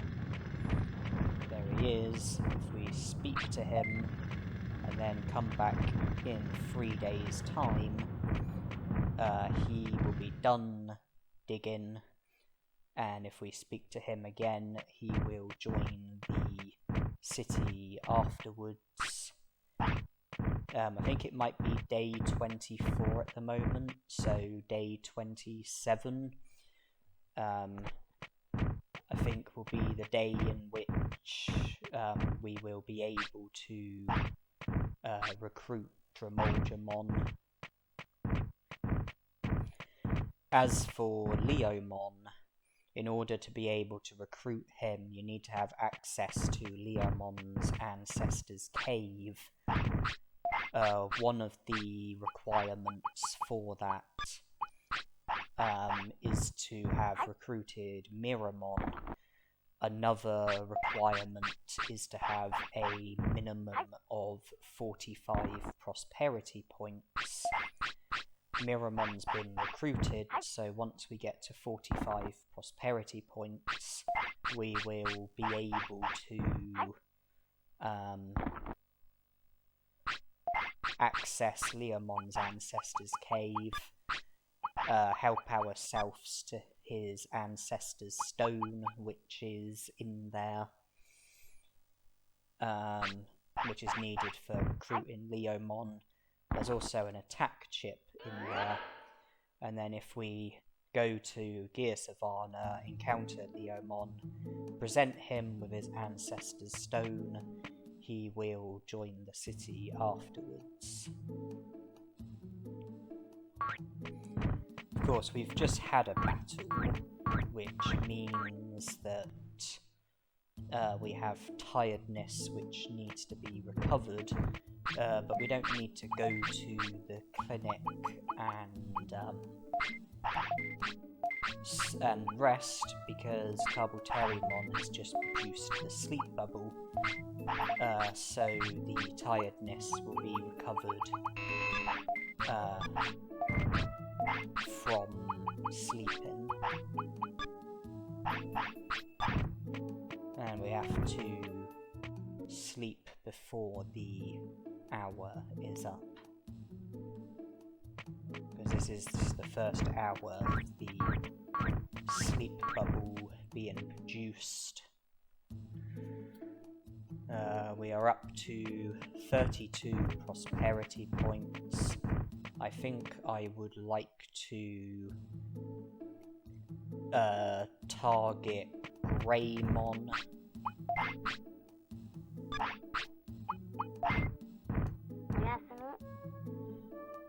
If we can recruit him, we'll go up to 34 prosperity points. He drops an attack chip, and with him recruited, we will be able to recruit Compulsory at Beetleland, thus bringing us up to 36 prosperity points.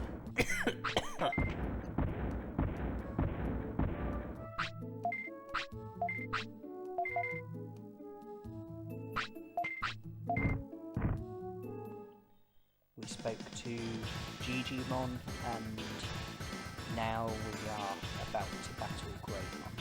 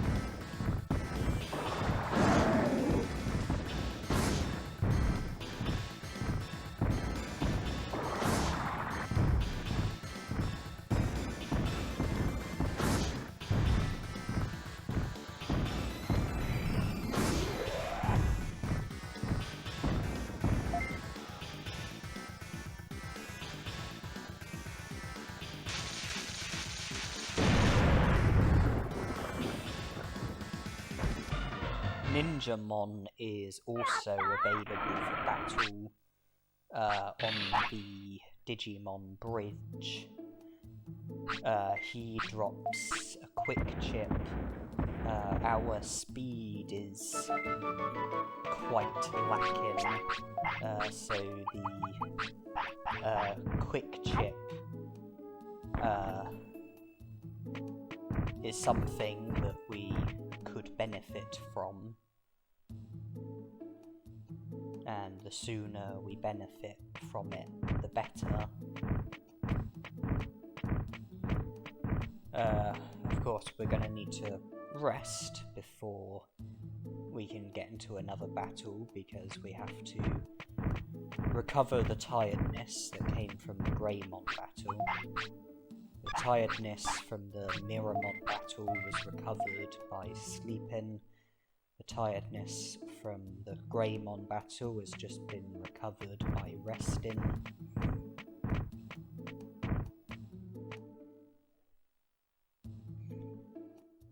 Yeah, I'm keen to defeat Ninjamon and get a quick chip.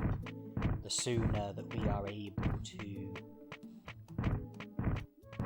benefit from the increase in speed, the better, I think.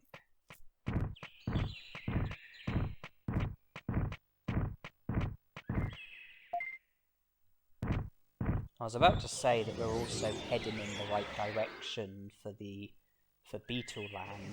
so we're not going out of our way here. But Compulsorymon's appetite is just kicked in, and I will want to eat at the restaurant and gain a stat boost.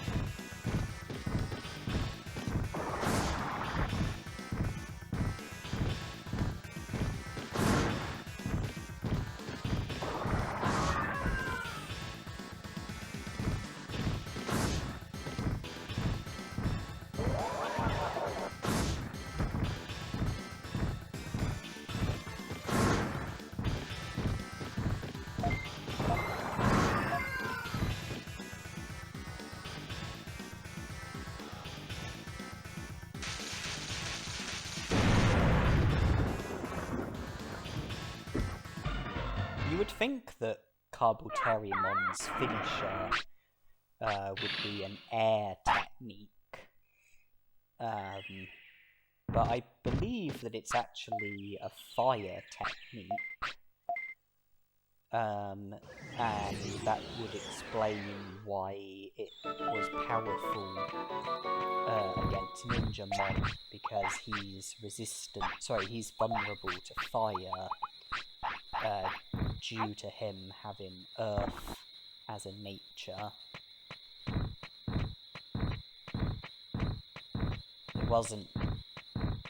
It didn't do a great deal of damage against Mirrormon or Greymon, but they are resistant to fire. But it did a good job against Ninjamon. Okay, so Mirrormon is here. Got the most expensive food. Still got an appetite. Appetite's gone away, but that put attack up by 10 and brains up by 6. No complaints with that. And our tiredness is probably down to 0. The restaurant food probably saw to that. But I will rest anyway, just so that there's no doubt among anybody. Yeah, you can see Centauramon say that tiredness is fine.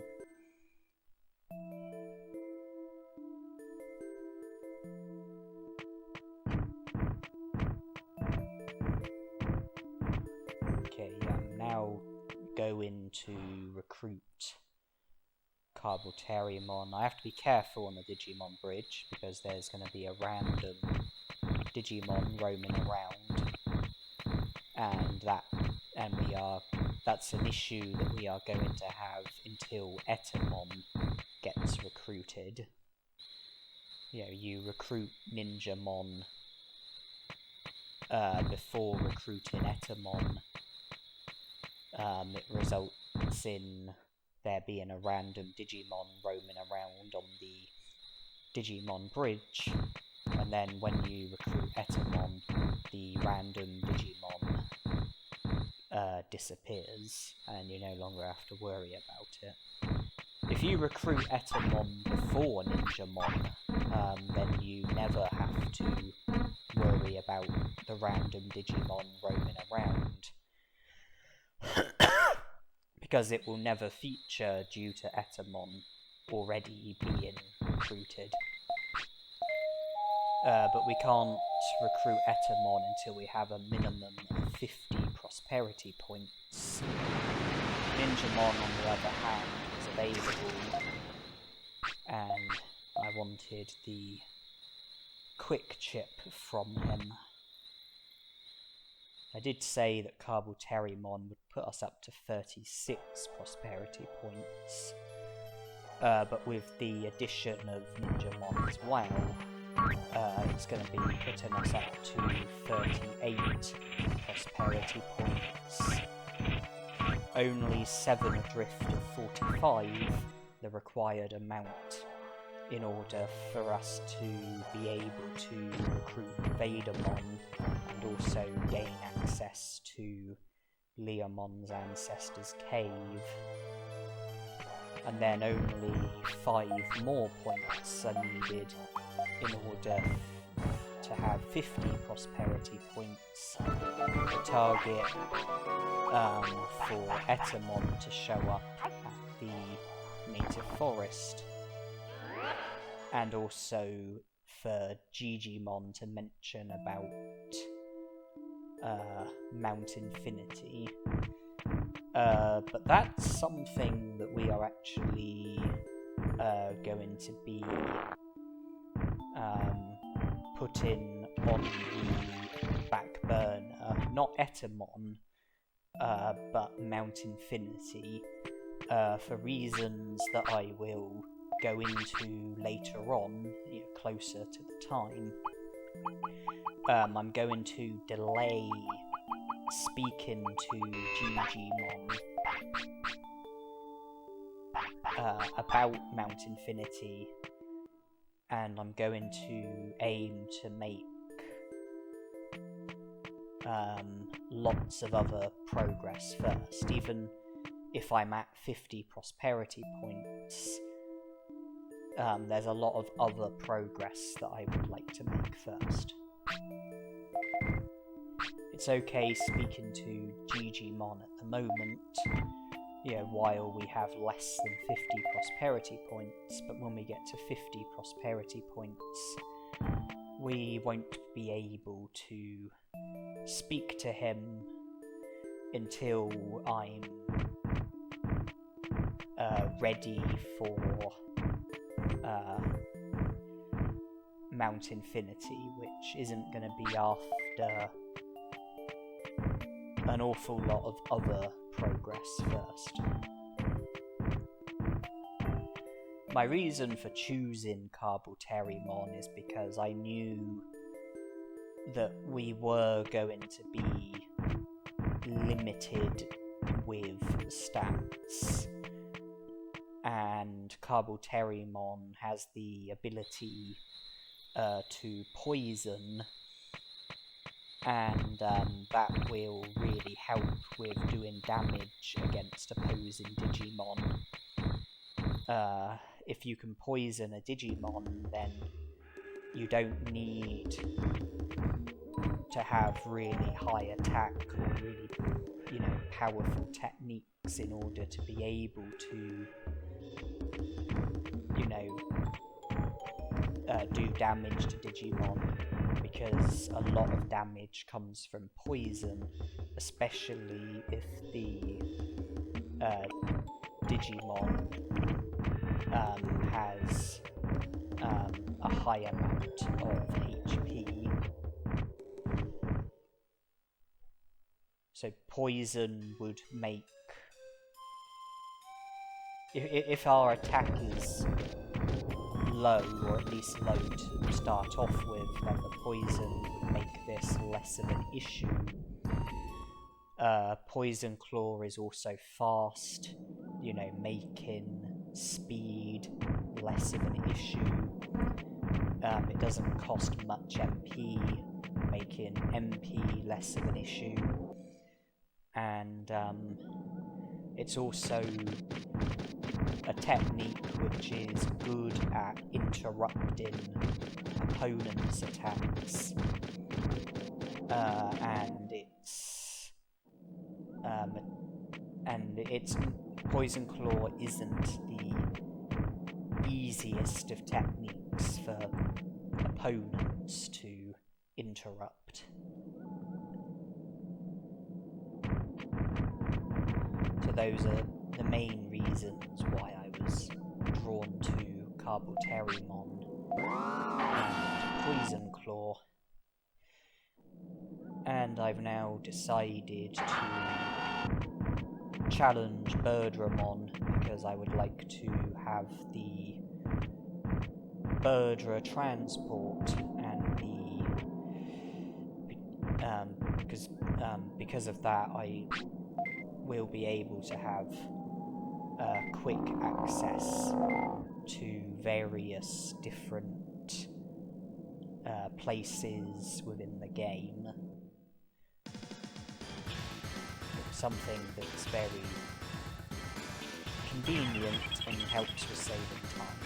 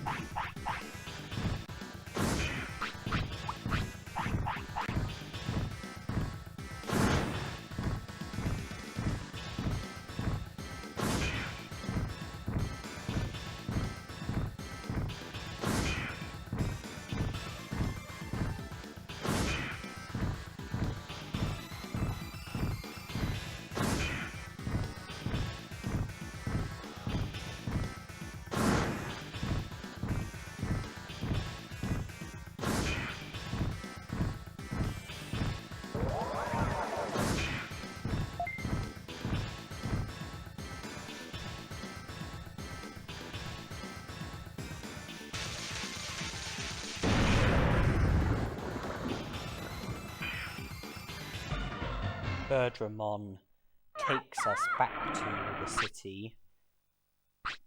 Learned Prominence Beam. Okay, I wasn't expecting that.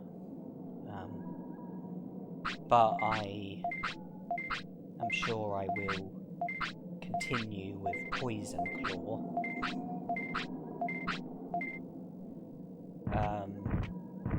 Yeah, Birdramon will take us straight back to the city where we can rest, making ourselves available for another battle.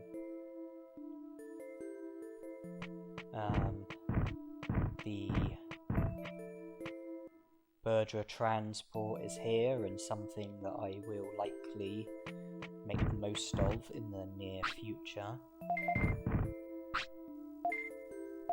And already we've gone from 30 prosperity points to 40 prosperity points. The recruitments are, you know, rolling in very nicely. And Carboterimon wants to eat, so we can use the restaurant to improve his stats.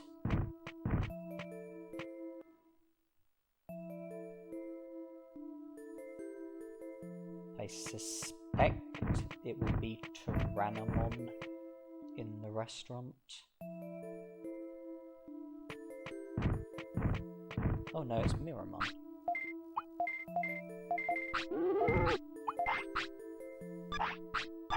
And we get to have a second portion.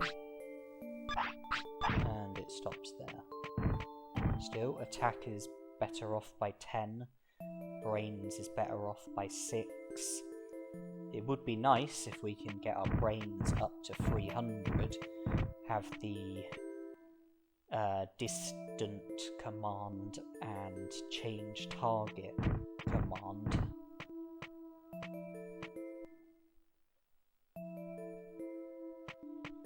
We're going to be making use of the Birdra transport for the first time.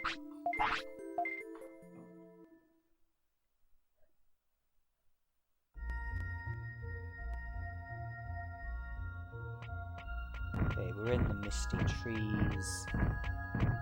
It's 3 AM. I'm not going to Toy Town just yet. I'm actually after Freezeland. I'm interested in having the first Garulamon battle. And I think it's quicker to have Birdramon, but when you're aiming for Garulamon, I think it's quicker for Birdramon to take you to the Misty Trees rather than Freezeland.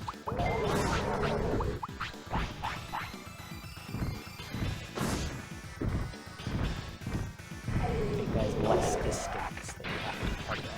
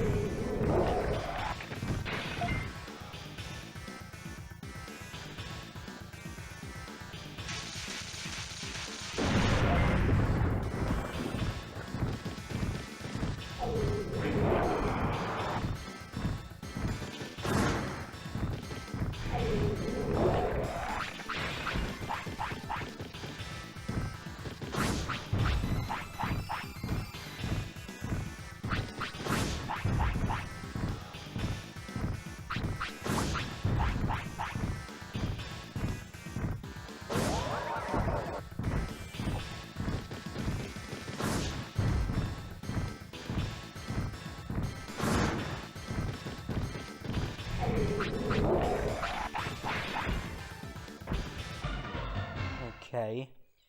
Well, no recruitment just for this battle, but we've got the first battle out of the way.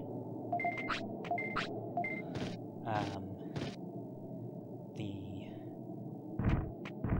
Drimogemon rematch is something that will be pending. HP chip, that will do very nicely. We need to recover our tiredness. By the time we do that, it will be 4 AM, which is within the time range that Cockatorimon is available at. Cockatorimon becomes available at 4 AM and is available until 6 AM.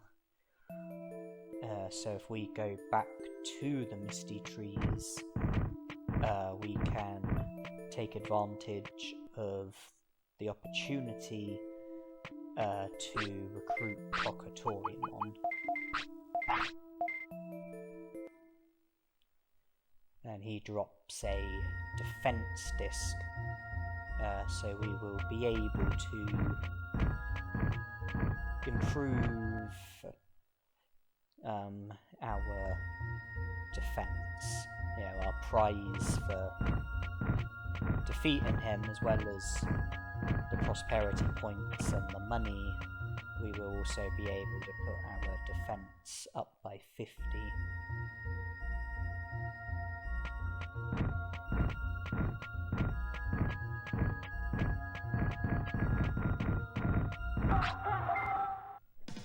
Here we go.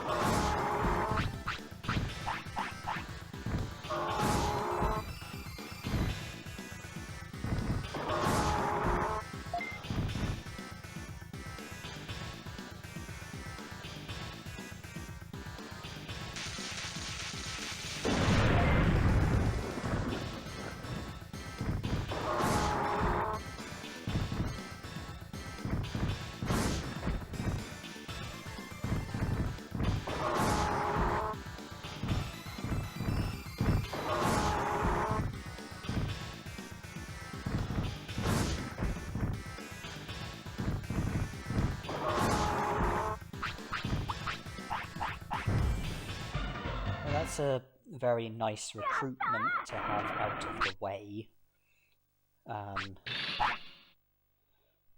because Cockatorimon is only available for a few hours each day. It's nice to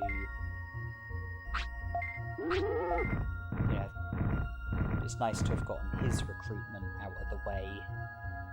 And it's good to have made progress with Garudamon's recruitment, because that is a recruitment which can't be done on just one day. It takes a minimum of 2 days. And the recruitments that are able to create opportunities for other recruitment, such as the recruitment of Miramon, the recruitment of Greymon, you know, they were very handy as well.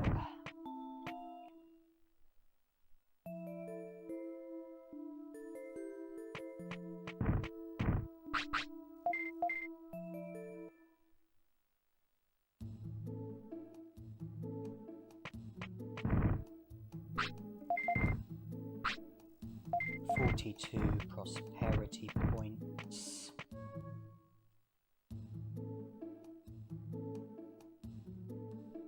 We've rested, so it's okay to have another battle.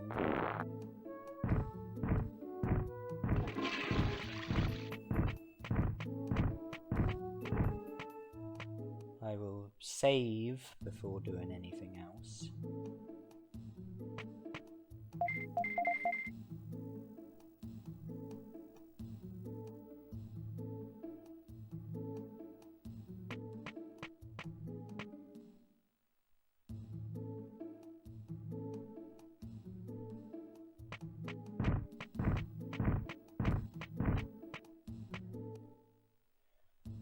We only need 3 more prosperity points.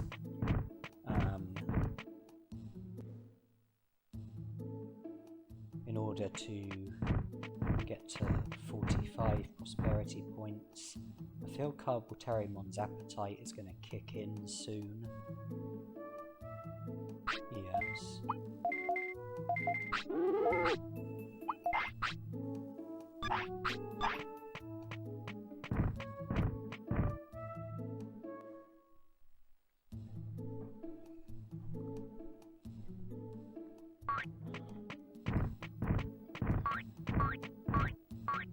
It was Tyrannomon, so attack and brains weren't affected, but HP, defense and speed were affected, and it all helps.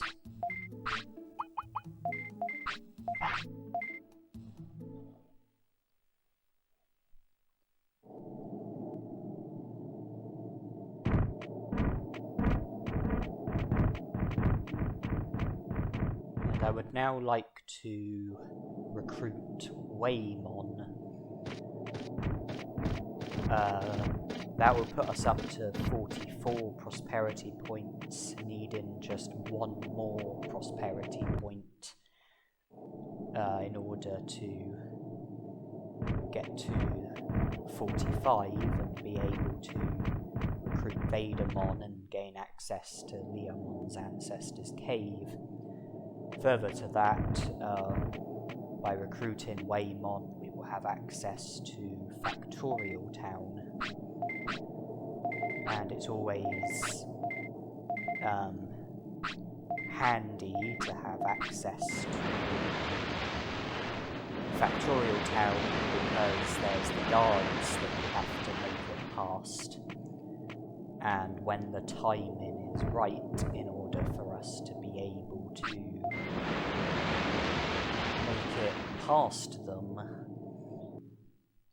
we will be able to grant ourselves access to the whole of the Factorial Town, where all of the recruitable Digimon will be able to make progress with all of the recruitable Digimon. There's also item chips in Factorial Town as well. I think there's a HP chip and an MP chip, plus a brain chip and a defense chip. The brain chip will really help with our desire to get our brains up to 300.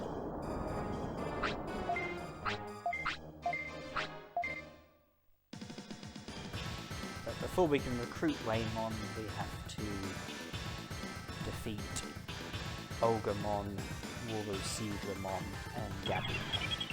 The third Olgamon battle.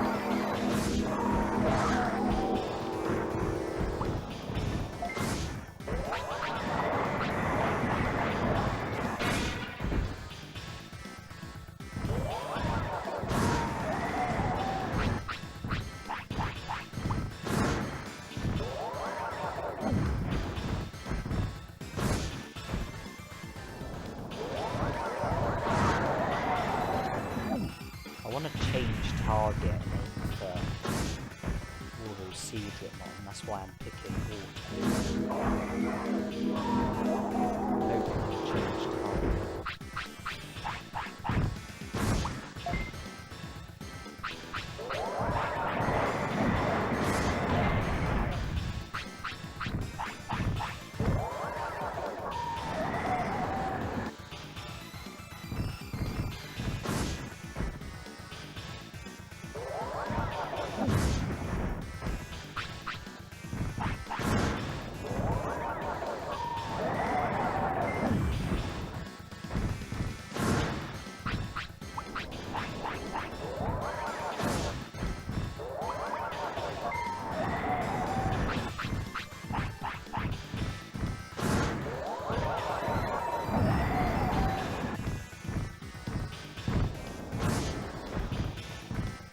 I want to use my finish on Olga. I want to use it.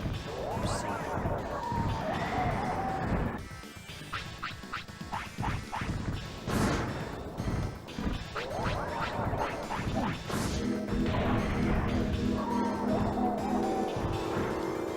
think that solves that problem.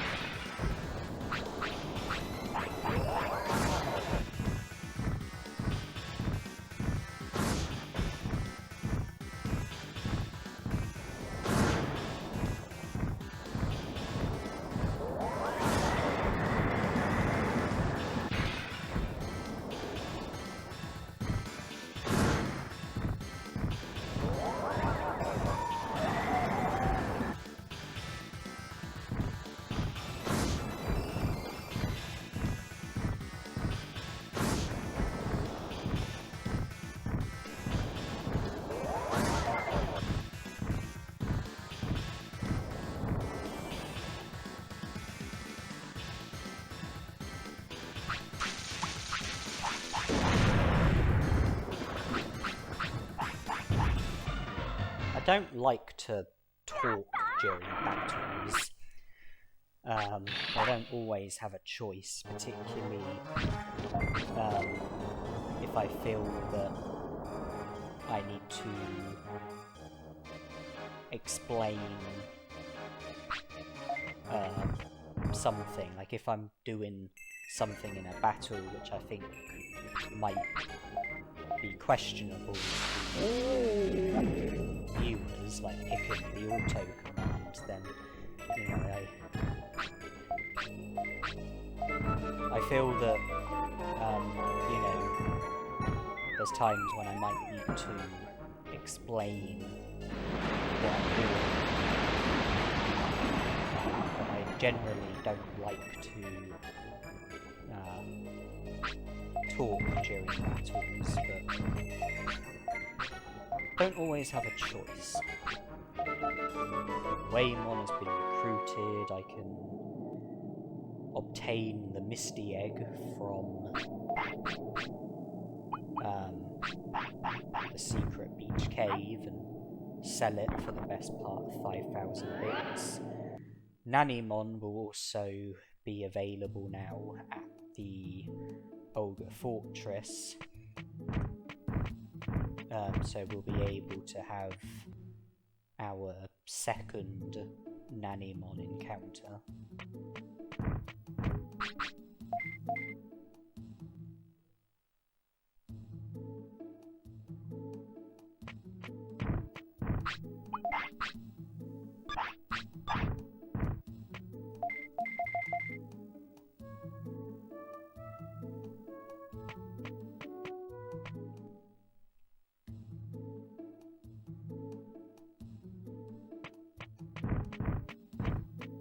We're fit for another battle because we've rested.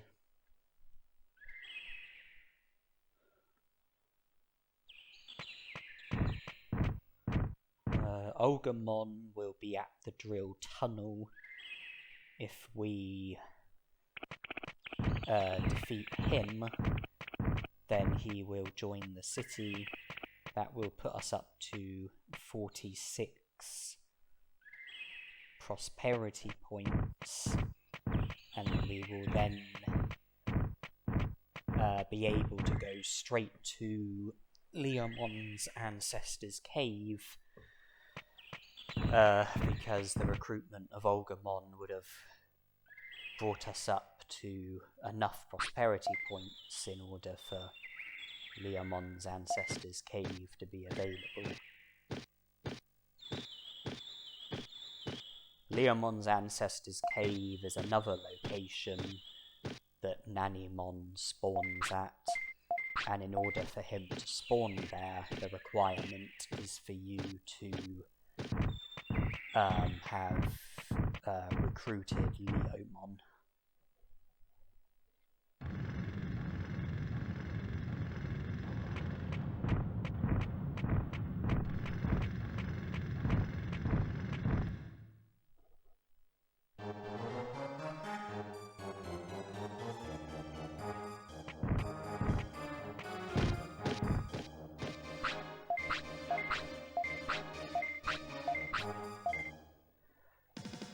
The fourth Ogremon battle is the easiest out of all of them.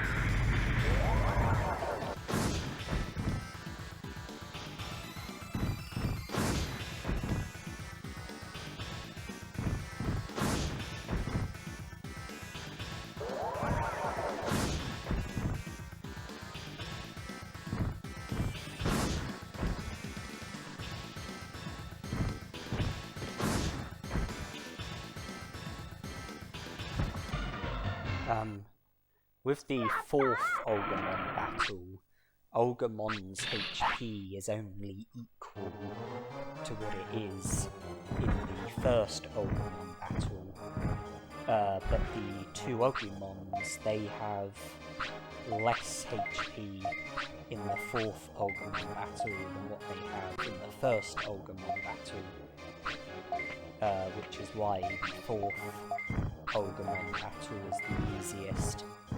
The first Ogremon battle is the second easiest. The second Ogremon battle is the third easiest, or second hardest, should I say. Because the Ogremon and the two Ogremons have a larger amount of HP than what they have in the first battle. And then the third Ogremon battle is the hardest. And that's mostly because of Drimogemon, as well as superior amounts of HP as well.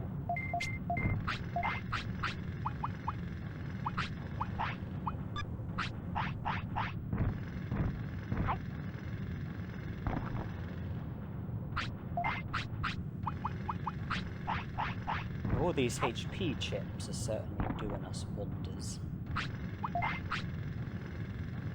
HP is over 4,500. Right, let's sleep so that we are honouring the rules of the challenge, and also recover the tiredness which came as a result of the Olgamon battle. I'm thinking about Factorial Town. In order to make it past the guards, you have to go to them during the shift change. There are 2 shift changes each day. One of them is at midnight, the other is at midday. Going there on midday isn't an option because that's during Carvalterimon's inactive period, but he will be active at midnight. I think it's currently 7 PM, only 5 hours until midnight. So our first opportunity for making it past the guards is only 5 hours away.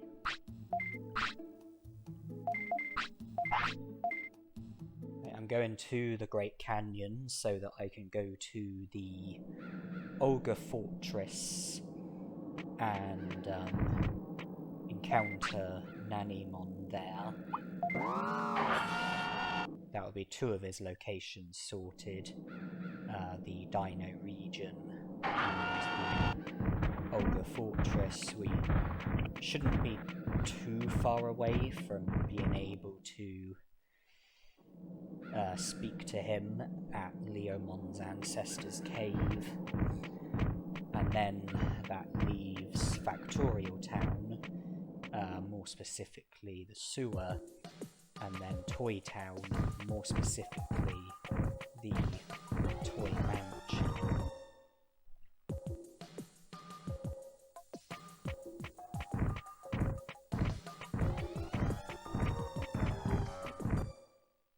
And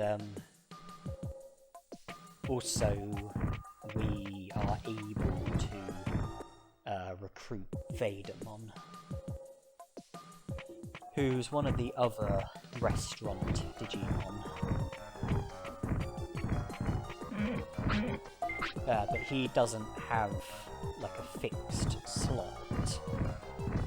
He's rammed Miramon, Tyrannomon, Garulamon, Frigimon, the 4 main restaurant Digimon. They all have fixed slots. Vadermon and Digitamamon are completely random. Whenever you enter the restaurant, there's a 30% chance of it being Vadermon who's working there, regardless of what time it is or whose shift it should be. And Digitamamon works the same way as Vadermon, except it's only a 10% chance of Digitamamon showing up.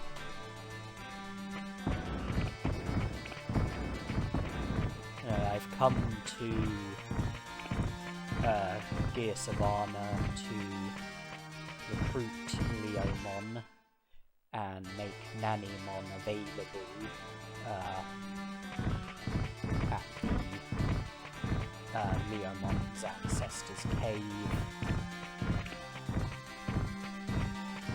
And remember when I defeated Meteormon,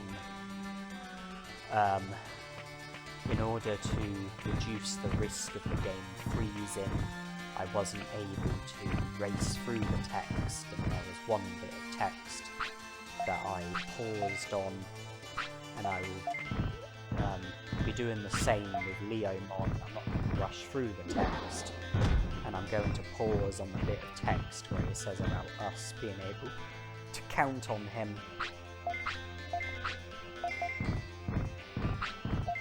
I will edit the video and speed it up so it'll only be brief for you viewers. And it will reduce the risk of the game freezing.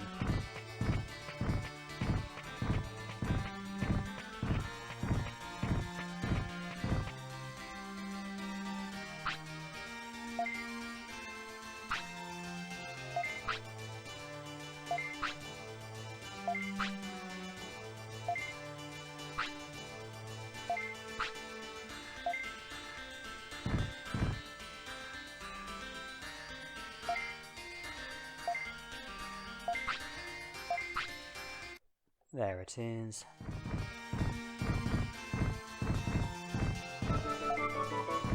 $48 prosperity points. If we recruit Vadermon, that will bring us up to 51. Enough for Mount Infinity, which we are, you know, ignoring for the time being, going to ignore for the time being, and also enough for Etamon to show up in the native forest. So we read article number 8 about Vadermon, article number 6 about Myotismon. Now that we've seen that, those articles, we just have to go to Mount Panorama, go to where the crop circles are. Vadermon will show up and will join the city. And also, Myotismon will be missing in Greylord's mansion. If we go there, then we will be able to see to the rest of Greylord's mansion and recruit Skull Greymon, but not with Carboterrymon as our Digimon. We are going to need a virus Digimon in order to be able to gain access to Greylord's mansion. That does mean that I won't be using Carboterrymon for everything else that I do. A virus Digimon is going to be needed for Greylord's mansion.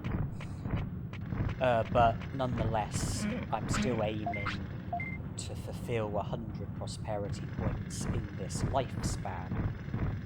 Just not do all of it with Carboterrymon, but do most of it with Carboterrymon. I've now encountered Nanimon at 3 of his locations.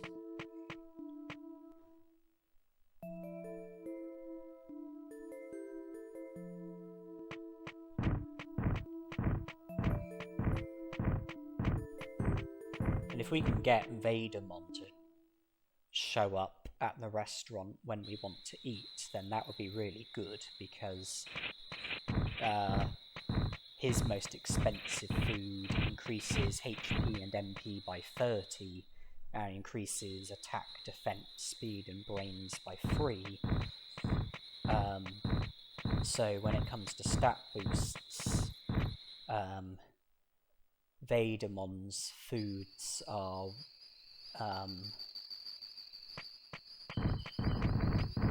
you know, one of the better ones, one of the ones that gives you the biggest of stat boosts.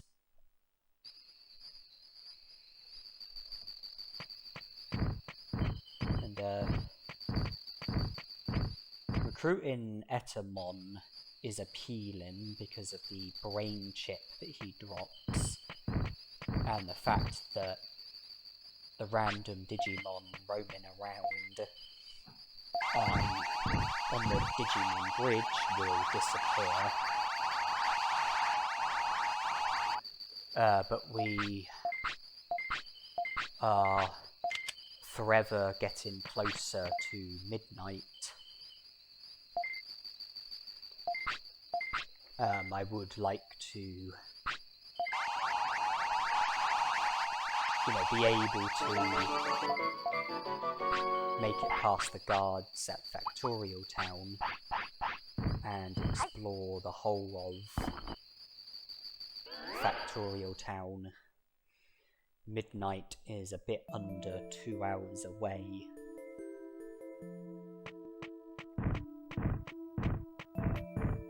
The HP chip, MP chip, defense chip, brain chip, they will all come in handy, and I have demonstrated a particular interest in trying to get my brains up to 300.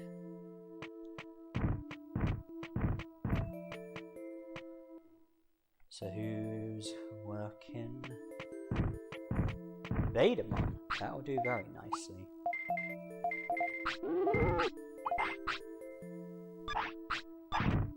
I think brains was 239. So at the moment we need 2 brain chips in order to get it up to 300 or more. 1 brain chip will only put it up to 289.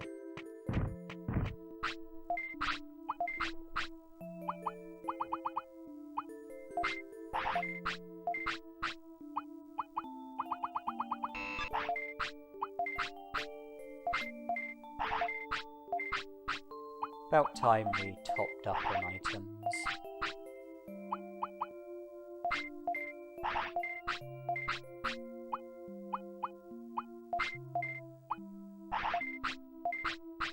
I only bought 10 autopilots instead of 11, because there's also an autopilot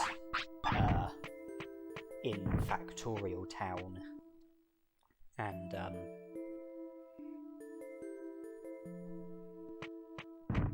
I wouldn't want to have 99 autopilots in my inventory, because that would mean not being able to collect the autopilot that's in Factorial Town. By having 98, I will be able to collect it. And I can't talk to Digimon because that will... because my number of prosperity points is over 50, I want to be avoiding Drimogemon for the time being.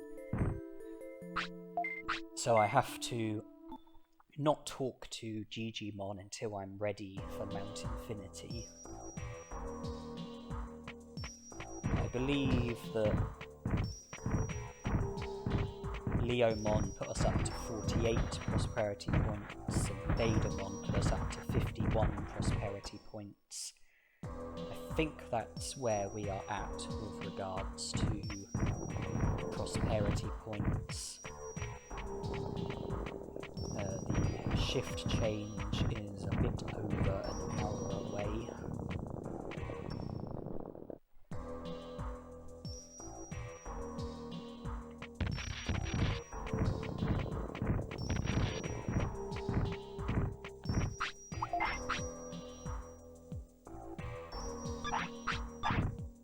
Just gonna loiter and wait for the time to go by.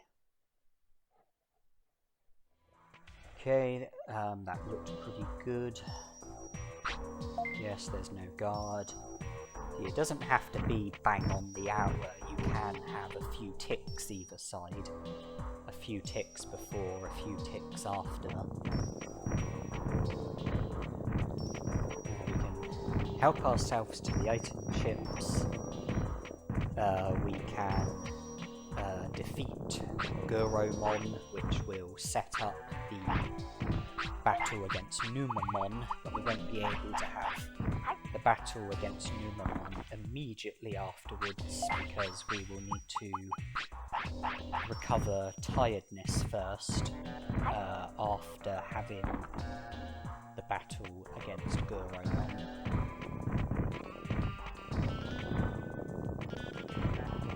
But all progress is progress.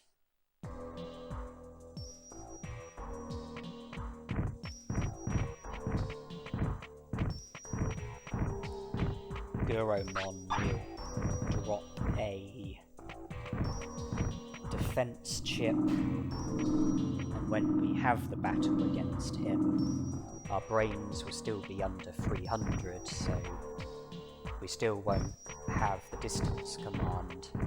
Yeah, we will still be limited to attack and moderate.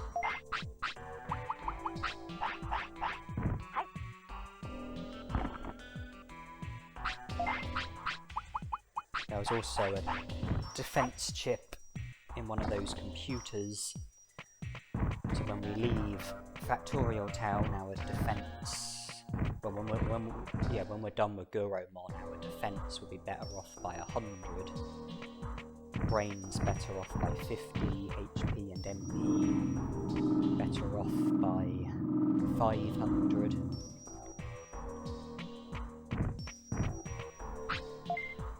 Well, I'm pleased that we have been able to make it here. I'm pleased that we are about to battle Guromon.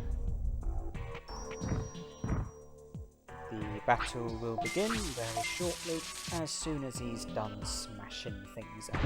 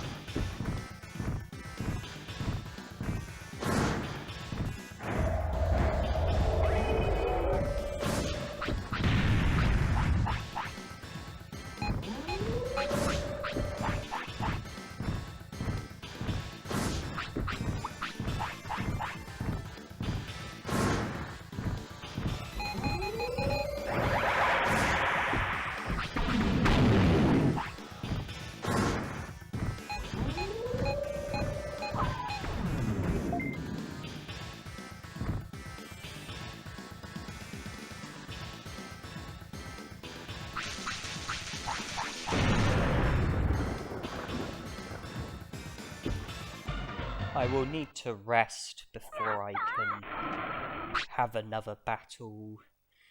I am keen to defeat Etamon so that I can use the brain chip that he drops, get my brains into the 300 club, learn the distance and change target commands. I'm also keen to defeat Lumamon.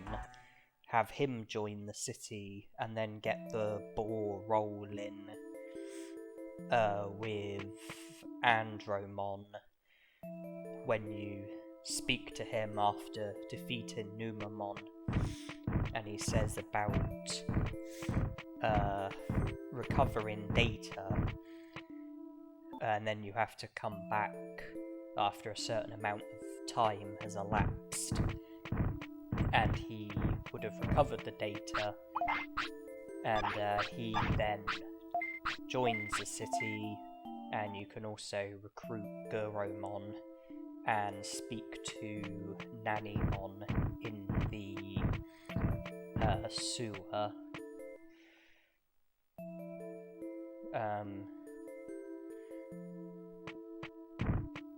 So Andromon recovering the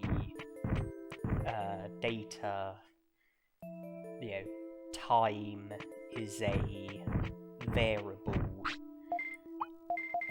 and I am eager to see to recruitments where time is a variable, like with Andromon, like I just explained, Garulamon, where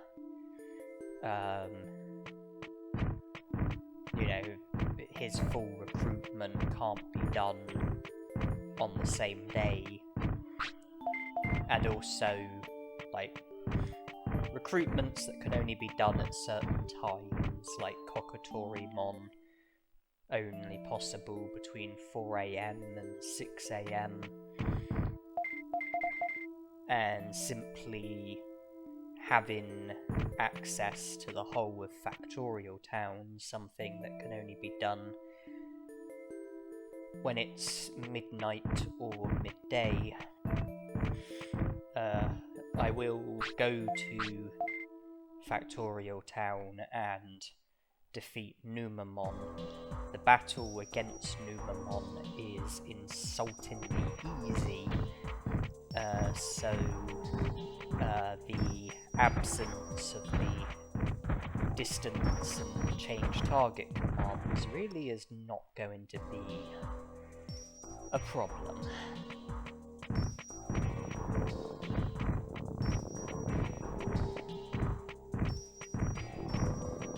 I always like it when I recruit Monochromon because of how tricky his recruitment is due to how much of it simply boils down to luck.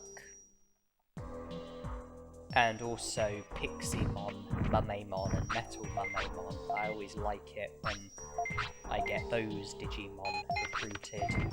They are free of the more difficult recruitments. And again, it's because of how much of it rides on luck.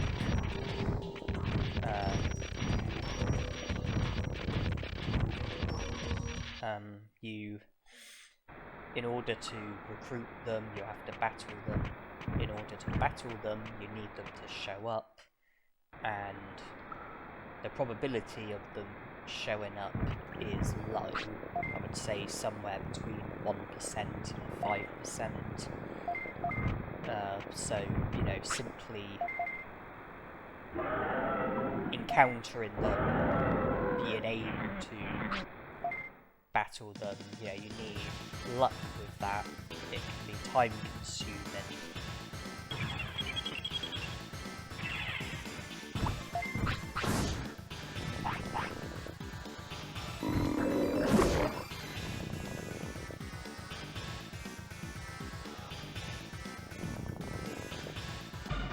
Really didn't need a protective floppy in that battle.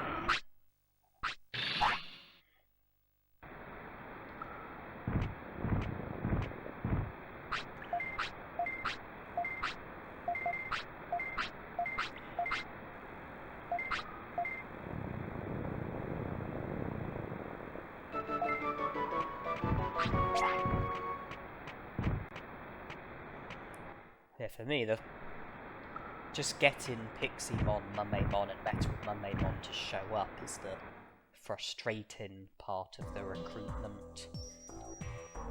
They're not the easiest of Digimon to defeat. But if you've got the right stats, the right techniques, the right items, then you shouldn't have too much trouble. You know, I do think that, you know, this is a very easy game.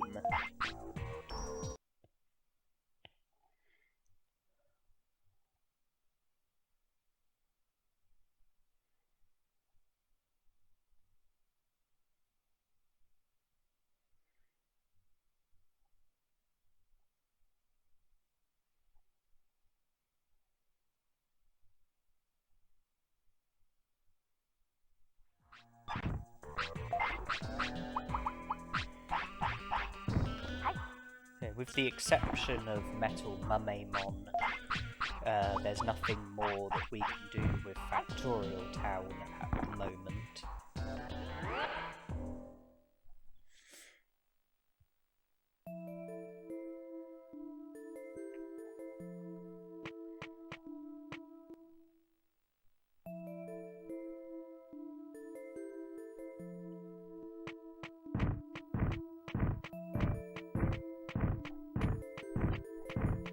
Metal Mumemon, he shows up in Factorial Town, he shows up randomly. There's no requirement for being able to encounter him, apart from, you know, having access to Factorial Town. He's in the earlier parts of Factorial Town. You don't have to make it past the guards in order to be able to encounter him. And he, you know, you simply just have to defeat him in battle in order for him to join the city. But he's not top of my priority list at the moment.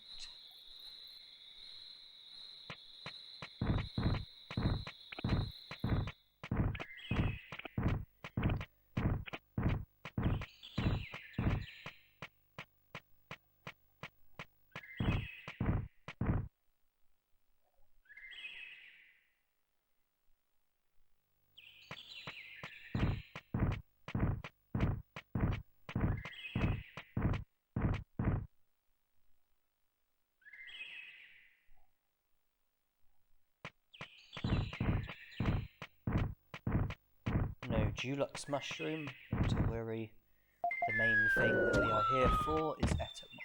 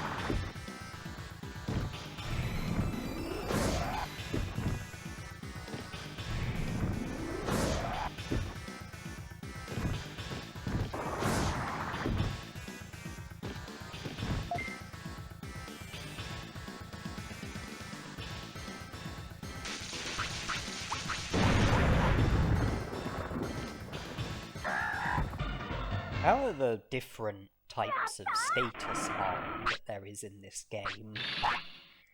Poison, confusion, paralysis, flattening. I do feel that poison is overpowered. If you think about confusion, paralysis, and flattening, it's only temporary,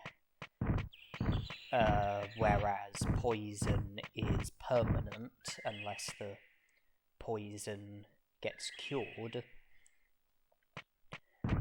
The poison causes HP to deplete and also slows the Digimon down.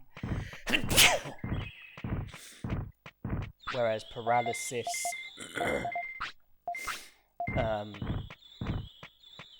the Digimon just gets paralyzed and has about 10 seconds of being unable to attack, unable to block attacks. Flattening, the Digimon has a certain amount of time of only being able to do weak attacks and not being able to block attacks. And then confusion, the Digimon's behaviour gets a bit affected. And instead of attacking the Digimon that they're meant to be attacking, they might just run around and do nothing. They might just run around and aimlessly do attacks which might miss. If there's multiple Digimon, then the attack might hit the wrong target.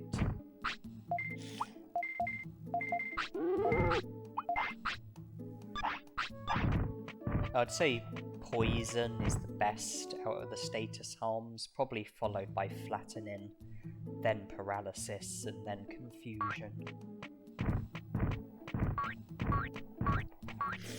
That's my opinion anyway. I purchased a gold banana from Etamon, and the reason for that is because I'm thinking ahead. I'm thinking about Greylord's mansion and the recruitment of Skull Greymon. I'm also thinking about Friesland and the recruitment of Frigimon. Compulsory isn't a virus Digimon. I think he's vaccine, and therefore wouldn't be able to enter Greylord's mansion, or and so wouldn't be any good for Skull Greymon's recruitment. But Etamon is a virus type and can enter Greylord's mansion. I'm not sure if I would be able to recruit Frigimon with Compulsorymon as my Digimon. I'm inclined to think not. He has Earth as a nature, he has Fire as a nature, but I would be able to recruit Frigimon with Etamon as my Digimon. He has no vulnerability to cold weather. So I purchased a gold banana from Etamon with the intention of possibly having Compulsorymon digivolve to Etamon to help with the recruitments of Skull Greymon and Frigimon. Now, this is a very key bit because I have to avoid these Tankmon.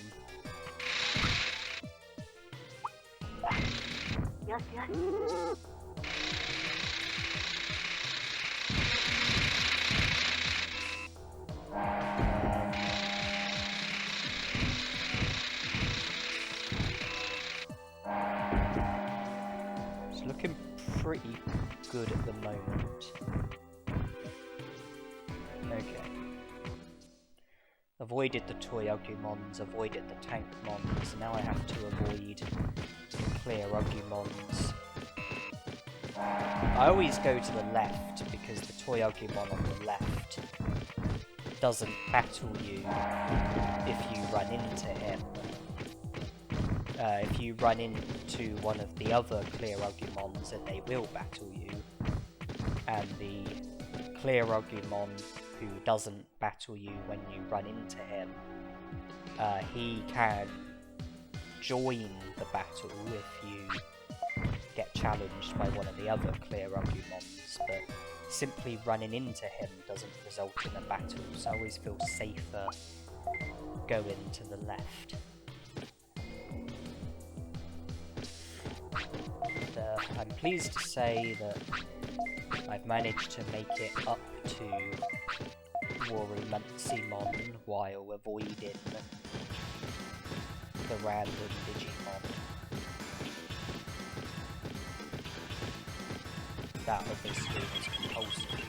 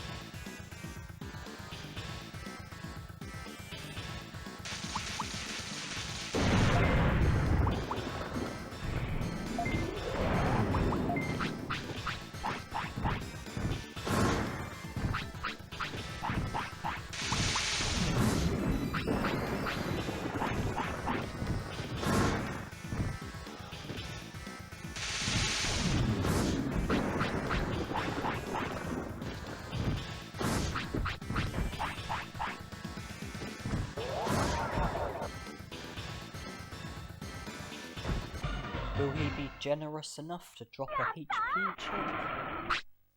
Ah, he will. And there's also a HP chip in the computer on the left.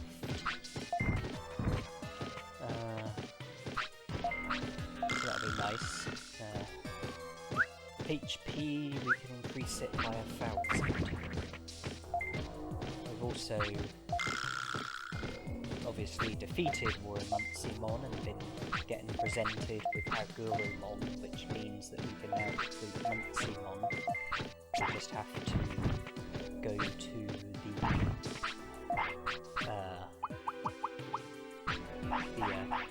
Tinmon and present them with Agurumon, and then Drimogemon will join the city.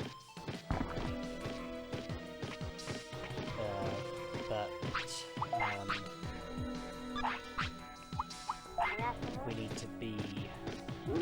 Well, firstly, I'm sleeping so that tiredness will be recovered and I can save my progress as well. We have to make it back to the Tinmon while avoiding battles.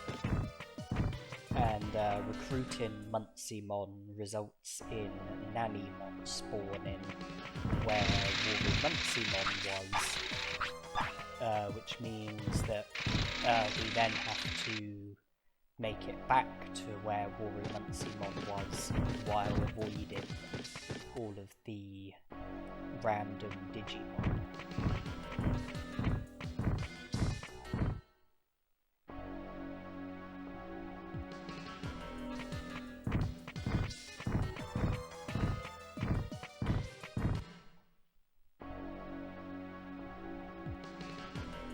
think that would be 4 of the 5 Nanimon encounters. Dino Region, Olga Fortress, Leomon's Ancestors Cave, Toy Mansion. That will just leave the encounter with Nanimon in the sewer within Factorial Town.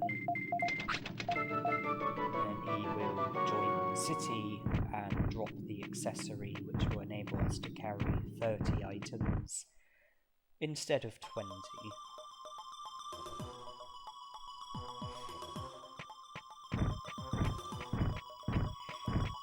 Now, if I can just repeat what I did before, I'll be able to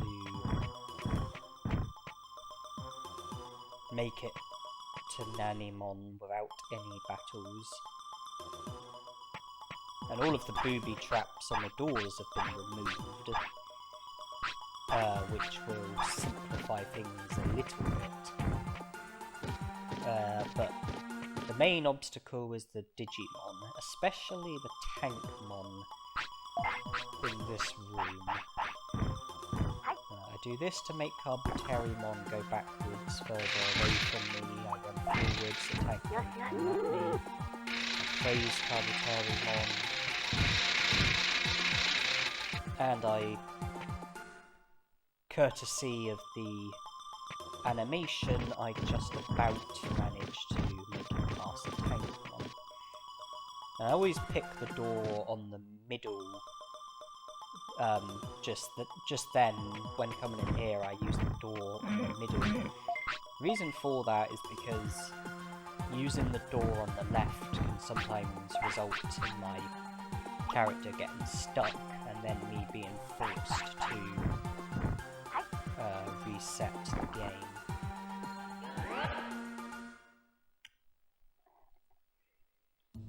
I think we're now up to 58 prosperity points, and you've probably established I don't want Carbuterimon to digivolve naturally. I think I digivolved Carbuterimon on day 24, which means that we would have had him for 6 days. Once we get to day 30, that's when natural digivolutions will become possible. And I want to be avoiding natural digivolutions. Instead, I want to digivolve via a digivolution item. At the moment, it's going to be the gold banana, resulting in me digivolving to Etamon, so that I'll be able to see to Grey Lord's Mansion and Frigimon.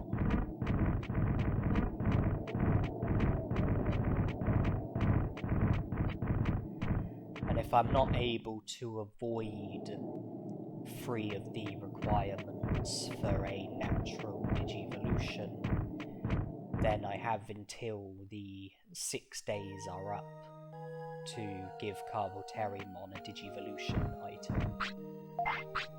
I have until at some point on day 30.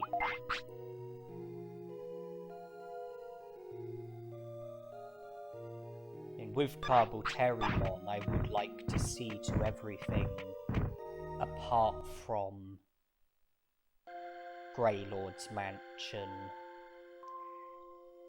as well as Frigimon, if I'm not able to recruit him with Carbuterimon, which I suspect I won't be. But pretty much everything else I want to do with Carbuterimon.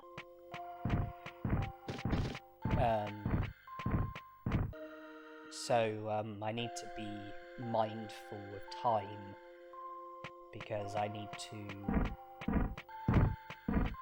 get it done before Carbuterimon digivolves.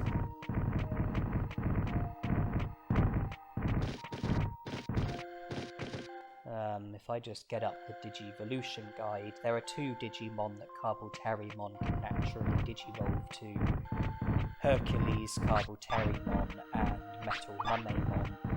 I don't believe that either of those Digimon are a virus type, and therefore wouldn't be any good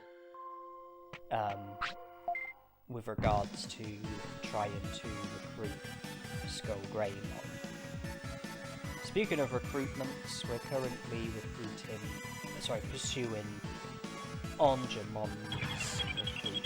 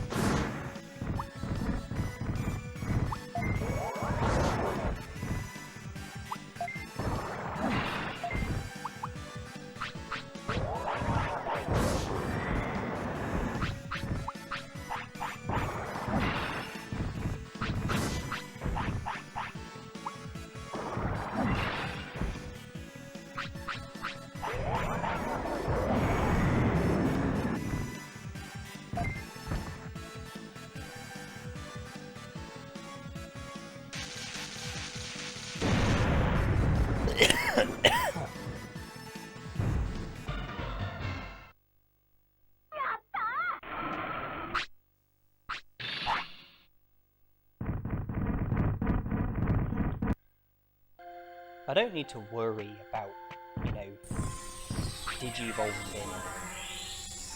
until day 30.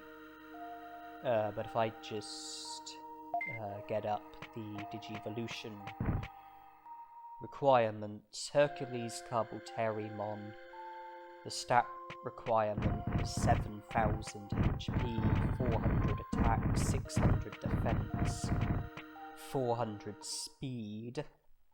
I probably won't fulfill the stat requirement for Hercules compulsorymon. The HP and defense are both high, high targets. care mistake requirement maximum of 5. Well, I don't think I've had any care mistake requirements, so I'm fulfilling that. Weight requirement 50 to 60. I'm not entirely sure what my weight is, but it's plausible that I could fulfill the weight requirement for Hercules Carboterimon.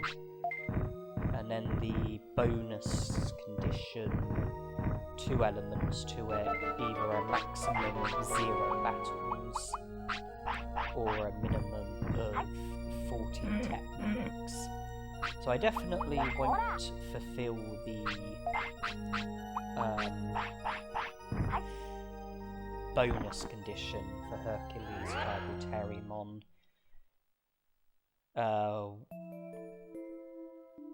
The way things are going, I will fulfill the care mistake requirement. I'll just need to either avoid the stat requirement or the weight requirement.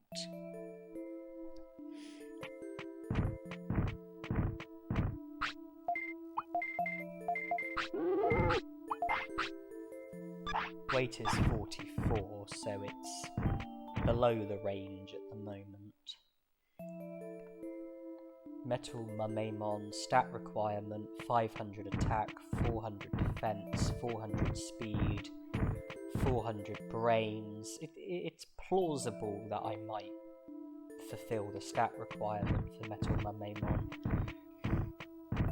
Care mistake requirement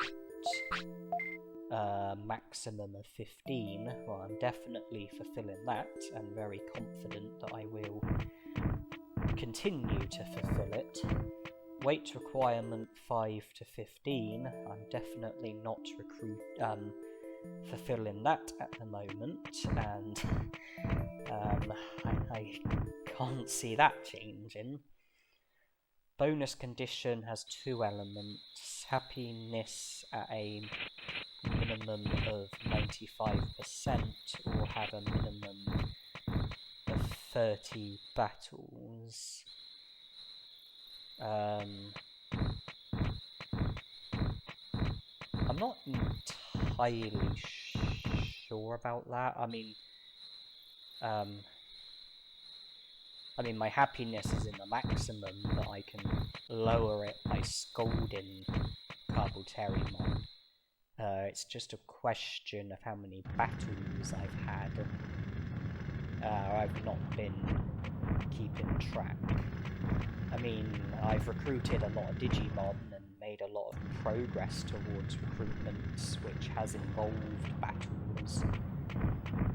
But there were battles that were made in the previous lifespan, which obviously won't apply to Carboterimon, and I've been avoiding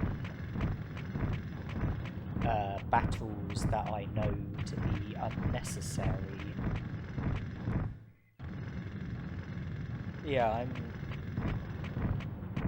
I'm not entirely sure. Certainly at the moment, I don't think I'm fulfilling 3 of the requirements for either of those Digimon, but who knows what things will be like later on. But we don't need to worry until day 30. We've just entered day 27. Drimogemon is done digging. So now he's the newest addition to the city.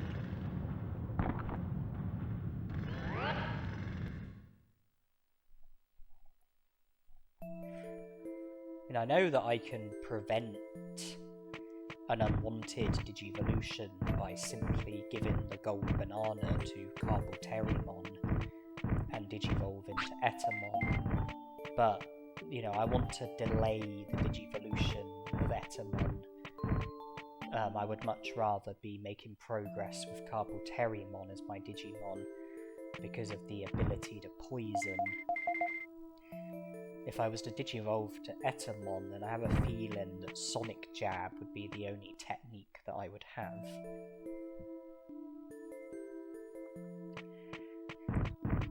and I wouldn't be able to learn a better technique from training brains or getting into an unnecessary battle. I would only be able to learn a better technique from a battle which is compulsory for completing the game or recruiting Digimon. I have a feeling Andromon has probably had enough time to have recovered the data. That's why I'm here in Factorial Town. I'm not looking out for Metal Mumemon. I'm heading to Andromon and hoping that he has recovered the data and that I can recruit him as well as Guromon and Nanimon. Okay, it's good news.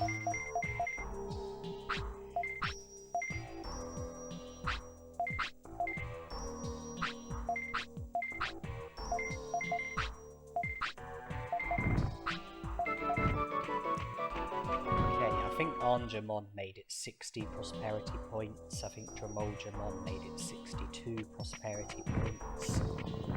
I think Andromon has just made it 65.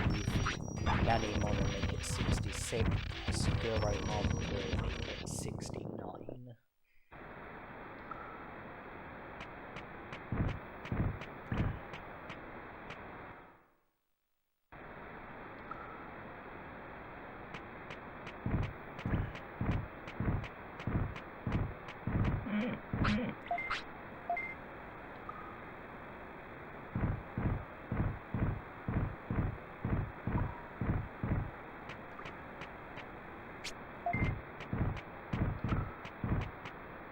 The gold banana is one Digivolution item. Digivolve into Etamon is one possibility. Another possibility is Vadermon. After you defeat Machinedramon in Mount Infinity, the back dimension appears at one of three possible locations, either the Ice Sanctuary, Greylord's Mansion, or the Ogre Fortress. And even though I won't be able to go to the back dimension and defeat Machinedramon, because that would go against the rules of the challenge, Machinedramon would be an unnecessary battle. I can at least collect the items that are at the back dimension. There's one of each item chip, and there's also a ray gun Digivolution item that makes you Digivolve to Vadermon. Vadermon is a virus type. We'll be able to recruit Skull Greymon and Frigimon. Vadermon would start off with Metal Splinter, but we've learned Charm Perfume as Carbuterimon, which can be used by Vadermon. There's also the Carbuterimon Beetleland who can teach you Bug, if your stats are good enough, and Bug is a technique that Vadermon can use. And with all the item chips and restaurant food, hopefully I'll be able to get good enough stats in order to be able to learn Bug. Failing that, I'm sure I can afford to give a few devil chips to my Digimon. I mean, each devil chip shortens your Digimon's lifespan by a day, but I'm sure that we can afford to reduce my Digimon's lifespan by a few days at least.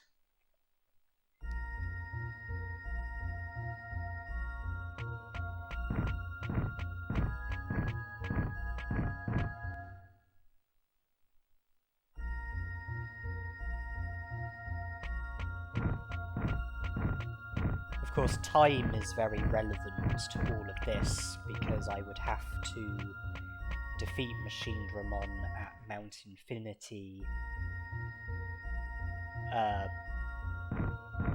before Compulsorymon has any risk of Digimolding, and I would have to go to the back dimension to obtain the ray gun. If I have enough time to do that, you know, if I'm able to do it, then Vadermon is probably the best choice of Digimon to Digivolve to. But I've got the gold banana in my inventory just in case I'm not able to Digivolve to Vadermon.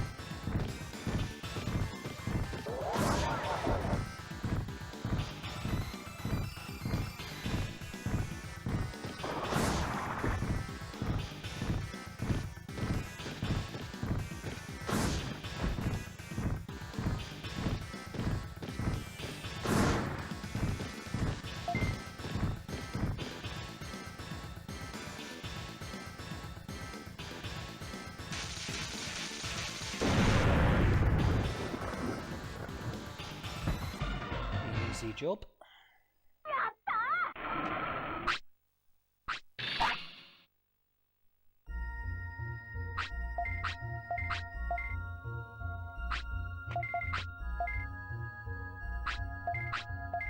Now, there is one thing to be very mindful of, though. If I'm going to be defeating Drimogemon in Mount Infinity with Compulsorymon as my Digimon, then that means that Greylord's mansion would be incomplete. And if the back dimension was to end up at Greylord's mansion, then that would kill the challenge, because it then wouldn't be possible to enter Greylord's mansion without defeating Drimogemon at the back dimension, and that's not a compulsory battle, so it would result in unnecessary tiredness.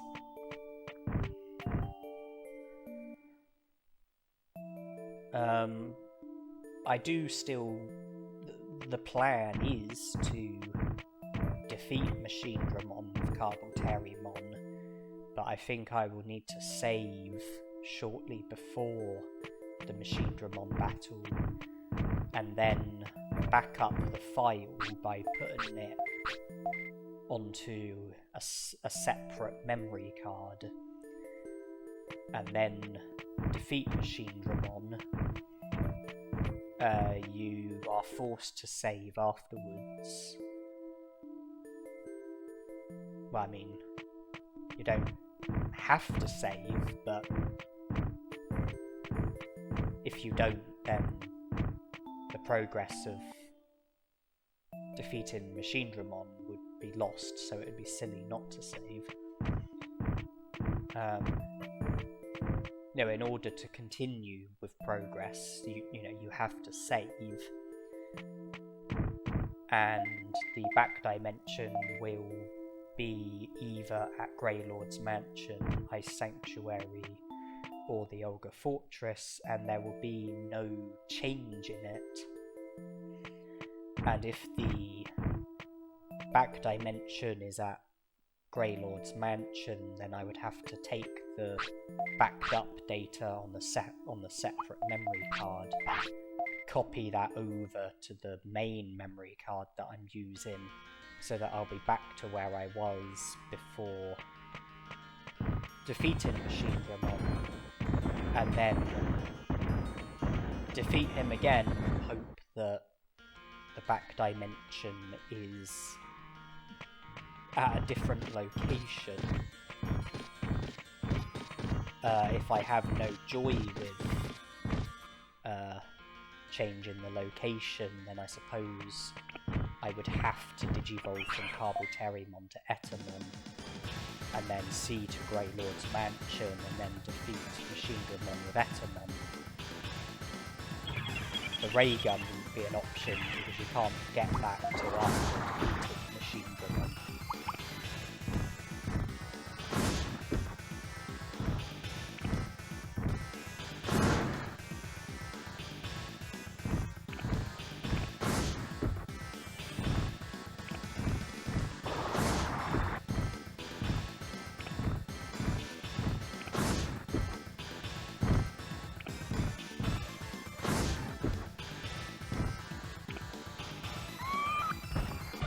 It is possible for any champion Digimon to digivolve to Vadermon via a special Digivolution, but it's not an easy Digivolution, and it's not something that I'll be pursuing in this challenge.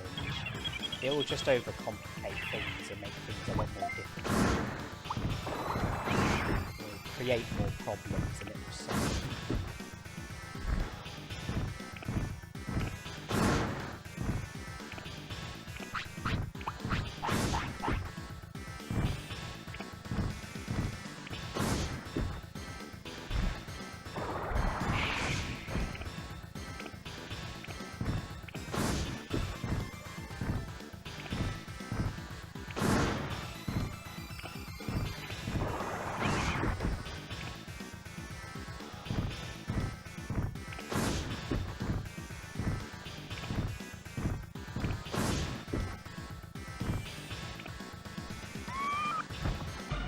Compulsorymon is either going to digivolve to Etamon or Vadermon, and it's going to be via a Digivolution item. If Compulsorymon digivolves to Vadermon, then it will be via the ray gun that you collect at the back dimension.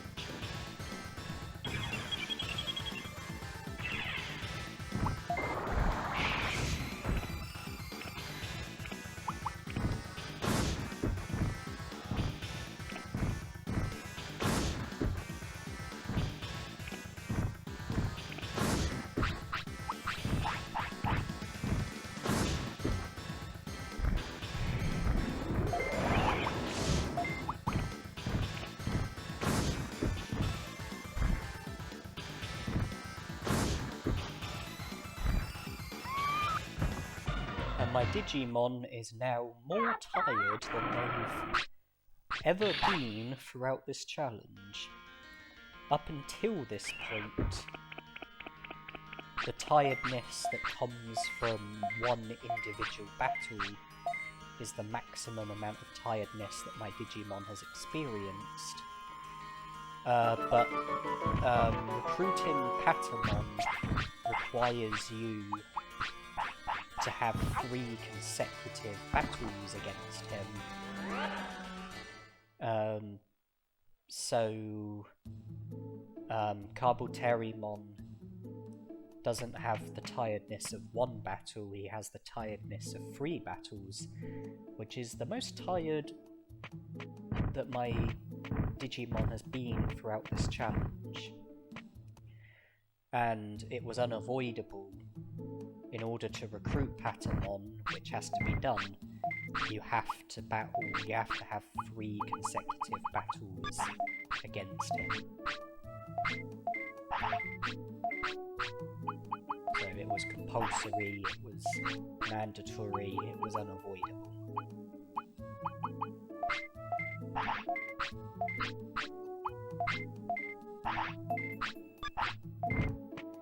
But we don't need to worry, we can rest.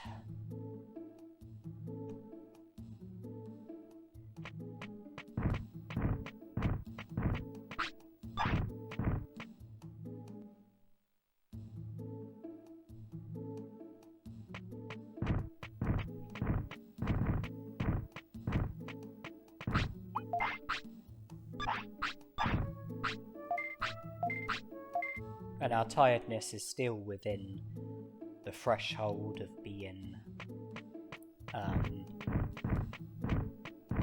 you know, at a fine level.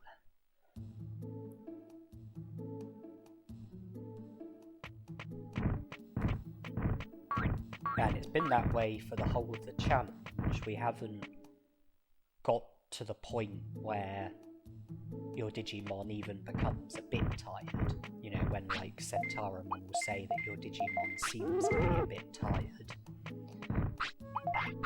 Yeah, we haven't got to that stage, and unless I'm overlooking something, we're not going to get to that stage either.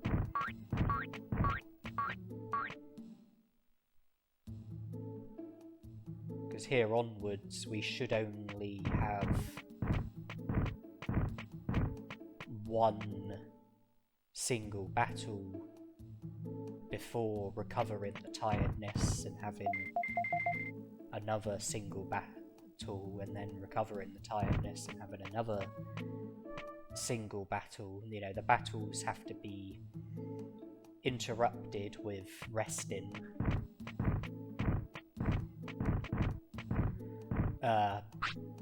The 3 battles against Patamon, I mean, they have to be one after the other. You can't interrupt them with resting. If you defeat him once and then don't agree to have the second battle, then if you were to speak to him again, it then goes back to the first battle.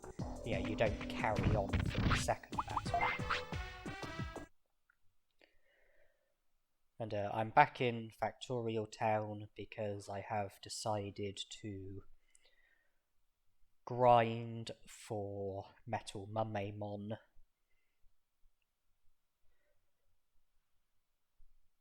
And Pixiemon and Mumemon are the 2 recruitments that are next on my mind.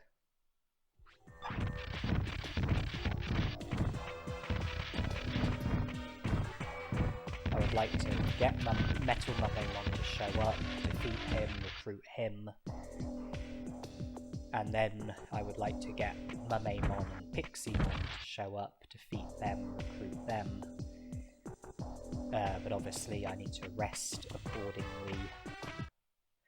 Before that, I need to get Metal Mumemon to physically show up, which he has.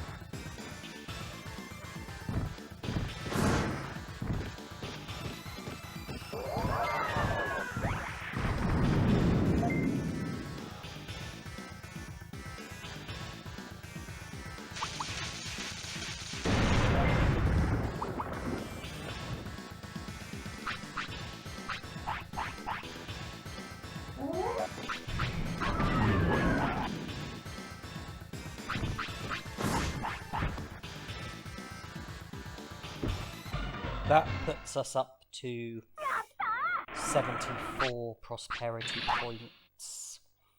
Piximon and Mummemon will bring it up to 80.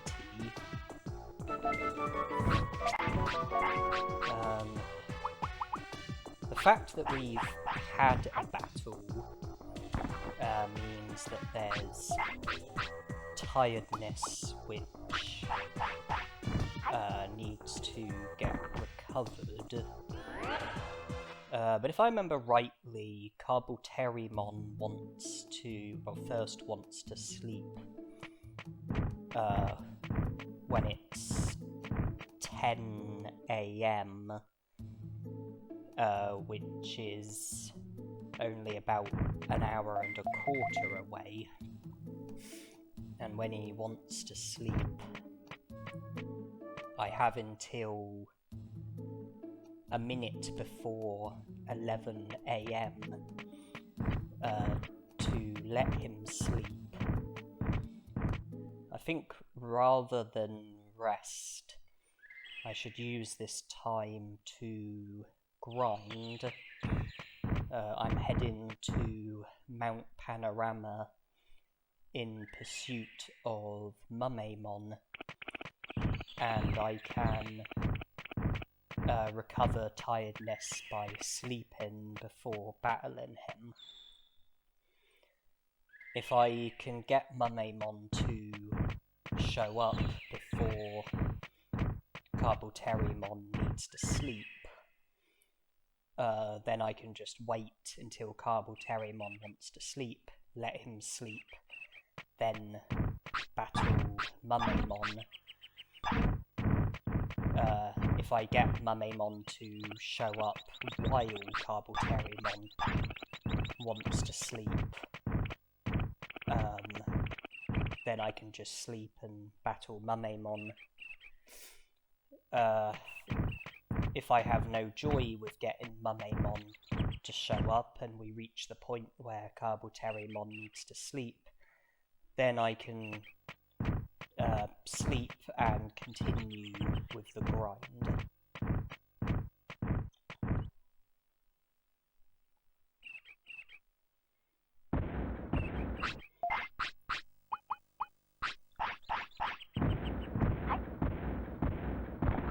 So we've got about an hour and a half until the deadline of me needing to let Compulsorymon sleep. So I might as well spend this time grinding for Mummemon.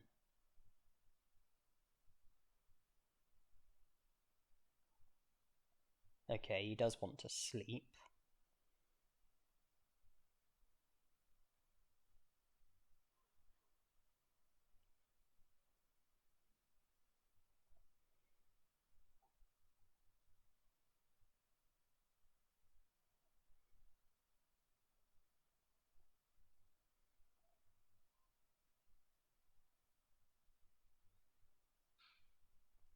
No sign of Mummemon as of yet, so we've had to let Compulsorymon sleep. But we've continued the grind, and Mummemon has shown up.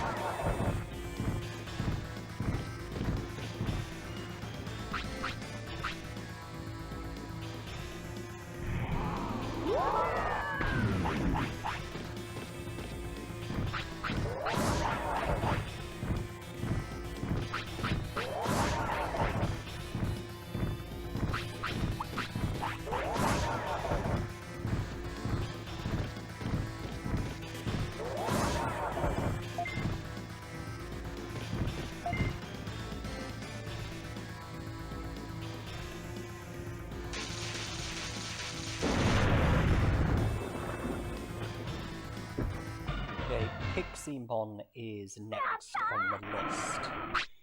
And it has occurred to me that Carbuterimon's sleep pattern is not ideal for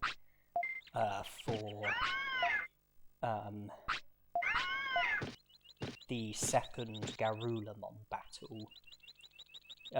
Carbuterimon first wants to sleep at 10 AM, which is before Garulamon becomes available. Garulamon becomes available at 3 PM. Carbuterimon doesn't wake up until 7 PM. And I'm not, off the top of my head, I'm not sure if Garulamon is still available at 7 PM.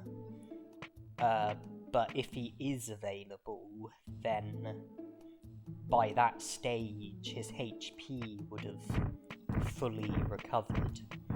You know, he's available for a few hours, and if you challenge him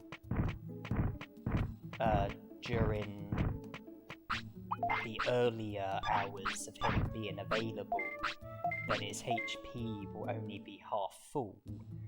But then there comes an hour where his HP will be totally full, and there also comes an hour where he's no longer available. And even if Garulamon is still available at 7 PM, his HP is going to be full, and with the stats and techniques that we've got, battling Garulamon when he has maximum HP isn't ideal when we're not able to command our Digimon in any sort of way. And so I'm wondering if Garulamon's recruitment should be delayed until after Carbuterimon digivolves. Hopefully Vadermon or Etamon will have a sleep pattern which will be more helpful for being able to challenge Garulamon and being able to challenge him at the right time. But even accounting for that, Etamon would only have Sonic Jab. It wouldn't be possible to use any finishes during the battle. Vadermon will have Metal Splinter and Charm Perfume. Metal Splinter's not great. Charm Perfume is a bit better because it's prone to causing confusion. But like I said already, we might be able to learn Bug from the Carbuterimon in Beetle Land, a technique that Vadermon can use, and that would be an excellent choice of technique to use against the Garulamon. Very powerful, and also prone to flattening. The grind for Piximon has started.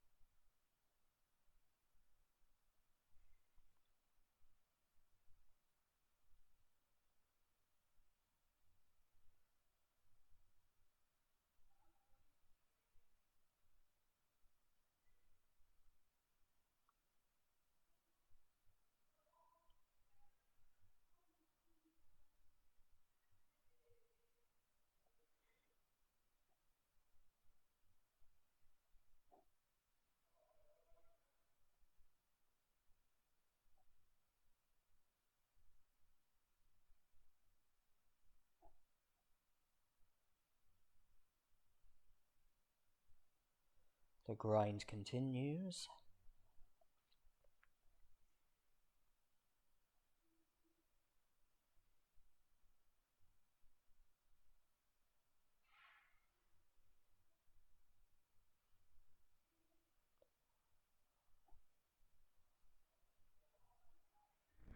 The grind has ended.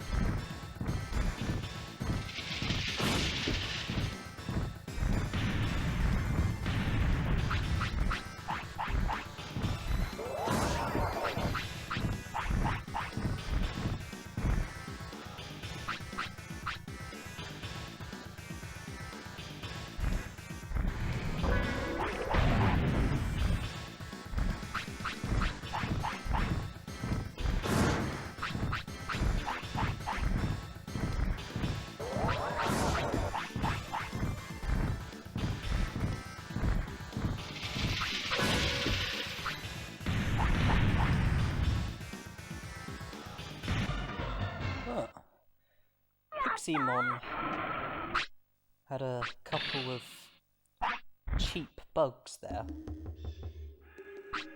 One of them got me as Piximon was dying, the other got me literally as the battle was ending.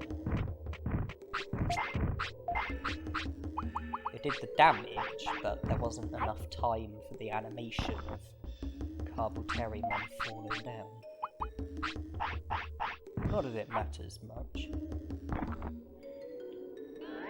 Now I've wanted to delay Mount Infinity for as long as possible, and if I'm going to be digivolving to Vadermon using the ray gun from the back dimension and recruiting Skullgreymon, Frigimon and Garulamon with Vadermon as my Digimon, then I found myself in a position where I don't think I can delay Mount Infinity any longer. I don't think there's any other progress that can be made prior to Mount Infinity, so I think I do now need to move my attention onto Mount Infinity, and it is going to be trickier than it usually is. I have to avoid all of the random Digimon who roam around in Mount Infinity. I have to recover Tiredness after each of the battles, so I'm not going to be able to do Mount Infinity in one visit. You know, I'd have to defeat Digimon, return to the city to rest, defeat Metal Greymon, return to the city to rest, defeat Machine Dramon, return to the city to rest, defeat Mega Dramon, return to the city to rest, defeat Digitamon. Unless I can tie in sleeping with Mount Infinity, which I might be able to do. Okay, so Digimon has informed me of Mount Infinity, which has made Mount Infinity available and has created the opportunity for me to battle Airdramon. And I've got confirmation that I've got 80 prosperity points. Frigimon, Garulamon, Skullgreymon. All of those are recruitments that I don't want to do with Carbuterimon as my Digimon. And here's the very significant thing. It is possible to recruit Airdramon and see to the whole of Mount Infinity without actually battling Airdramon, meaning that Airdramon's battle is unnecessary and has to be avoided. Had I manually left Digimon's house, I would have gone onto the trigger spot for Airdramon and been challenged by him. So instead I exited Digimon's house with an autopilot, enabling me to avoid the trigger spot for Airdramon and go to Mount Infinity. And if I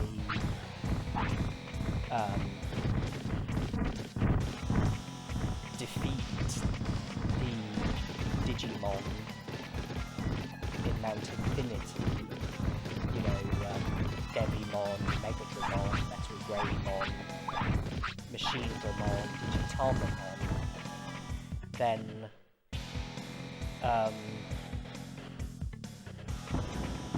well, in order to recruit Mega Dramon, you just have to defeat Mega Dramon. In order to recruit Digitamon, you just have to defeat Digitamon. But Airdramon, Devimon, and Metal Greymon, their requirements normally require you to defeat those Digimon, and also defeat Machine Dramon, and the recruitments become official after you defeat Machine Dramon.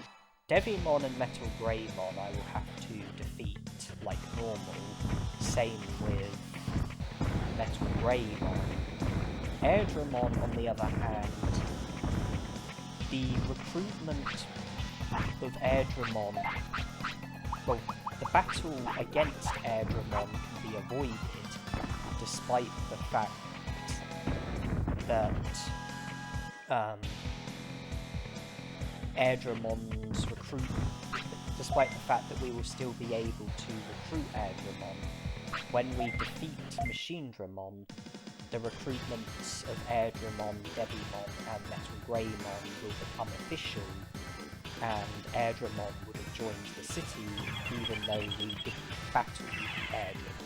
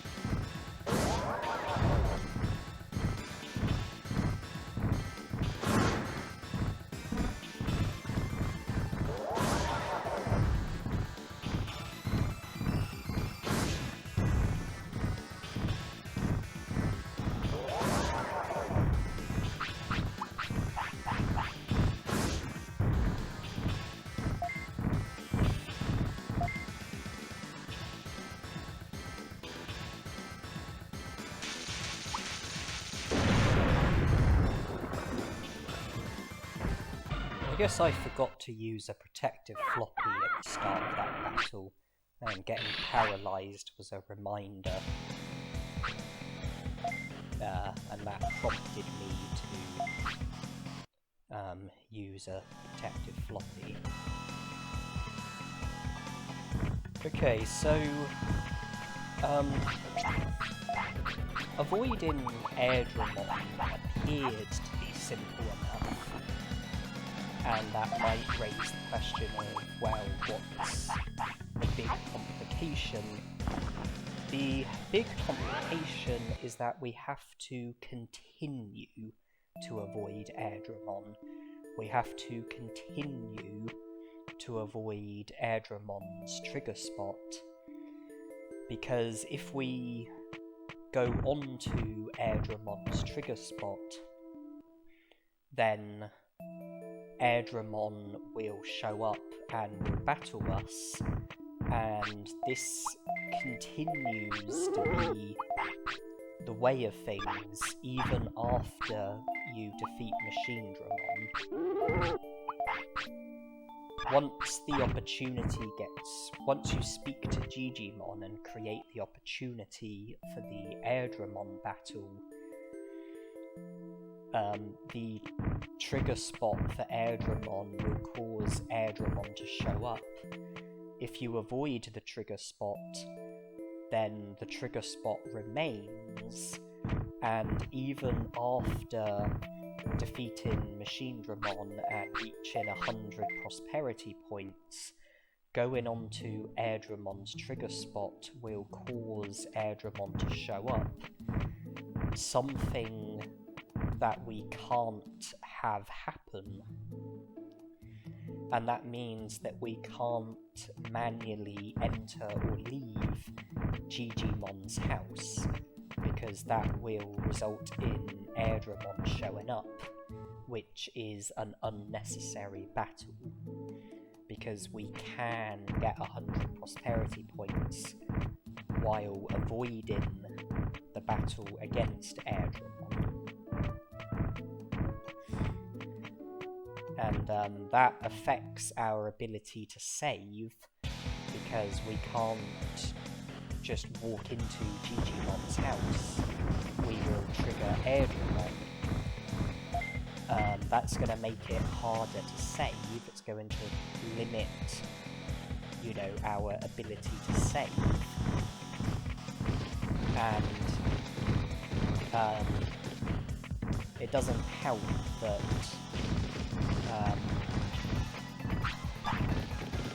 after each battle in Mount Infinity, I'm having to then recover Tiredness, which in most cases will involve having to return to the city, rest,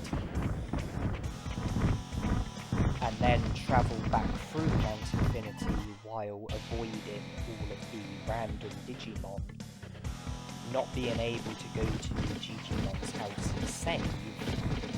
And above all of that, when we do defeat Machinedramon, we need the back dimension to not be at Greylord's mansion, because that will stop us from being able to recruit Skull Greymon without having to have an unnecessary battle. The battle against Machinedramon in the back dimension being the unnecessary battle. Under normal circumstances, you can reach 100 prosperity points without ever needing to go to the back dimension.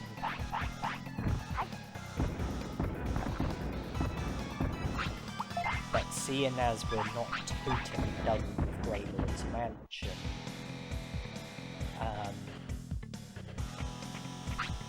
we can't afford the back dimension to be at Greylord's mansion, because then we wouldn't be able to recruit Skull Greymon while sticking to the rules of the challenge.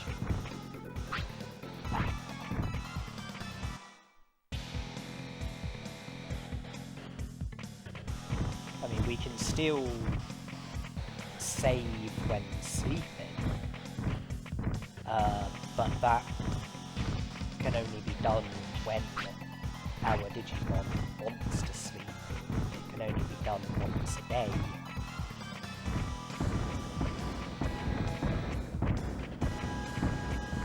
Avoiding Airdramon has to be done in accordance to the rules of this challenge. It just seriously complicates Mount Infinity and complicates our ability to enter and leave Digimon's house, complicates our ability to be able to save, because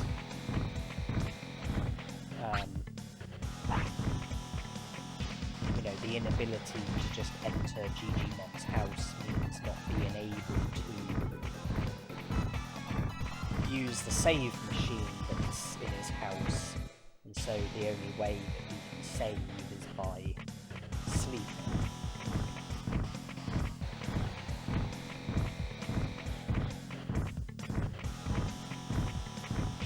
Okay, I could delay Megadramon and not battle him until later, but I'm choosing to see to him here and now.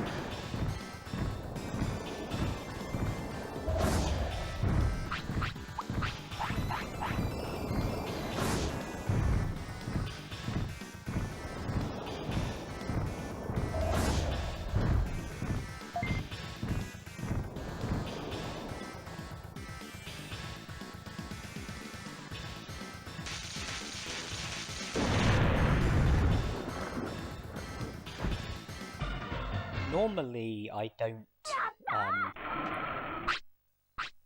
defeat Megadramon before Machine Dramon. Normally, I defeat Megadramon after Machine Dramon and tie it in with Digitamon.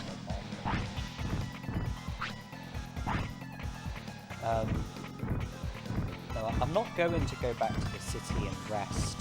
Compulsory is close to wanting to sleep, so I will recover tiredness by sleeping. I'll just wait until Compulsory wants to sleep. Then I will recover tiredness by sleeping before battling Metal Greymon. And then I will be able to proceed with the battle against Metal Greymon but after defeating him, I will have to go back to the city and rest before being able to battle Machinemon.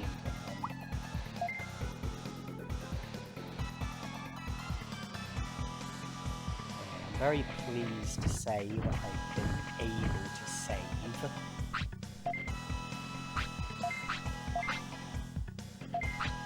Yeah, that does mean that some progress is saved.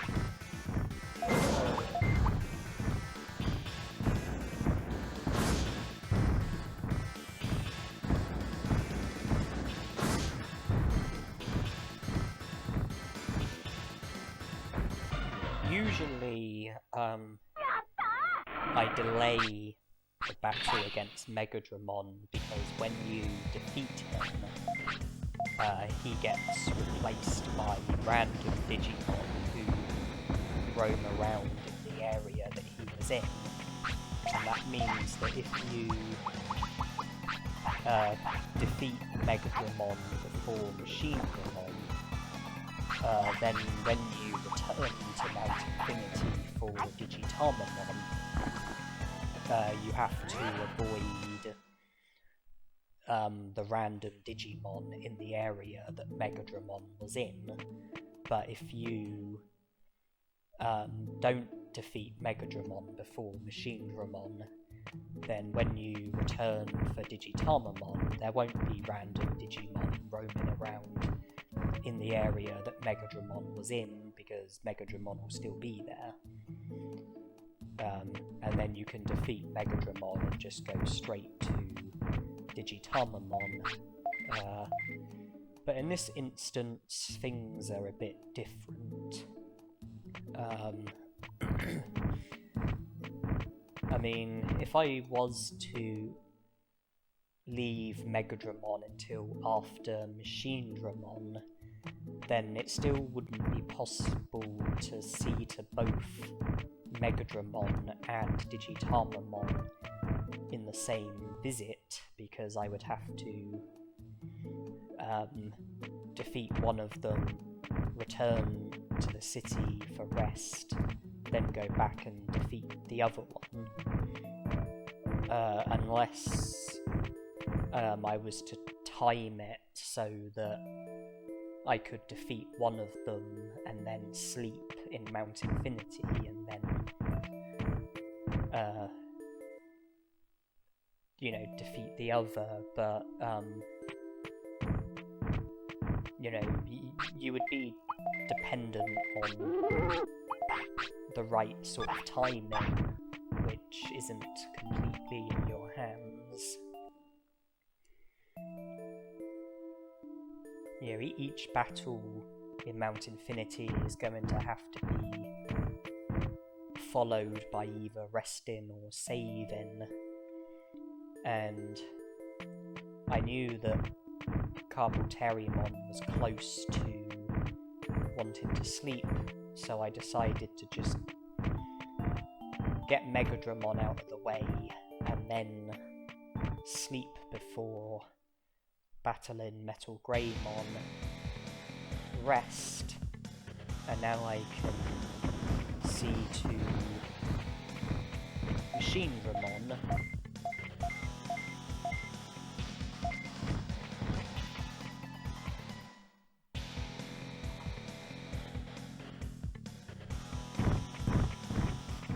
I will obviously save after the Machine Dramon battle, and then when I return to the game, I will check where the back dimension is. If it's not at Greylord's Mansion, then all will be fine, and progress will be safe,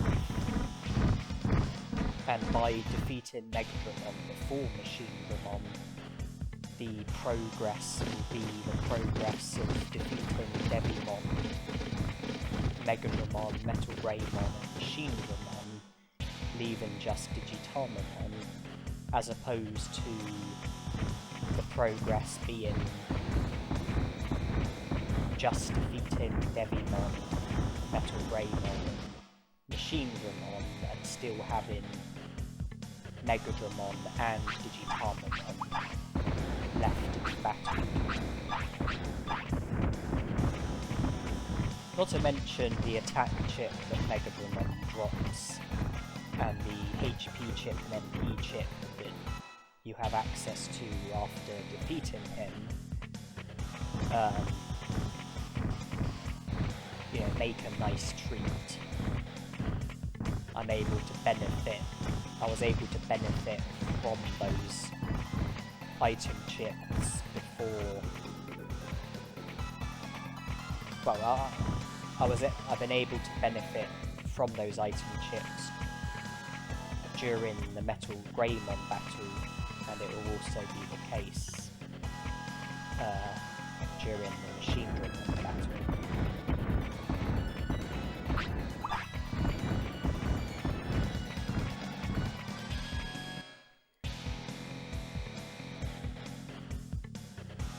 After I defeat Machine Dramon, I'll earn prosperity points for Airdramon, Devimon, Megadramon and Metal Greymon, bringing me up to 90 prosperity points.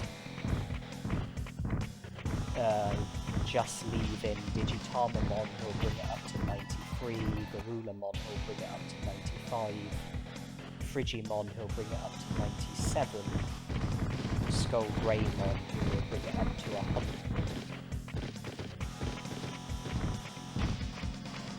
100. But the issue of having to avoid Airdramon's trigger spots, that issue is never going to go away.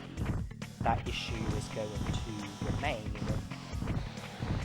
So it's not just going to be a problem for Mount Infinity, it's going to be a problem for everything else as well. You know, Grey Lord's Mansion, the Garurumon battle. You know, I have to continue to avoid Airdrimon's trigger spot. There's nothing that I can do which will stop Airdrimon from showing up when going onto his trigger spot. I just have to avoid the trigger spot and keep avoiding it.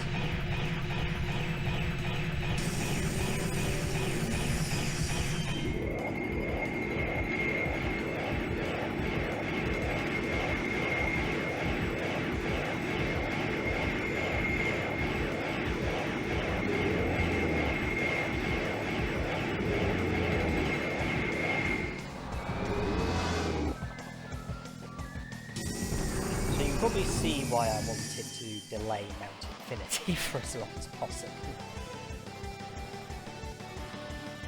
Delay the complication of Airdrimon for as long as possible.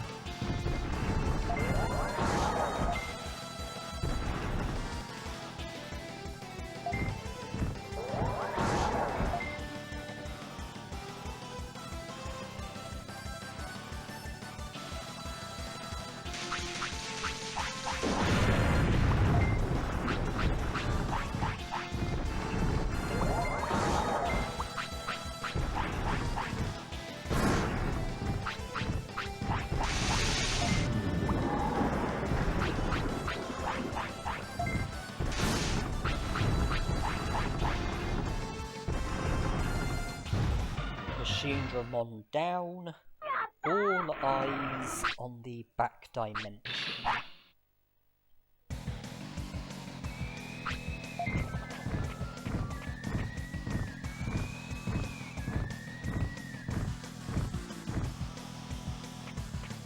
Analog Man has reappeared.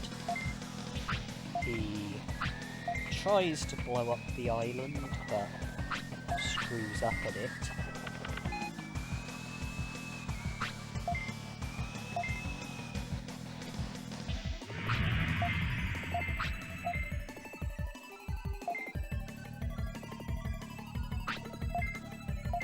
Airdrimon shows up briefly. Peace gets confirmed.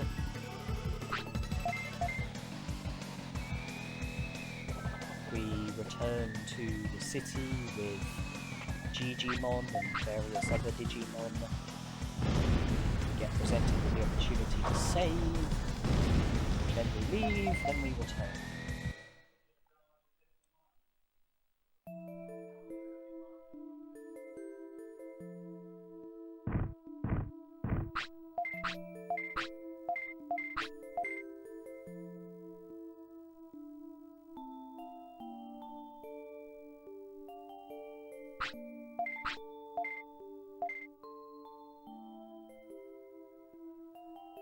Okay, I've been able to save again. That's good.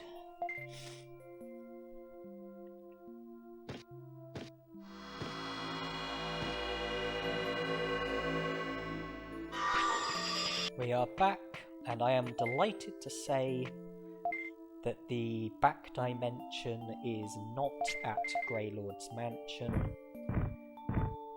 So we don't have to worry about that. I'm still going to go to the back dimension, but only to loot it. Collect the ray gun, collect the item chips.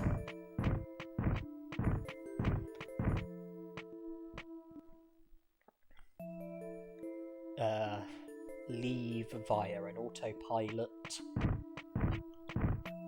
And then Digitamamon will be the next target.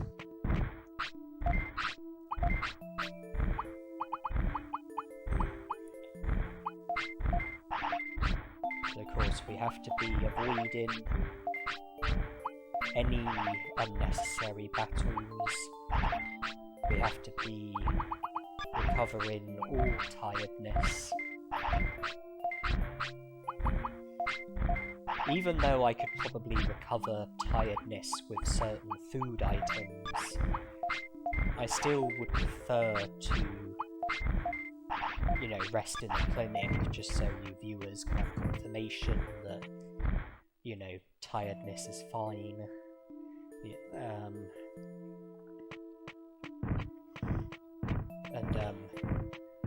Annoyingly, I have to continue to work around the issue regarding Airdramon.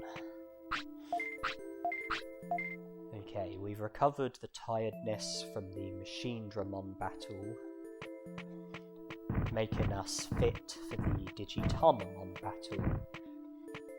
But before that, I'm going to go to the back dimension.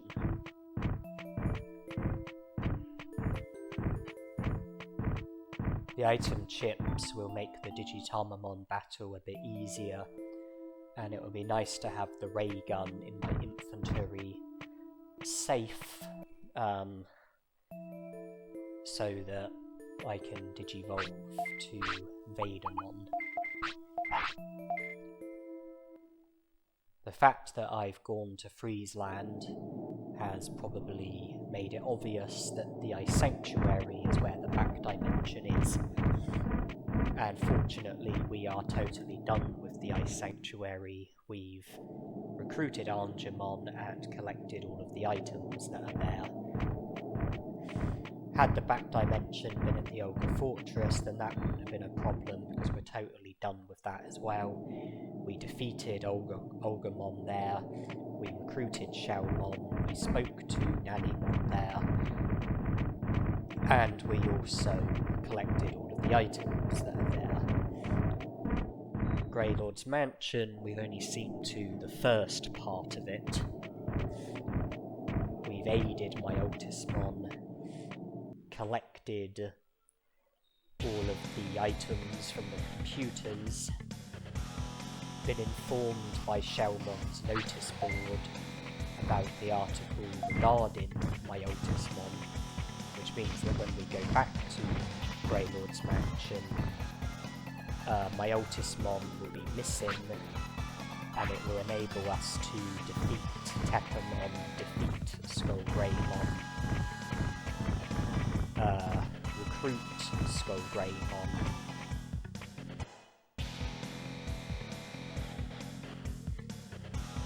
so yes, we're not done with Great Expansion, we haven't recruited Skullgreymon. I don't know if it's true to say that we've fully looted Greylord's mansion. I mean, we've collected all of the items from all of the computers, but when you're going for 100 prosperity points, Tekkamon and Skullgreymon are both mandatory battles. Tekkamon drops a super defense disc, Skullgreymon drops an attack gem. Would you count that as part of the looting? I'm not sure. But it's kind of irrelevant because the main thing is that we're not done with Greylord's mansion. We haven't recruited Skullgreymon, which is the most important thing. Oh, Rockmon, go away. Terrymon, please shield me if Rockmon comes back.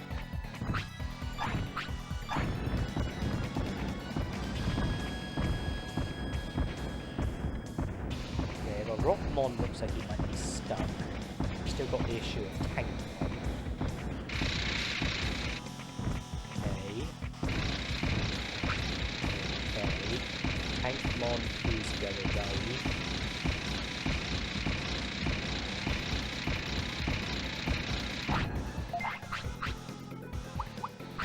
Let's get the fuck out of there.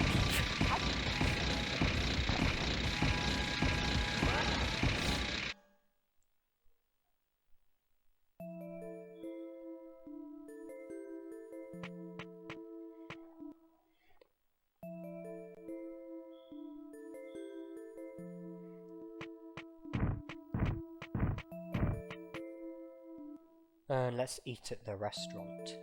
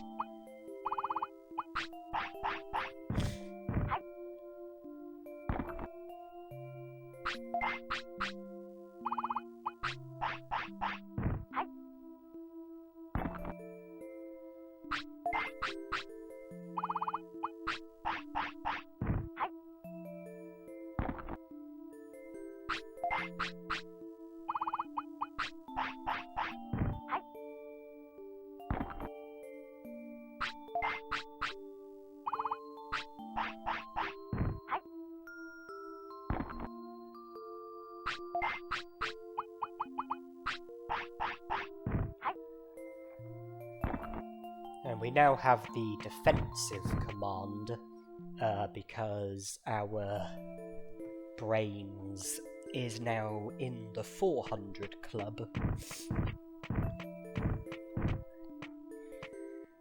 And it's day 29, early day 29. We don't need to worry about natural digivolutions until day 30. So all is looking pretty good with regards to seeing to what I had planned to see to with Compulsory my Digimon, and then Digimolding to Vadermon.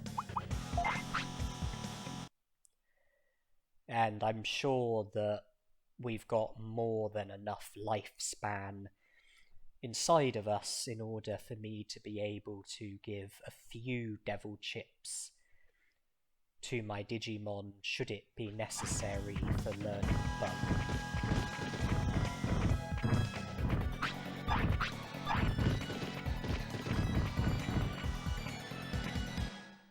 And with Vadermon we can defeat and recruit Garurumon, recruit Frigimon, defeat Tekkamon, defeat and recruit Skullgreymon, but remembering that we have to recover tiredness from each of those battles before being able to have another battle, which will have to be done either by resting or sleeping. And also remember that we can't manually enter Digimon's house, so sleeping is the only route that we have to save him.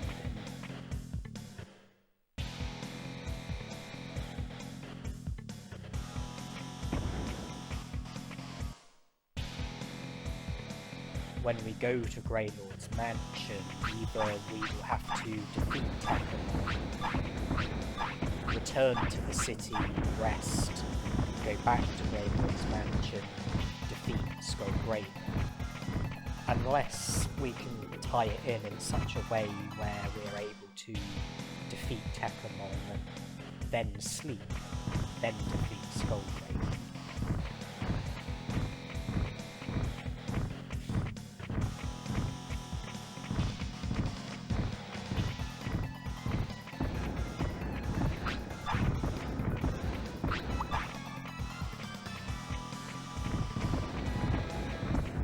Made it past the random Digimon that I was most worried about.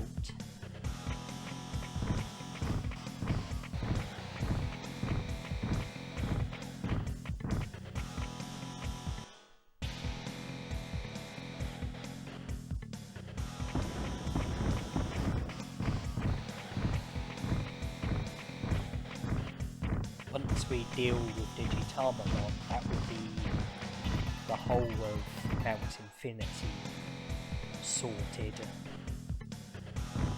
leaving just Greylord's mansion freezing with it.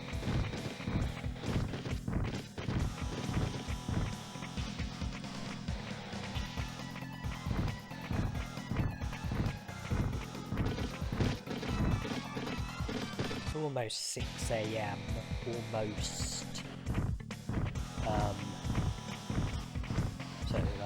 4 hours until Tarimon wants to sleep, which isn't that far away.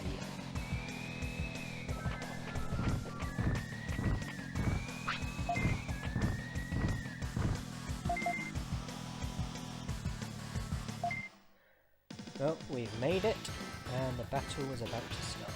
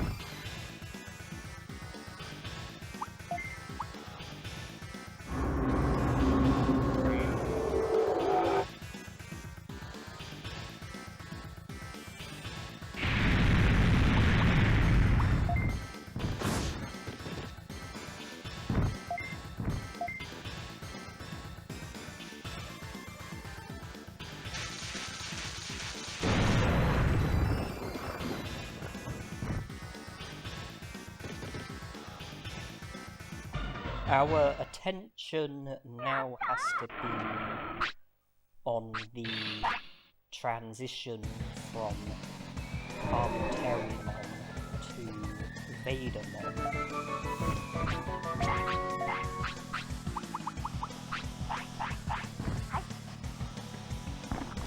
The ray gun is in my inventory. I can give it to Compulsorymon at any stage, thus making him digivolve to Vadermon.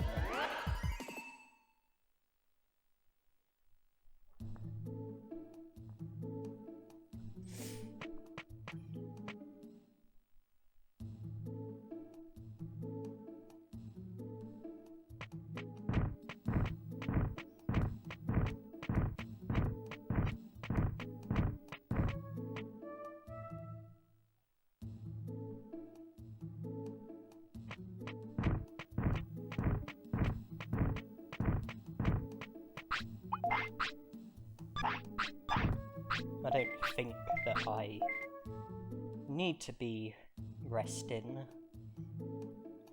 I don't think I'm going to have any more battles with Compulsorymon as my Digimon, but my tiredness is at 0 regardless.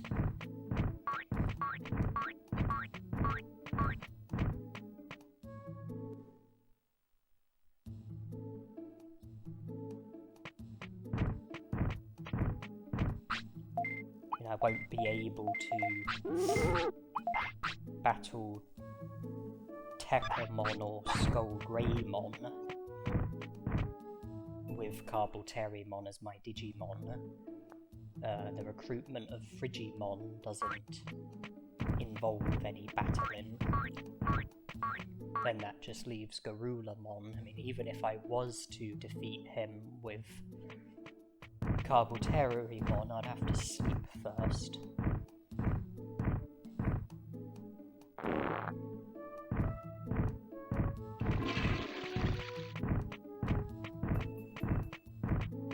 And even if I didn't rest and I was to digivolve to Vadermon and dive straight in with a battle, that would be a problem, because when you digivolve, any tiredness gets recovered. So the rest was probably unnecessary.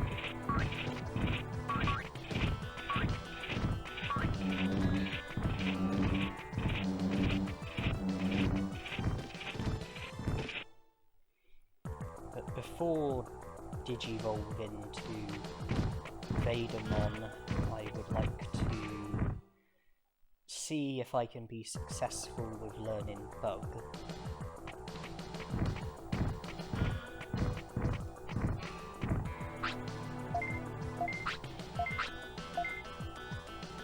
I lack speed.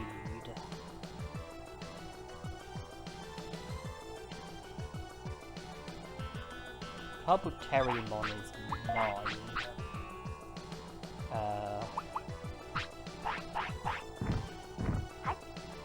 He probably has about 5 or 6 days left inside of him.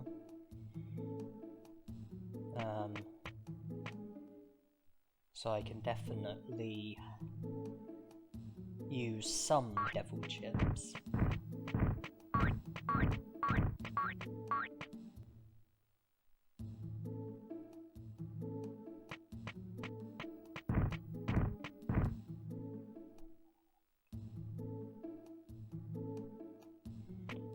Numamon, no good.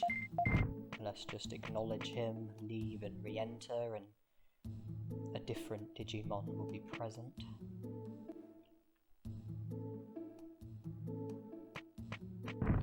Drimogemon, no good.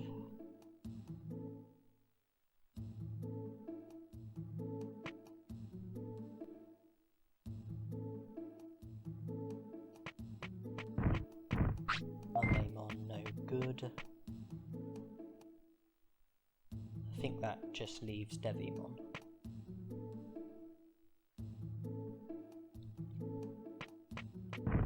Yeah.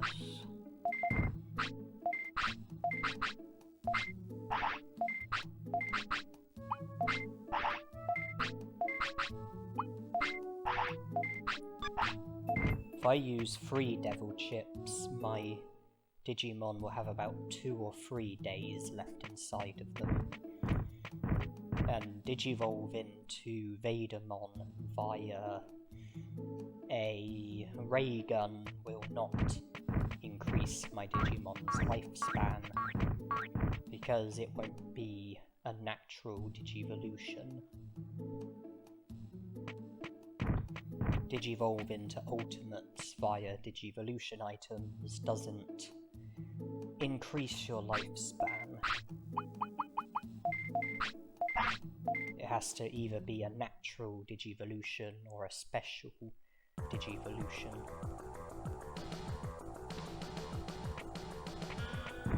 One of each devil chip that will increase HP and MP by 1,000.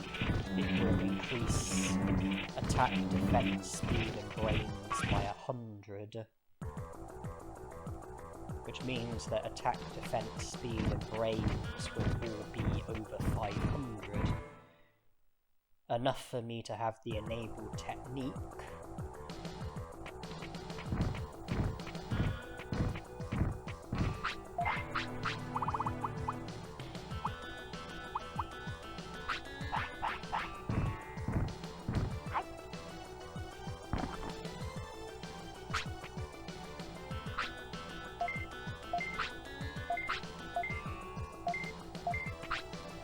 Okay, well, even with my brains under 500, I still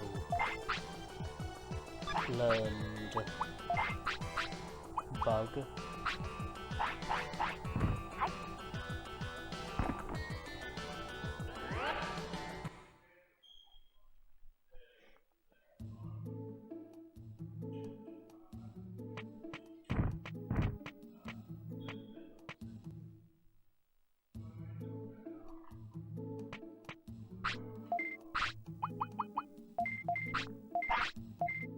Okay, I can head from Misty Trees to Freeze Land, where Garulamon is.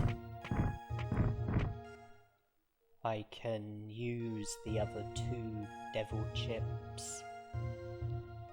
I can wait until Carboterimon wants to sleep. Then I can sleep and save. Then I can Digivolve to Vadermon.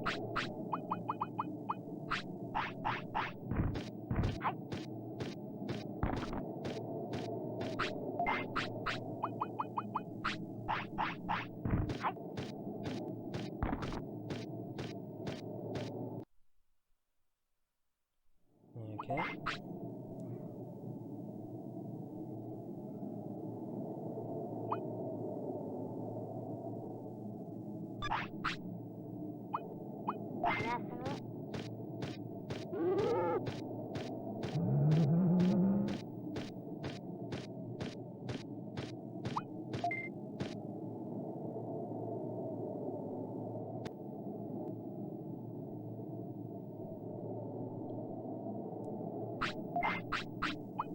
Okay, Garulamon is here, so 7 PM isn't too late, but his HP will be at the maximum.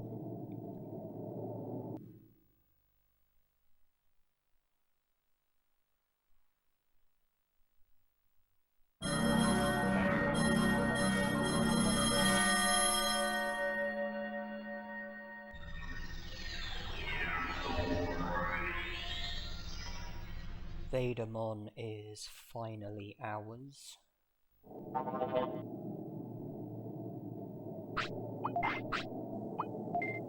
Metal Splinter, no thank you.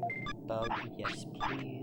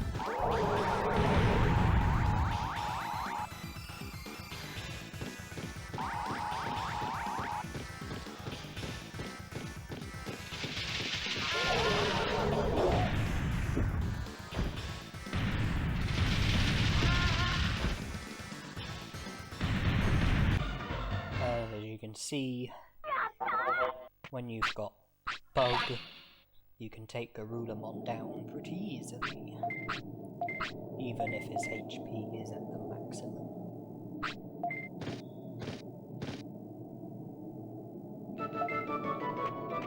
Prosperity points. We can go straight from here to Frigimon. Make it 97 prosperity points. Leaving just Skullgrave.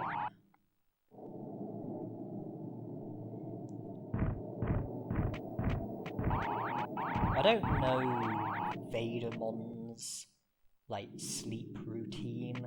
I think he's a Digimon who is like awake during the night and asleep during the day, but I don't know the exact hours. But at the moment he... Well, I mean, I imagine that he won't want to sleep for a long time. And certainly, at the moment, he doesn't want to sleep.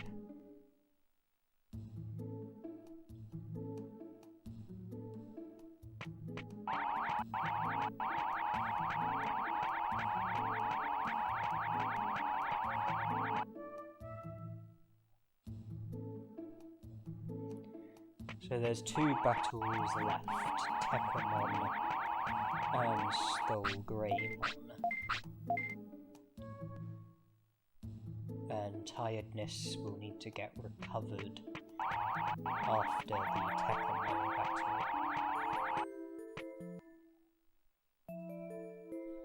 In order for us to be able to battle Skullgreymon and then rescue Myotismon for a second time, thus resulting in the final recruitment, Skullgreymon, bringing us up to 100 prosperity points, and the challenge being complete.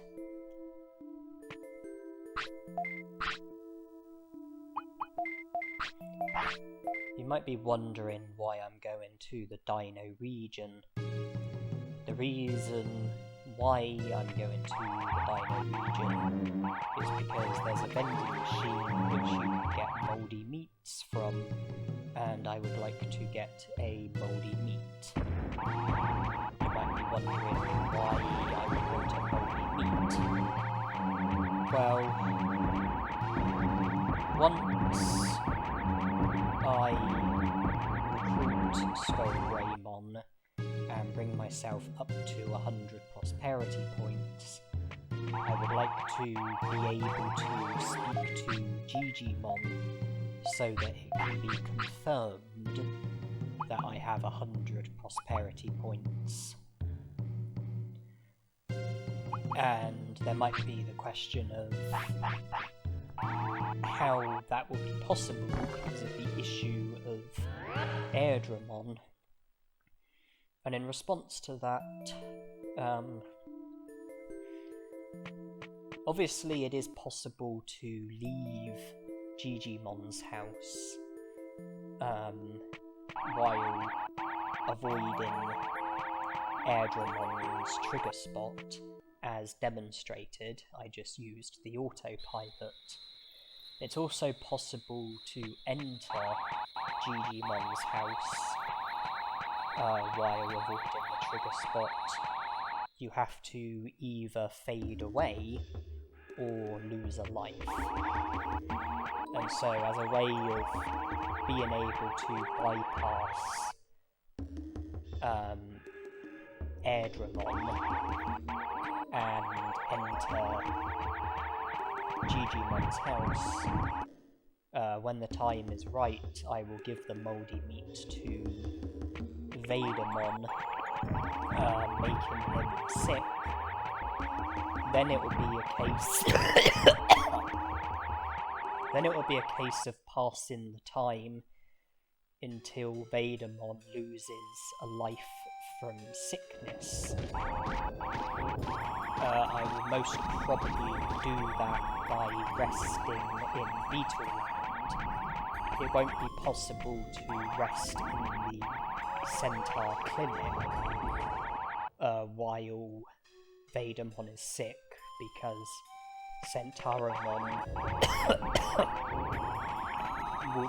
speaking to Centauramon would result in him immediately treating Vadermon, curing the sickness. And even if I didn't have any money, he would still treat sickness. You know, he charges 300 bits, but even if you don't have 300 bits, he still treats you. He just says to you, you don't have enough money, pay me what you can, and even if you have nothing, you know, he'll still cure the sickness. I can't rest in Gigimon's house because the chair isn't there anymore, and I wouldn't be able to get into Gigimon's house because of Airdramon. But there is a Kuwagamon in Beetle Land who lets you rest. So that way I will be able to pass the time by resting and without any side complications.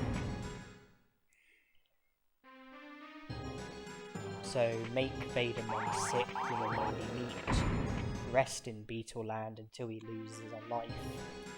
Then speak to Digimon, he will confirm. We have 100 prosperity points. Angemon will be able to confirm it as well.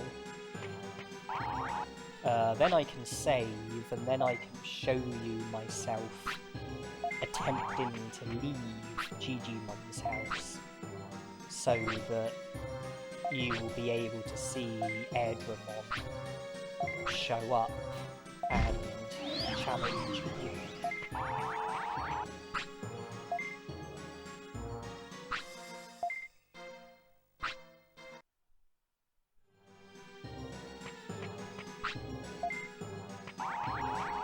Okay, this door can finally be used.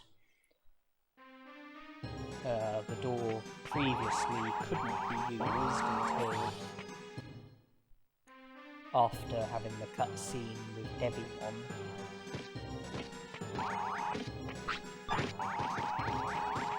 Yeah, this part of Greylord's mansion was off limits.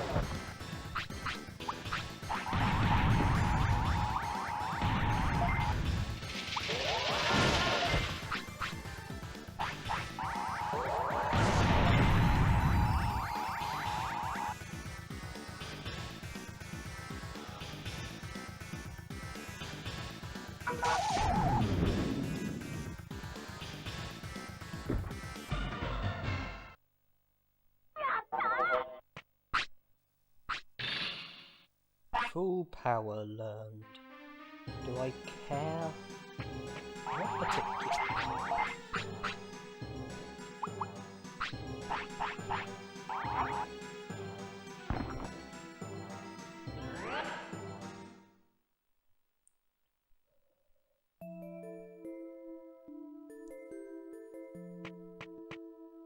No, I don't think there's any sign of Vadermon wanting to sleep anytime soon, so we'll resort to resting.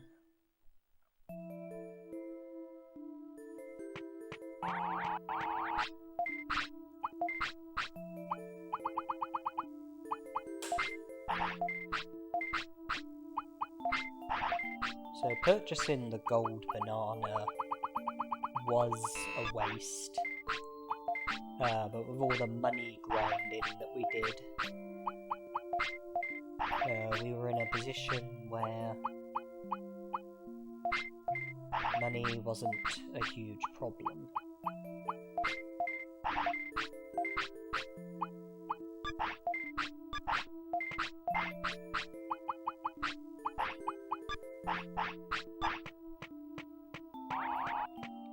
Your Digimon has to be sick for a certain number of hours before it loses a life. And so there might be sense in making your Digimon sick sooner rather than later.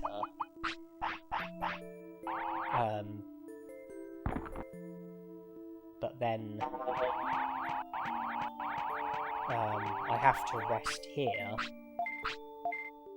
and if Vadermon was sick, then Centauramon would treat the sickness before resting would become an option. Also, having battles when your Digimon is sick results in your attacks doing less damage, consuming more MP, and it's also impossible for you to evade attacks when you're sick. So that's why I'm putting the sickness on hold.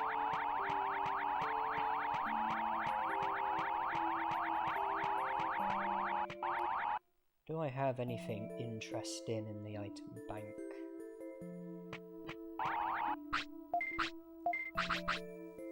Blue flute, mansion key, sirloin. Not particularly, it seems.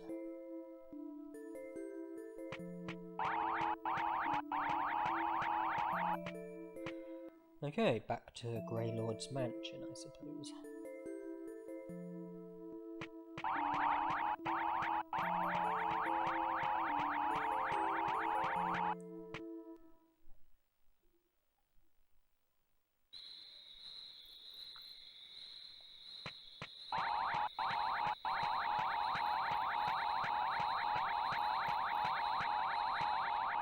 So we are very almost there. Just need to defeat Skullgreymon, rescue my Otismon, recruit Skullgreymon, and then that will be the challenge done. Just so that I can show you confirmation.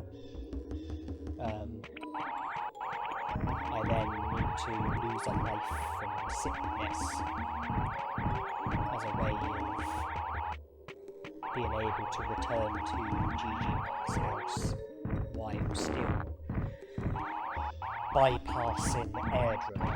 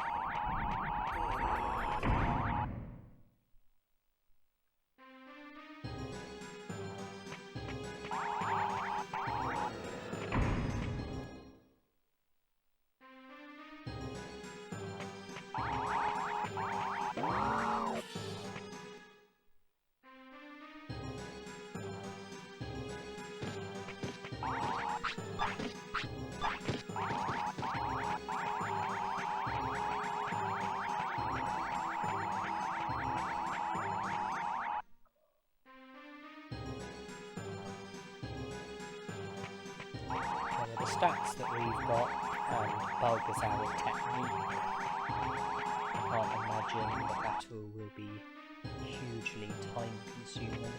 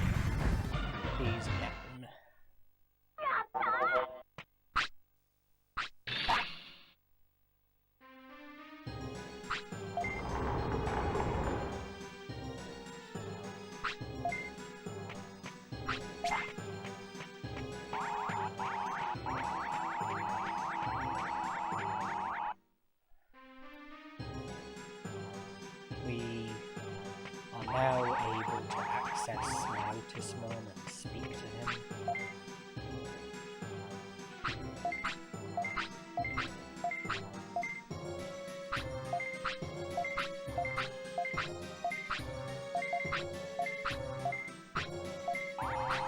Okay, 100 prosperity points. I really don't think there's any need to give the attack chip to Vadermon, but whatever. Giving him the mouldy meat was a lot more justifiable. He is now sick, and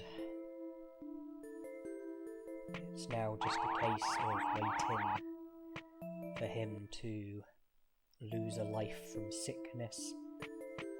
So we'll be going to Beetle Land to rest until Vadermon loses a life from sickness.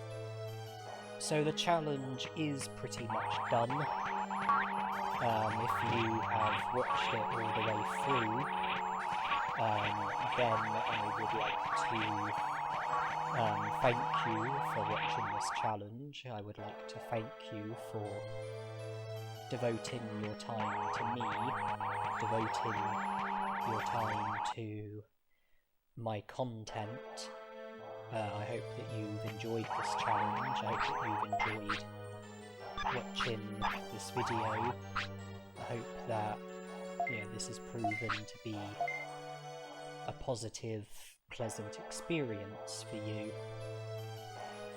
And at the very start of the challenge, I said about whether I should pretend that this commentary is live, or if I should be honest and admit that it's post-commentary, and that I've already recorded the challenge and I'm just adding commentary while watching it back. And I wasn't sure at the time, so I said I'd think about it, and even now I'm still not sure. I'm still not sure if I should pretend that I'm playing the game right now and recording live commentary, or if I should just be honest about the fact that it's post-commentary being added after already completing the challenge. Me just watching the video back while adding commentary.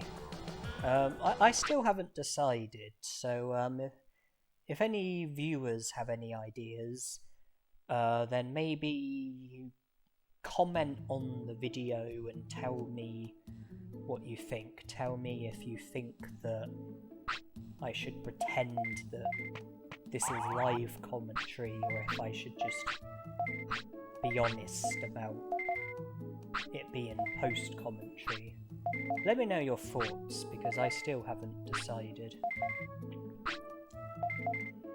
Comment, let me know, and then I'll possibly respond, depending on what you say. 100 prosperity points.